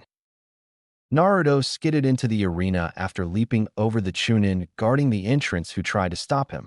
He gave them all a mocking smile, without slowing down, and stopped just as the examiner finished speaking. You were almost late, Uzumaki. I'm sorry, the guys at the door tried to stop me from entering. In the Kage box, Sarutobi frowned as he looked towards where the council was seated. None of them met his gaze. Orochimaru sighed beside him. Kimimaro appeared at his side. Was it true? Yes, my lord. Naruto didn't harm them, but he gave them an idea of what he thought of them. Orochimaru smiled maliciously at the sight. He could see Tsunade with the other Odo Genin, speaking to each of them. Haku was hidden among the crowd, along with the members of the Smiling Council, all dressed as Konoha civilians or merchants. Where is Jiraiya? He asked in a low voice. I'm cleaning up, Kimimaro said, bending down even further. Nadas was lurking in the shadows after I dealt with the 6 Konoha ninja who tried to block our path. Orochimaru sighed. I want to leave here. Konoha reeks of deceit and corruption in every way. He glanced to the side and saw the Kazekage take a seat. Hello, old friend, Sarutobi said to the 4th Kazekage of Suna. Sasuke, Orochimaru, the man said. How is Gaara and Odo? He asked, momentarily turning his veiled face toward the group in Odo. He's doing wonderfully in Odo, my friend. He has friends and is engaged to Lady Hyuga. The Kazekage spun his head around to face Orochimaru. What? Well, I needed an alliance with Hayashi, and Gaara volunteered, Orochimaru said with a mocking smile as he watched Gaara talking to Naruto. Your nephew has done wonders. Perhaps I was wrong to let Gaara go, the man said. You were, but I'm in no hurry to send one of my best genin back now, and he wouldn't abandon his friends. Sarutobi spoke. I am sorry for the loss of your eldest son, Kankuro. Another failure. Well, perhaps my new wife can give me a strong heir where my first wife failed with her 3 brats, said the Kazekage. Looks like we're about to begin, Orochimaru said as the examiner announced the names. Chapter 21. Would you believe me, Jiraiya, if I told you I don't want to hurt Naruto? Nadas asked as he stood on the roof looking down after having avoided the mud trap with which the Sannin had tried to catch him moments after he appeared. Would you believe me if I told you I wouldn't trust you one bit, replied the white-haired sage. Sigh. Time is running out, Jiraiya. I just want to talk to you. You said that years ago, and then you went off to capture Naruto. I could have killed you and your family that day if I had wanted to, Jiraiya. Nada's retorted. I've had plenty of opportunities if I'd wanted to. Your monsters killed my students. Nada's waved a gloved hand. Bah, two useless thugs and some Konoha Genin died. I've been told Kabuto is alive and will make a full recovery in time. Jiraiya gritted his teeth. Kankuro was a friend of Naruto. Nada shrugged. In the end, it's really insignificant. He was barely a decent puppeteer. His death served its purpose by motivating Naruto to continue. What do you hope to achieve with this? Jiraiya asked. You should never have altered the seal, Nada said. It ruined everyone else's plans, and now I need to drastically rebalance things. Jiraiya jumped onto the opposite rooftop. What do you mean? Konoha will not recover the Uchiha. After all, I have 3 of them, and although I destroyed that eye, through reprogramming, surgical alterations, and even DNA manipulation, they have become useful. Jiraiya felt a chill in his stomach. What have you done? Chunin exam arena. The 9 competitors stood in the center of the stadium, while the sold-out crowd from Konoha and the visitors cheered on their chosen ones. Naruto sighed, his gaze fixed on the Konoha council. These bastards seem eager, he thought as he stood beside Gaara. Temari was right behind them, and Ryu, crouching in front of them, was adjusting his gloves and muttering, I should have stayed in bed. Glancing away, he saw Scorpion and Sub-Zero standing motionless, their pale, lifeless eyes fixed on him. Team Konoha, consisting of Neji Hyuga, Tintin, and Rock Lee, was positioned directly below the Kage's office. Lee was stretching, Tintin was nervously twirling a kunai, and Neji was staring at Naruto with cold eyes that reminded him of the monsters in Nada. We'll finish off Sub-Zero as quickly as possible, Naruto told his companions. Once he's gone, I'll take care of Scorpion, Gaara said coldly, promising pain and death with his eyes to the monster in front of them. Ryu, remember that your duty is to mark Temari-chan. She's our long-range attacker. Don't let anyone outdo you. Understood, boss, said the taijutsu specialist. Be careful, Naruto-kun, Temari said. You too, little brother. Both Jinchuriki grunted. Neither of the competitors paid attention as the Konoha Jonin recited the rules. They knew no one was going to follow them. Your father is here, the blond man told his friend. The Kazekage isn't my father, Gaara said. He's just the sperm donor. You are our family, he added. Survive, Gaara. I don't even want to imagine how Hinata would react if she lost you. The vessel of the one-tailed demon looked towards where Hinata was sitting next to Tsunade and Shizune. Taiya stood behind them with Anko and Kadamaru as guards. We will survive. Of course. We have a date tonight, they heard Temari grumble. Naruto broke out in a cold sweat and looked at his friend. I think only you are worthy of going out with her, Gaara said. Kankuro would agree with me. Naruto nodded, aware that the Sand siblings missed their brother. His blue eyes returned to where Scorpion and Sub-Zero were waiting. I declare that the final round of this year's Chunin exams is ready to begin, exclaimed the Jonin, and the fans cheered. The gong sounded, and all hell broke loose. As the gong sounded, the east wall exploded, taking with it most of the spectators who were sitting there. As debris fell around the stadium, several figures appeared in the arena. Damn, Naruto muttered. Orochimaru repeated his words at the Kage's stand, and Tsunade at the sensei's stand. Surrounding Sub-Zero and Scorpion were several new figures. Kano and Jade, Naruto murmured, his gaze hardening. It was then that the smoke dissipated and the other 3 figures were revealed, and gasps were heard. There were 3 Uchiha there. 2 of them were very well known in Konoha. The last one was recognizable to a Hokage, a Kazekage, and the Otokichi. Madara, Sarutobi whispered the name. What? Orochimaru said. That can't be possible. He's dead. He hasn't aged a day, Sarutobi murmured. He gestured. Umbu, stop them. Orochimaru looked at Kimimaro. Protect Naruto and the others. My lord, I must protest for leaving him. I'll be fine. I'll take care of my family. The bone user bowed and descended with a flash to the field where the battle erupted as Kano mocked Gaara for making Kabukicho squeal like a pig while he tore him apart. The fury of the sand users unleashed a wall of sand. Kano had no chance as Jade and the others moved out of the way. Naruto headed straight for Sub-Zero, but Neji blocked his path. You brought this to Konoha. Your fate will be death at my hand. Destiny? Destiny is for unimaginative losers, said Naruto, and before anyone could blink, they were already in battle. Ryu and Lee were locked in the mother of all taijutsu battles. Both were determined to win. Temari was mocking Tintin, scattering the weapons master's weapons long before they got close. Kimimaro appeared and used a bone stake to block Scorpion's serpentine spear. The clash between the bone and the weapon resonated and echoed throughout the arena as dozens of ninjas appeared, clad in green and black outfits similar to Scorpion's. The battle for Konoha had begun, while 3 Uchiha remained completely motionless as if they were made of stone. Jiraiya heard the explosion and looked toward the stadium. Damn it, you've been distracting me.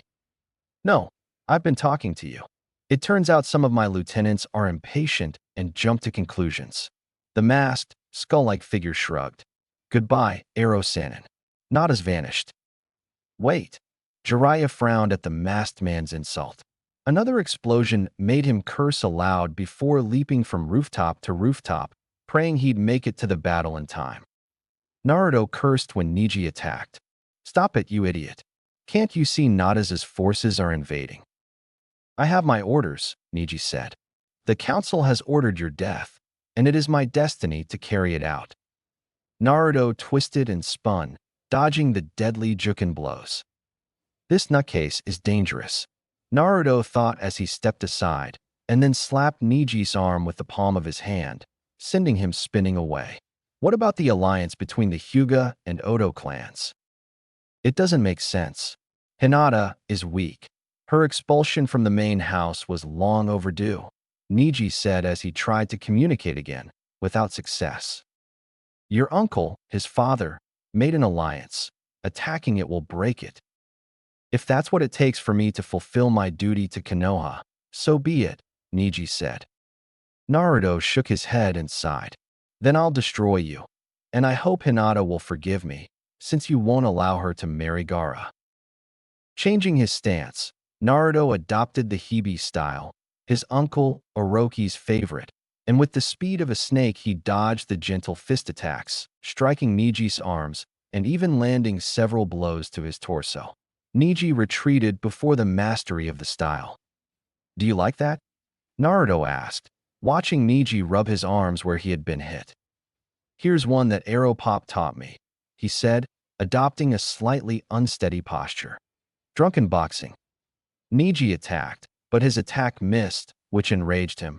Naruto's blows hit with strange precision. The zigzag pattern and near falls destabilized Neji, since when he attacked above, Naruto attacked below, and when he attacked below, Naruto attacked above. After another exchange, Naruto rolled away with a mocking smile. If you didn't like that, how about the style designed by my Kasen? Neji feels that the burden has returned to him. Naruto waited, with his arms crossed, until Neji was above him, and then, concentrating his chakra in his arms, he connected the doomed finger strike right between Neji's eyes. Everyone watched as Neji acted like a stone bouncing on a pond, skipping across the sand floor until he crashed into the wall where he became embedded. You're improving. Naruto turned and smiled at Anko, who had just slit the throat of one of the green-uniformed ninjas. 7 jumps, he said. Where is Kasen? He asked his sister. Dealing with an infestation, Anko said, and Naruto turned to see his mother fighting another of Nada's monsters. Jade. Naruto took the opportunity to look around. The Kage's residence was a battlefield, as the Kazekage had turned against Orochimaru and Sarutobi. The veil was removed, revealing a pale-skinned man with a long black braid and a goatee.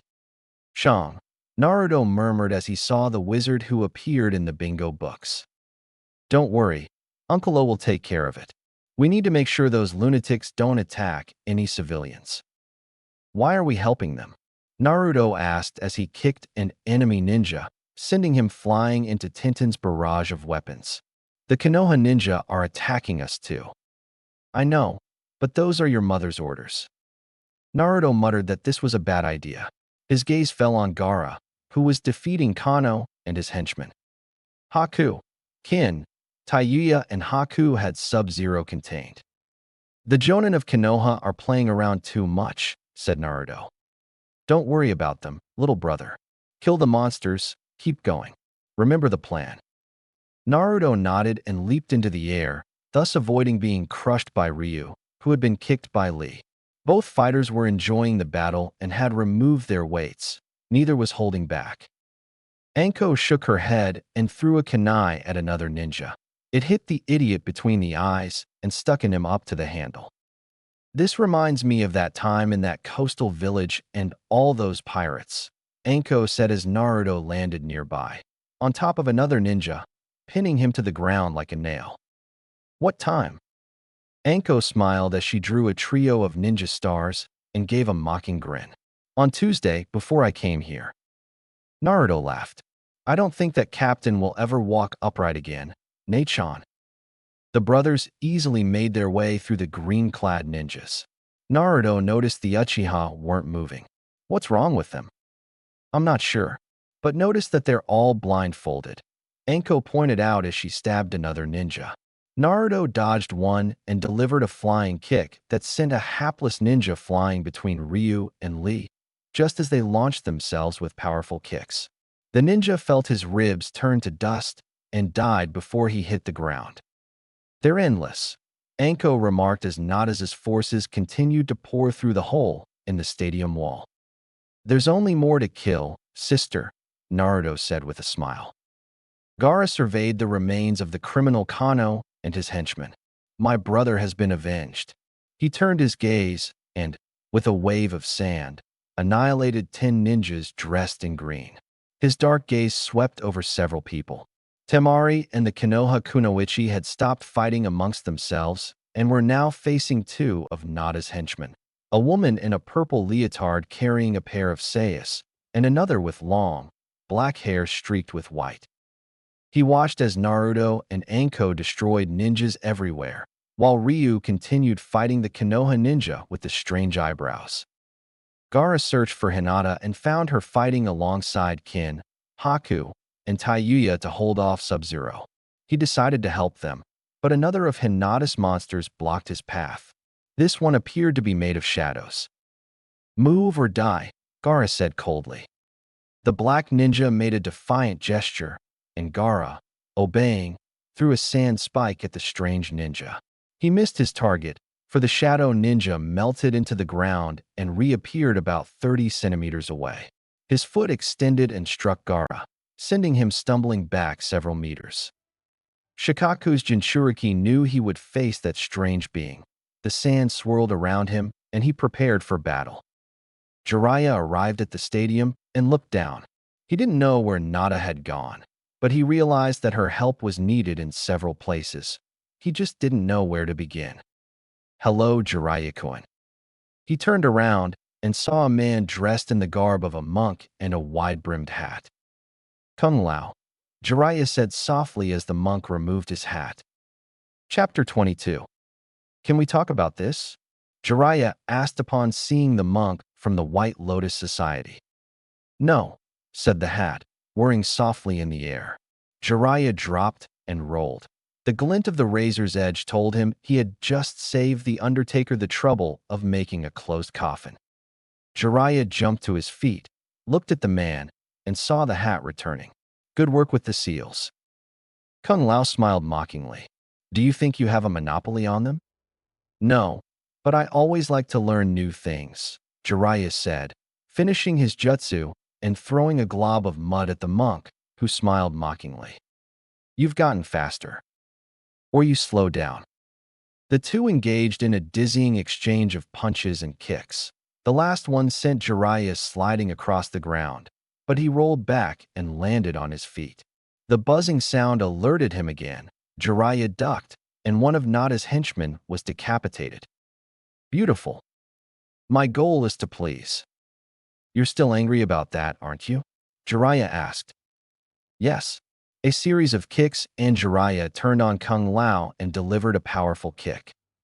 Lao, in response to his effort, spun around in the air and threw a ball of fire at him. Jiraiya cursed and slapped his sleeve. Damn it, do you know how expensive this was? I'm sorry, Kung Lao said with a smile. He reached for his hat, which had reappeared on his head. Wait, Jiraiya said. Kung Lao lowered his hand and raised an eyebrow. Good. Here, Jiraiya said, taking out a book with gold covers. Ika Ika, the definitive edition of Final Fantasy Platinum, he said, handing it to Kung Lao. The only edition. The monk who had thrown the hat smiled as he gently caught it, cradling it like a newborn. Are we even now? Kung smiled and whistled. 40 monks dressed in blue robes entered the stadium. We are at peace. Kung Lao took off his hat and threw it, decapitating 3 Nada's ninjas. Attack! The monks crossed the field that separated the Konoha ninjas and Odo's forces from Nada's, attacking the ninjas dressed in green with skull markings. In the Kage's cabin, Orochimaru and Sarutobi observed the man who had impersonated the Kazekage. Shang Tsung, Orochimaru said with disgust. Nada's is scraping the bottom of the barrel if you're here. The Chinese mystic smiled wryly. Why are you surprised, Sannin? All these souls will be mine. Not today, sorcerer, Sarutobi said as he tore off his robe, revealing his battle armor. So the old man still has plenty of rope left. I'll enjoy taking it from you, Shang said, stamping his foot. A staff appeared beside him, and he gripped it tightly. Orochimaru shook his head and stripped off his clothes. In his hand, he held the grass chopper. You will have no chance, sorcerer, and your gods will not hear your cries. Shang growled and spun around, and a flurry of fireballs streaked across the air. Sarutobi, a master of combat, used a hand seal-free jutsu, and a wall of stone rose up, blocking the fireballs. The battle had just begun when the tide turned. Shang cursed. Damn monk. He began an invocation. I hope you like it, Shang said, finishing the last seal. Kuchios no jutsu. The smoke rose and, when it dissipated, a humanoid figure with 4 arms, a long bun of black hair, brown skin, and 8 feet tall was seen. Goro, destroy them, ordered Shang. The 4-armed creature roared and advanced in great strides. Shang kept throwing fireballs, holding off the former master and his apprentice until Goro reached them. Then he let out a laugh. It has begun. Above our heads the sky darkened and thunder and lightning burst forth. Naturo and Anko stopped while the monks in blue robes leveled the playing field. Ugh, how boring, Anko pouted. Naruto chuckled. Get over it, Nei-chan. He glanced around. The monks had separated many of the fighters present. His gaze fell on 2 men in particular. He took a step, but was knocked down and realized that Gaara, battered, was on top of him. What the devil? Gaara groaned as he sat up. New weirdo. Naruto looked and saw the shadowy figure. Damn, Noob Saibot. This doesn't look good. Naruto stood up. He had been trained by the Sannin, but the shadow ninja was just that, a living shadow. He had seen him in action from afar once, when he was 9 years old. The nuclear ninja didn't stand a chance. Where does he get these people? Gaara muttered as he stood up, sand rushing around him to rebuild his armor and the gourd he carried on his back. Rejected, marginalized, distant lands, Anko said. Aeropop has a full dossier on Nada's and his people. They've mostly stayed in the mountains, but they've come down and collected bounties on nuclear ninjas. He pointed to the spot where the 3 Uchiha stood amidst the carnage. Looks like they've built a collection on the Uchiha. Naruto shook his head. We'll worry about the Uchiha later. We need to get those weirdos out of here. Saibot, Scorpion, and Sub-Zero are the biggest threats. Oh, don't you love us anymore, Naruto-kun? The blonde man turned. Princess Kitana, Sonia, he said, greeting the women. One wielded a slender sword. The princess in blue held a pair of battle fans that would have made Temari drool. You've become even more handsome, Naruto-kun, Princess Kitana said with a smile before pulling up her mask, covering the lower half of her face. It's a shame we don't have time to try you out.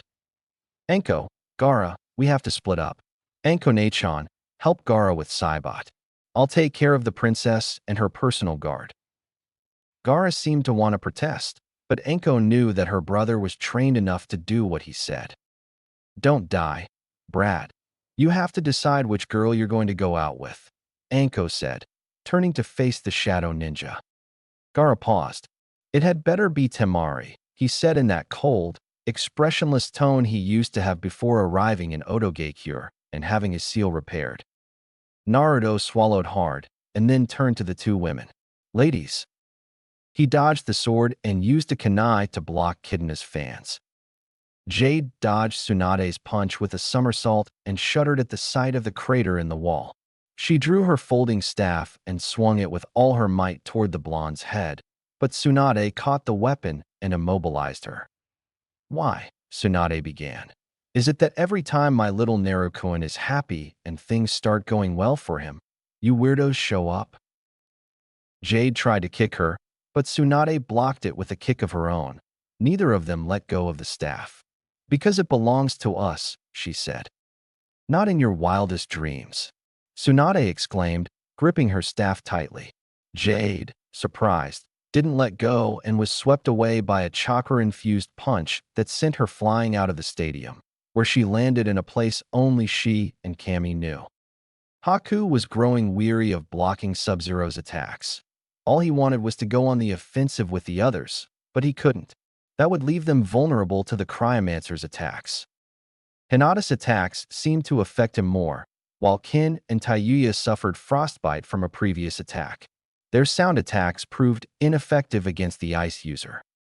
He used the ice mirrors of his lineage to block Sub-Zero's attacks. The other three handled the taijutsu, but even they were beginning to tire, as the monster's aura drained their strength like they were in a blizzard. The cold clouded their senses, and they needed to do something about it soon. Scorpion and Kimimaro were at a standstill. Neither could gain the upper hand. Their uniforms were torn and burned. Scorpion's symbiotic spear had been decapitated twice, its tip regenerating. Kimimaro had bone blades running along his forearms and bones sprouting from his legs like sharp spikes. Their punches and kicks collided with immense force, yet neither showed it. The monks tried to intervene and were killed violently by a fireball hurled by Scorpion. Kimimaro seized the opportunity and, with a shunshin, positioned himself behind him, plunging both bone blades from his forearms into Scorpion's back, the blades exiting through his chest. Even so, the ninja dressed in orange and black didn't utter a sound. Kimimaro shoved him aside and paused for a moment to compose himself, his eyes searching for Naruto. He saw him fighting Kitana and her guard. He took a step before stopping as Scorpion's spear pierced his chest from behind. Come here. Kimimaro felt himself being pulled back. The kick launched him into the air, and he saw Scorpion materialize above him and, with an axe kick, send him flying back to the ground where he impacted, leaving a crater. Kakashi slit the throat of the ninja with the skull marked in green and black. He turned and saw the three Uchiha standing there. Rushing across the field, he grabbed his precious student. Sasuke, Sasuke, you're back. Answer me, said the one-eyed Jonin, but the Uchiha didn't respond. Kakashi sensed a presence behind him and turned to face Nada's skull mask. Sharingan Kakashi Hatake, the imitator ninja, said the masked ninja in a cold voice. I think it's time we talked. Who are you? A sinister laugh escaped Nada's lips. You're not ready for that, Kakashi. He snapped his fingers, and Kakashi's words echoed just before he was struck from behind. What? Only Sasuke was behind me. Kakashi remembered thinking that before everything went into shadow. Chapter 23. Aha. Naruto managed to avoid Kitana's wind slash, but Sonya grazed his shoulder with her sword. Ladies, I thought we had agreed on no rough treatment, he said as he turned away. And thanks to Orochimaru and Jiraiya's endless training sessions, he formed a seal with one hand, and a stake of earth appeared between him and the two dangerous women. Oh, Naruto-kun, Sonya said with a smile. Don't you love us anymore? Kitana finished, dropping her fans onto her shoulders. I didn't love you before, he murmured as he looked at the wound on his shoulder that was closing. The only sign that he had been beaten was the tear in his shirt and jacket and the bloodstain. Oh man, Ka-san is going to be very angry, he said, looking at the two women. This shirt was brand new. Neither of them said anything, but he noticed they were looking at him. No way. I've got enough with Haku-chan, Kin-chan, Taiya-chan, and Temari-chan. I don't need any more, he thought as he dodged Sonya's chakra rings. He watched as they struck a Konoha Ambu and sent him flying. Let's get dangerous, he said, and threw a smoke bomb, allowing it to envelop him. Kitana and Sonya looked around. Where is he? I don't know, Princess. I can't feel it, Sonya replied, raising her katana in a defensive stance. Around him, the smoke bomb seemed to grow instead of dissipating. I am the terror that stalks the night. Naruto's voice took on an animalistic tone and growled, seeming to come from everywhere. The two women stood back to back. I am the wind that fills those firm breasts. This isn't funny anymore, Naruto-kun, Sonya muttered, looking around at shadows moving in the smoke. Your Highness, use your fans to clear the smoke. Kitana tried, but was frustrated to see that the smoke remained in the same place. Sonya tried to dispel it, believing it to be a genjutsu, but that didn't work either. Soy. He appeared right next to them, and both women screamed when he pinched their butts. I am the Grand Sexy Master. Naruto laughed as he disappeared in a flash, leaving two dangerous, very nervous, and not to mention extremely frustrated women standing in a permanent cloud of smoke. Kankuro was a genius when he made them. Naruto thought sadly of the now-deceased puppeteer master and his skill in creating useful objects while developing his puppets. The only way to dispel that smoke bomb was to throw the second potion. Naruto put away the second half of the capsule and smiled maliciously as he heard the two women cursing inside. Who would have thought a princess knew those words, she said as she went to help Gaara. Sarutobi dodged the blow from the four-armed, lizard-skinned creature and counterattacked with a kick that only made it snort in annoyance. Orochimaru launched the serpent hand at him, and the snake's fangs sank into the flesh, having a greater effect and injecting its venom into the monster that the Chinese sorcerer had named Goro. I'll take care of the beast, you take care of its master, Orochimaru said as he dodged and moved with agility.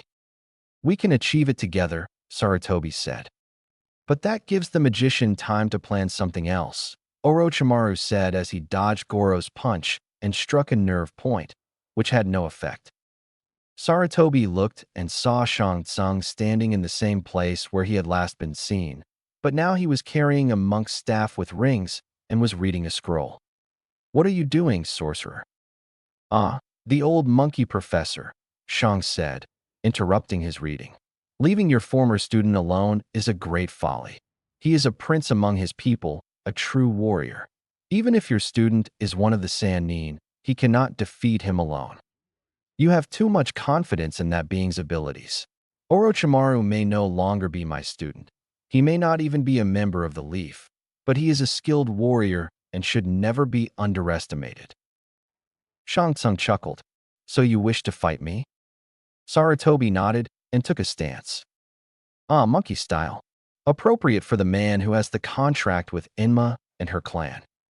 Fight me, sorcerer, Sarutobi said and lunged at him. Shang laughed and waited until the third Hokage was almost upon him before conjuring a fireball in the shape of a flaming skull and howling it towards Sarutobi, hitting him point-blank in the chest and knocking him backward. Ha ha ha ha! Konoha will burn and my master will get what is rightfully his. And cough. What cough is cough that? Sarutobi asked. His armor was cracked, and he was having trouble breathing. The power of the demon lord, the Kyubi no Kitsune, the nine-tailed fox, Shang exclaimed. With that power, my master can undo what has happened and establish his world order over the elemental nations. Shang began to recite an incantation. Then, the monk's staff glowed, and the rings rose as if carried by a breeze. Shang's hair turned white, and he aged rapidly before Sarutobi's eyes. It reached his ankles, white as snow. Age spots appeared on his skin, and his once strong hands now seemed bony and frail. She's aging before my very eyes. What kind of witchcraft is she using? It's costing her her life. Jiraiya looked at Kung Lao. The monk chuckled as he turned the page, absorbing the words of the book in his hands with his eyes. Shouldn't you be in there helping your brothers? Asked the wise toad. Kung Lao peered over the edge of the book and shook his head. No, they have it in their hands. Another chuckle, and Jiraiya sighed. Now I understand what Tsunade means, he muttered, looking around to see if he could find Naruto in the chaos. Nada shook his head as the three Uchiha attacked the unconscious Kakashi Hatake. The famous Kakashi Hatake with the Sharingan. What a disappointment for someone who claims to see beyond the obvious. He watched as Anko and the Jinchuriki of Shikaku fought Saibot. He saw the shadow ninja dissolve and split in two. Impressive, isn't it, Tsunade? She turned as she saw the slimy Sannin approaching. And here I thought Jade would have been a challenge for you. Tsunade tossed her hair. That girl, while she had some skills, talked too much and expected that any power you granted her would save her. Nada shrugged. They all have their purpose, Tsunade. Each one is a piece on the board. They live and die. It doesn't matter. This matters. You're going to lose, Tsunade said, clenching her fist, ready to attack. Maybe so, but this is just a minor piece of evidence in the overall context. He watched as the skull mask turned and saw Naruto looking from where Anko and Gaara were fighting Saibot to where Kimimaro was being dragged towards Scorpion, and then to where the girls were having trouble with Sub-Zero. Choose Naruto, he heard Nada say. You can't save them all. You bastard, she said. Do you expect him to decide which of his family members should die? Nada shrugged and turned away. Like I said, in the end, the pawns don't matter. The king and queen are the key pieces on the board. Nada's watched Anko use Snake Hand against Saibot, but the shadow ninja vanished. You did well to level them up, despite everything they've been through over the years. Tsunade paused. Something in the masked man's tone struck her as odd. Who are you? A laugh, a hollow laugh, emanated from the mask. Defeat me and you'll see, daughter of one Hokage, granddaughter of another. Adoptive mother of the Jinchuriki of the Kyubi no Kitsune. The laugh was bitter. Take him away, Tsunade. Let Konoha fend for itself. I'll let you and yours go. My word. Your word is worthless, and I'm going to be the one to throw you in the trash, Tsunade growled and lunged at him. Naruto watched as Gaara and Anko faced off against the elusive Shadow Ninja. As the girls suffered the icy effects of Sub-Zero's aura, he saw they were on the verge of defeating him. Kin attacked with a barrage of Sunbon needles adorned with bells and smiled as she played her flute, giving Haku the opportunity to strike and trap Sub-Zero in his mirror dome. His blue eyes turned to see Kimimaro being pulled like a fish on a line back towards Scorpion, who was now holding a flaming sword. Then he saw his mother fighting Nada's and felt an even greater chill. What do I do? He formed the cross seal and created 10 shadow clones. 5 of you will help Anko and Gaara. 5 of you will help Kimimaro. I will help Ka-san. Good, shouted the clones and ran off. Naruto gathered his chakra and jumped. Kimimaro resigned himself to dying. Tsunade-sama and Naruto-sama had delayed him. It's time, he thought as he was dragged backward, the harpoon preventing him from turning and cutting the rope. There he lay as Scorpion rose above him and raised the broad flaming sword above his head. I deliver your soul to Shang Tsung. Know that it is an honor. Scorpion lowered his sword and chanted, Fate. The sword was stopped by a bone sword, and Kimimaro turned to see 5 Narutos standing there, 2 of them holding the bone blades he had dropped. "I don't think so, weirdo," said Naruto's clone. "Yes, the boss wouldn't like having a new friend and protector now," said another. 3 of them attacked, and Scorpion's sword slipped from his grasp. He was forced to defend himself when 2 of the clones kicked him from opposite sides, and the last one, wielding a bone sword, forced him back. The last 2 clones cut the harpoon and pulled it out. The one with the bone sword stood guard while the last clone performed field healing. "Relax, Kimimaro-san. The boss has everything under control," the clone said, using green chakra to heal the wounds. "Take a blood pill, it'll help. Ka-san will be busy when this is over, but she'll heal you completely." Kimimaro nodded and let the clones fight, while his eyes searched for the original. Nada smiled mockingly as she dodged Tsunade's attacks. "Is age catching up with you, princess?" Tsunade did a backflip to dodge him as he attempted a spinning kick. She smirked. "No, I'm just making room," she said. "Making room?" The kick to the spine sent him tumbling just as Naruto landed. "I was giving myself room to kick your ass." Nada stood up, his back aching. "Ah, Naruto-kun. It's so nice to see you come to play. Did you decide to let your family and friends die?" "No, they've already been taken care of." Nada's looked towards where the clones were. "Ah, yes, you, the famous shadow clones. Sarutobi shared them with you. I'm impressed. You'll be even more so when I'm done with you," Naruto said, adopting a new stance. "I'm not familiar with that style," Nada said. Naruto smiled. "Let me show you in detail." Chapter 24. The kicks landed, and both Naruto and Nada staggered back, their calves aching from the impact. "Not bad, Naruto. I must say that leaving you with the Sannin was a good decision. They've taught you well." "You'll find I'm full of surprises," said Naruto, launching himself forward after feinting a right hook and then spinning with a heel kick. "Wonderful," Nada's murmured, dodging the barrage of kicks the blonde was throwing at him and trying to land a blow to his shoulder, but Naruto ducked. As Nada's recovered, Tsunade appeared and, with a devastating punch, sent him reeling. "What is this? Tag team wrestling?" "No, but I can't let my young son face a son of a bitch like you alone.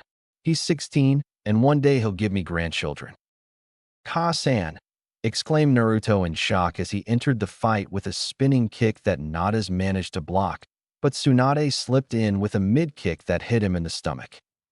"I think I've screwed up," the masked villain thought as the 2 blondes attacked him, and he found himself outgunned. Sarutobi knew that if Shang Tsung completed his ritual, it would be fatal for Konoha. He summoned Enma, who transformed into a golden staff. Using chakra to increase his speed, he accelerated and struck, sending the old sorcerer flying out of his circle and into the void. Sarutobi sighed as he glanced to the side and saw Shang Tsung's body impaled on a flagpole. He wiped his forehead and turned to help Orochimaru, only to see that his former apprentice already had the situation under control. Orochimaru was astonished by the power of the creature called Goro, but that was all the beast possessed, power. It was a machine of destruction, of that there was no doubt, but it lacked dexterity and true speed outside of a straight line. The snake Sannin used that technique and maintained a steady barrage of blows and various snake-based attacks he had developed over the years. His body twisted, stretched, and bent in ways no one thought possible. "Naruto used to call me Slinky when I was little," the Sannin thought as he dissolved into a mud clone and reappeared behind Goro, plunging a kunai into one of the beast's joints. Goro howled in fury and pain and tried to retaliate, but Orochimaru dissolved again and reappeared right in front of the monster, and with a snake hand jutsu, he enveloped Goro in numerous snakes, which sank their fangs into his flesh and deposited their venom. Orochimaru vanished again and reappeared behind Goro as the four-armed monster fell to his knees. Holding the grass chopper, Orochimaru smiled maliciously. "Don't lose your head, old friend." He swung the sword, and Goro's head flew off. "Oops." Too late. Orochimaru turned and smiled. You look awful, sensei. Sarutobi sighed as he approached, leaning on his Enma staff. The smoking armor indicated where Shang's fireball had struck. I'm too old for this. That's true, Orochimaru said, accepting the blow to his arm. You're still young enough to learn a lesson, brat. Both leaders were looking for their precious people. Both were looking for a certain blonde man with mustache markings.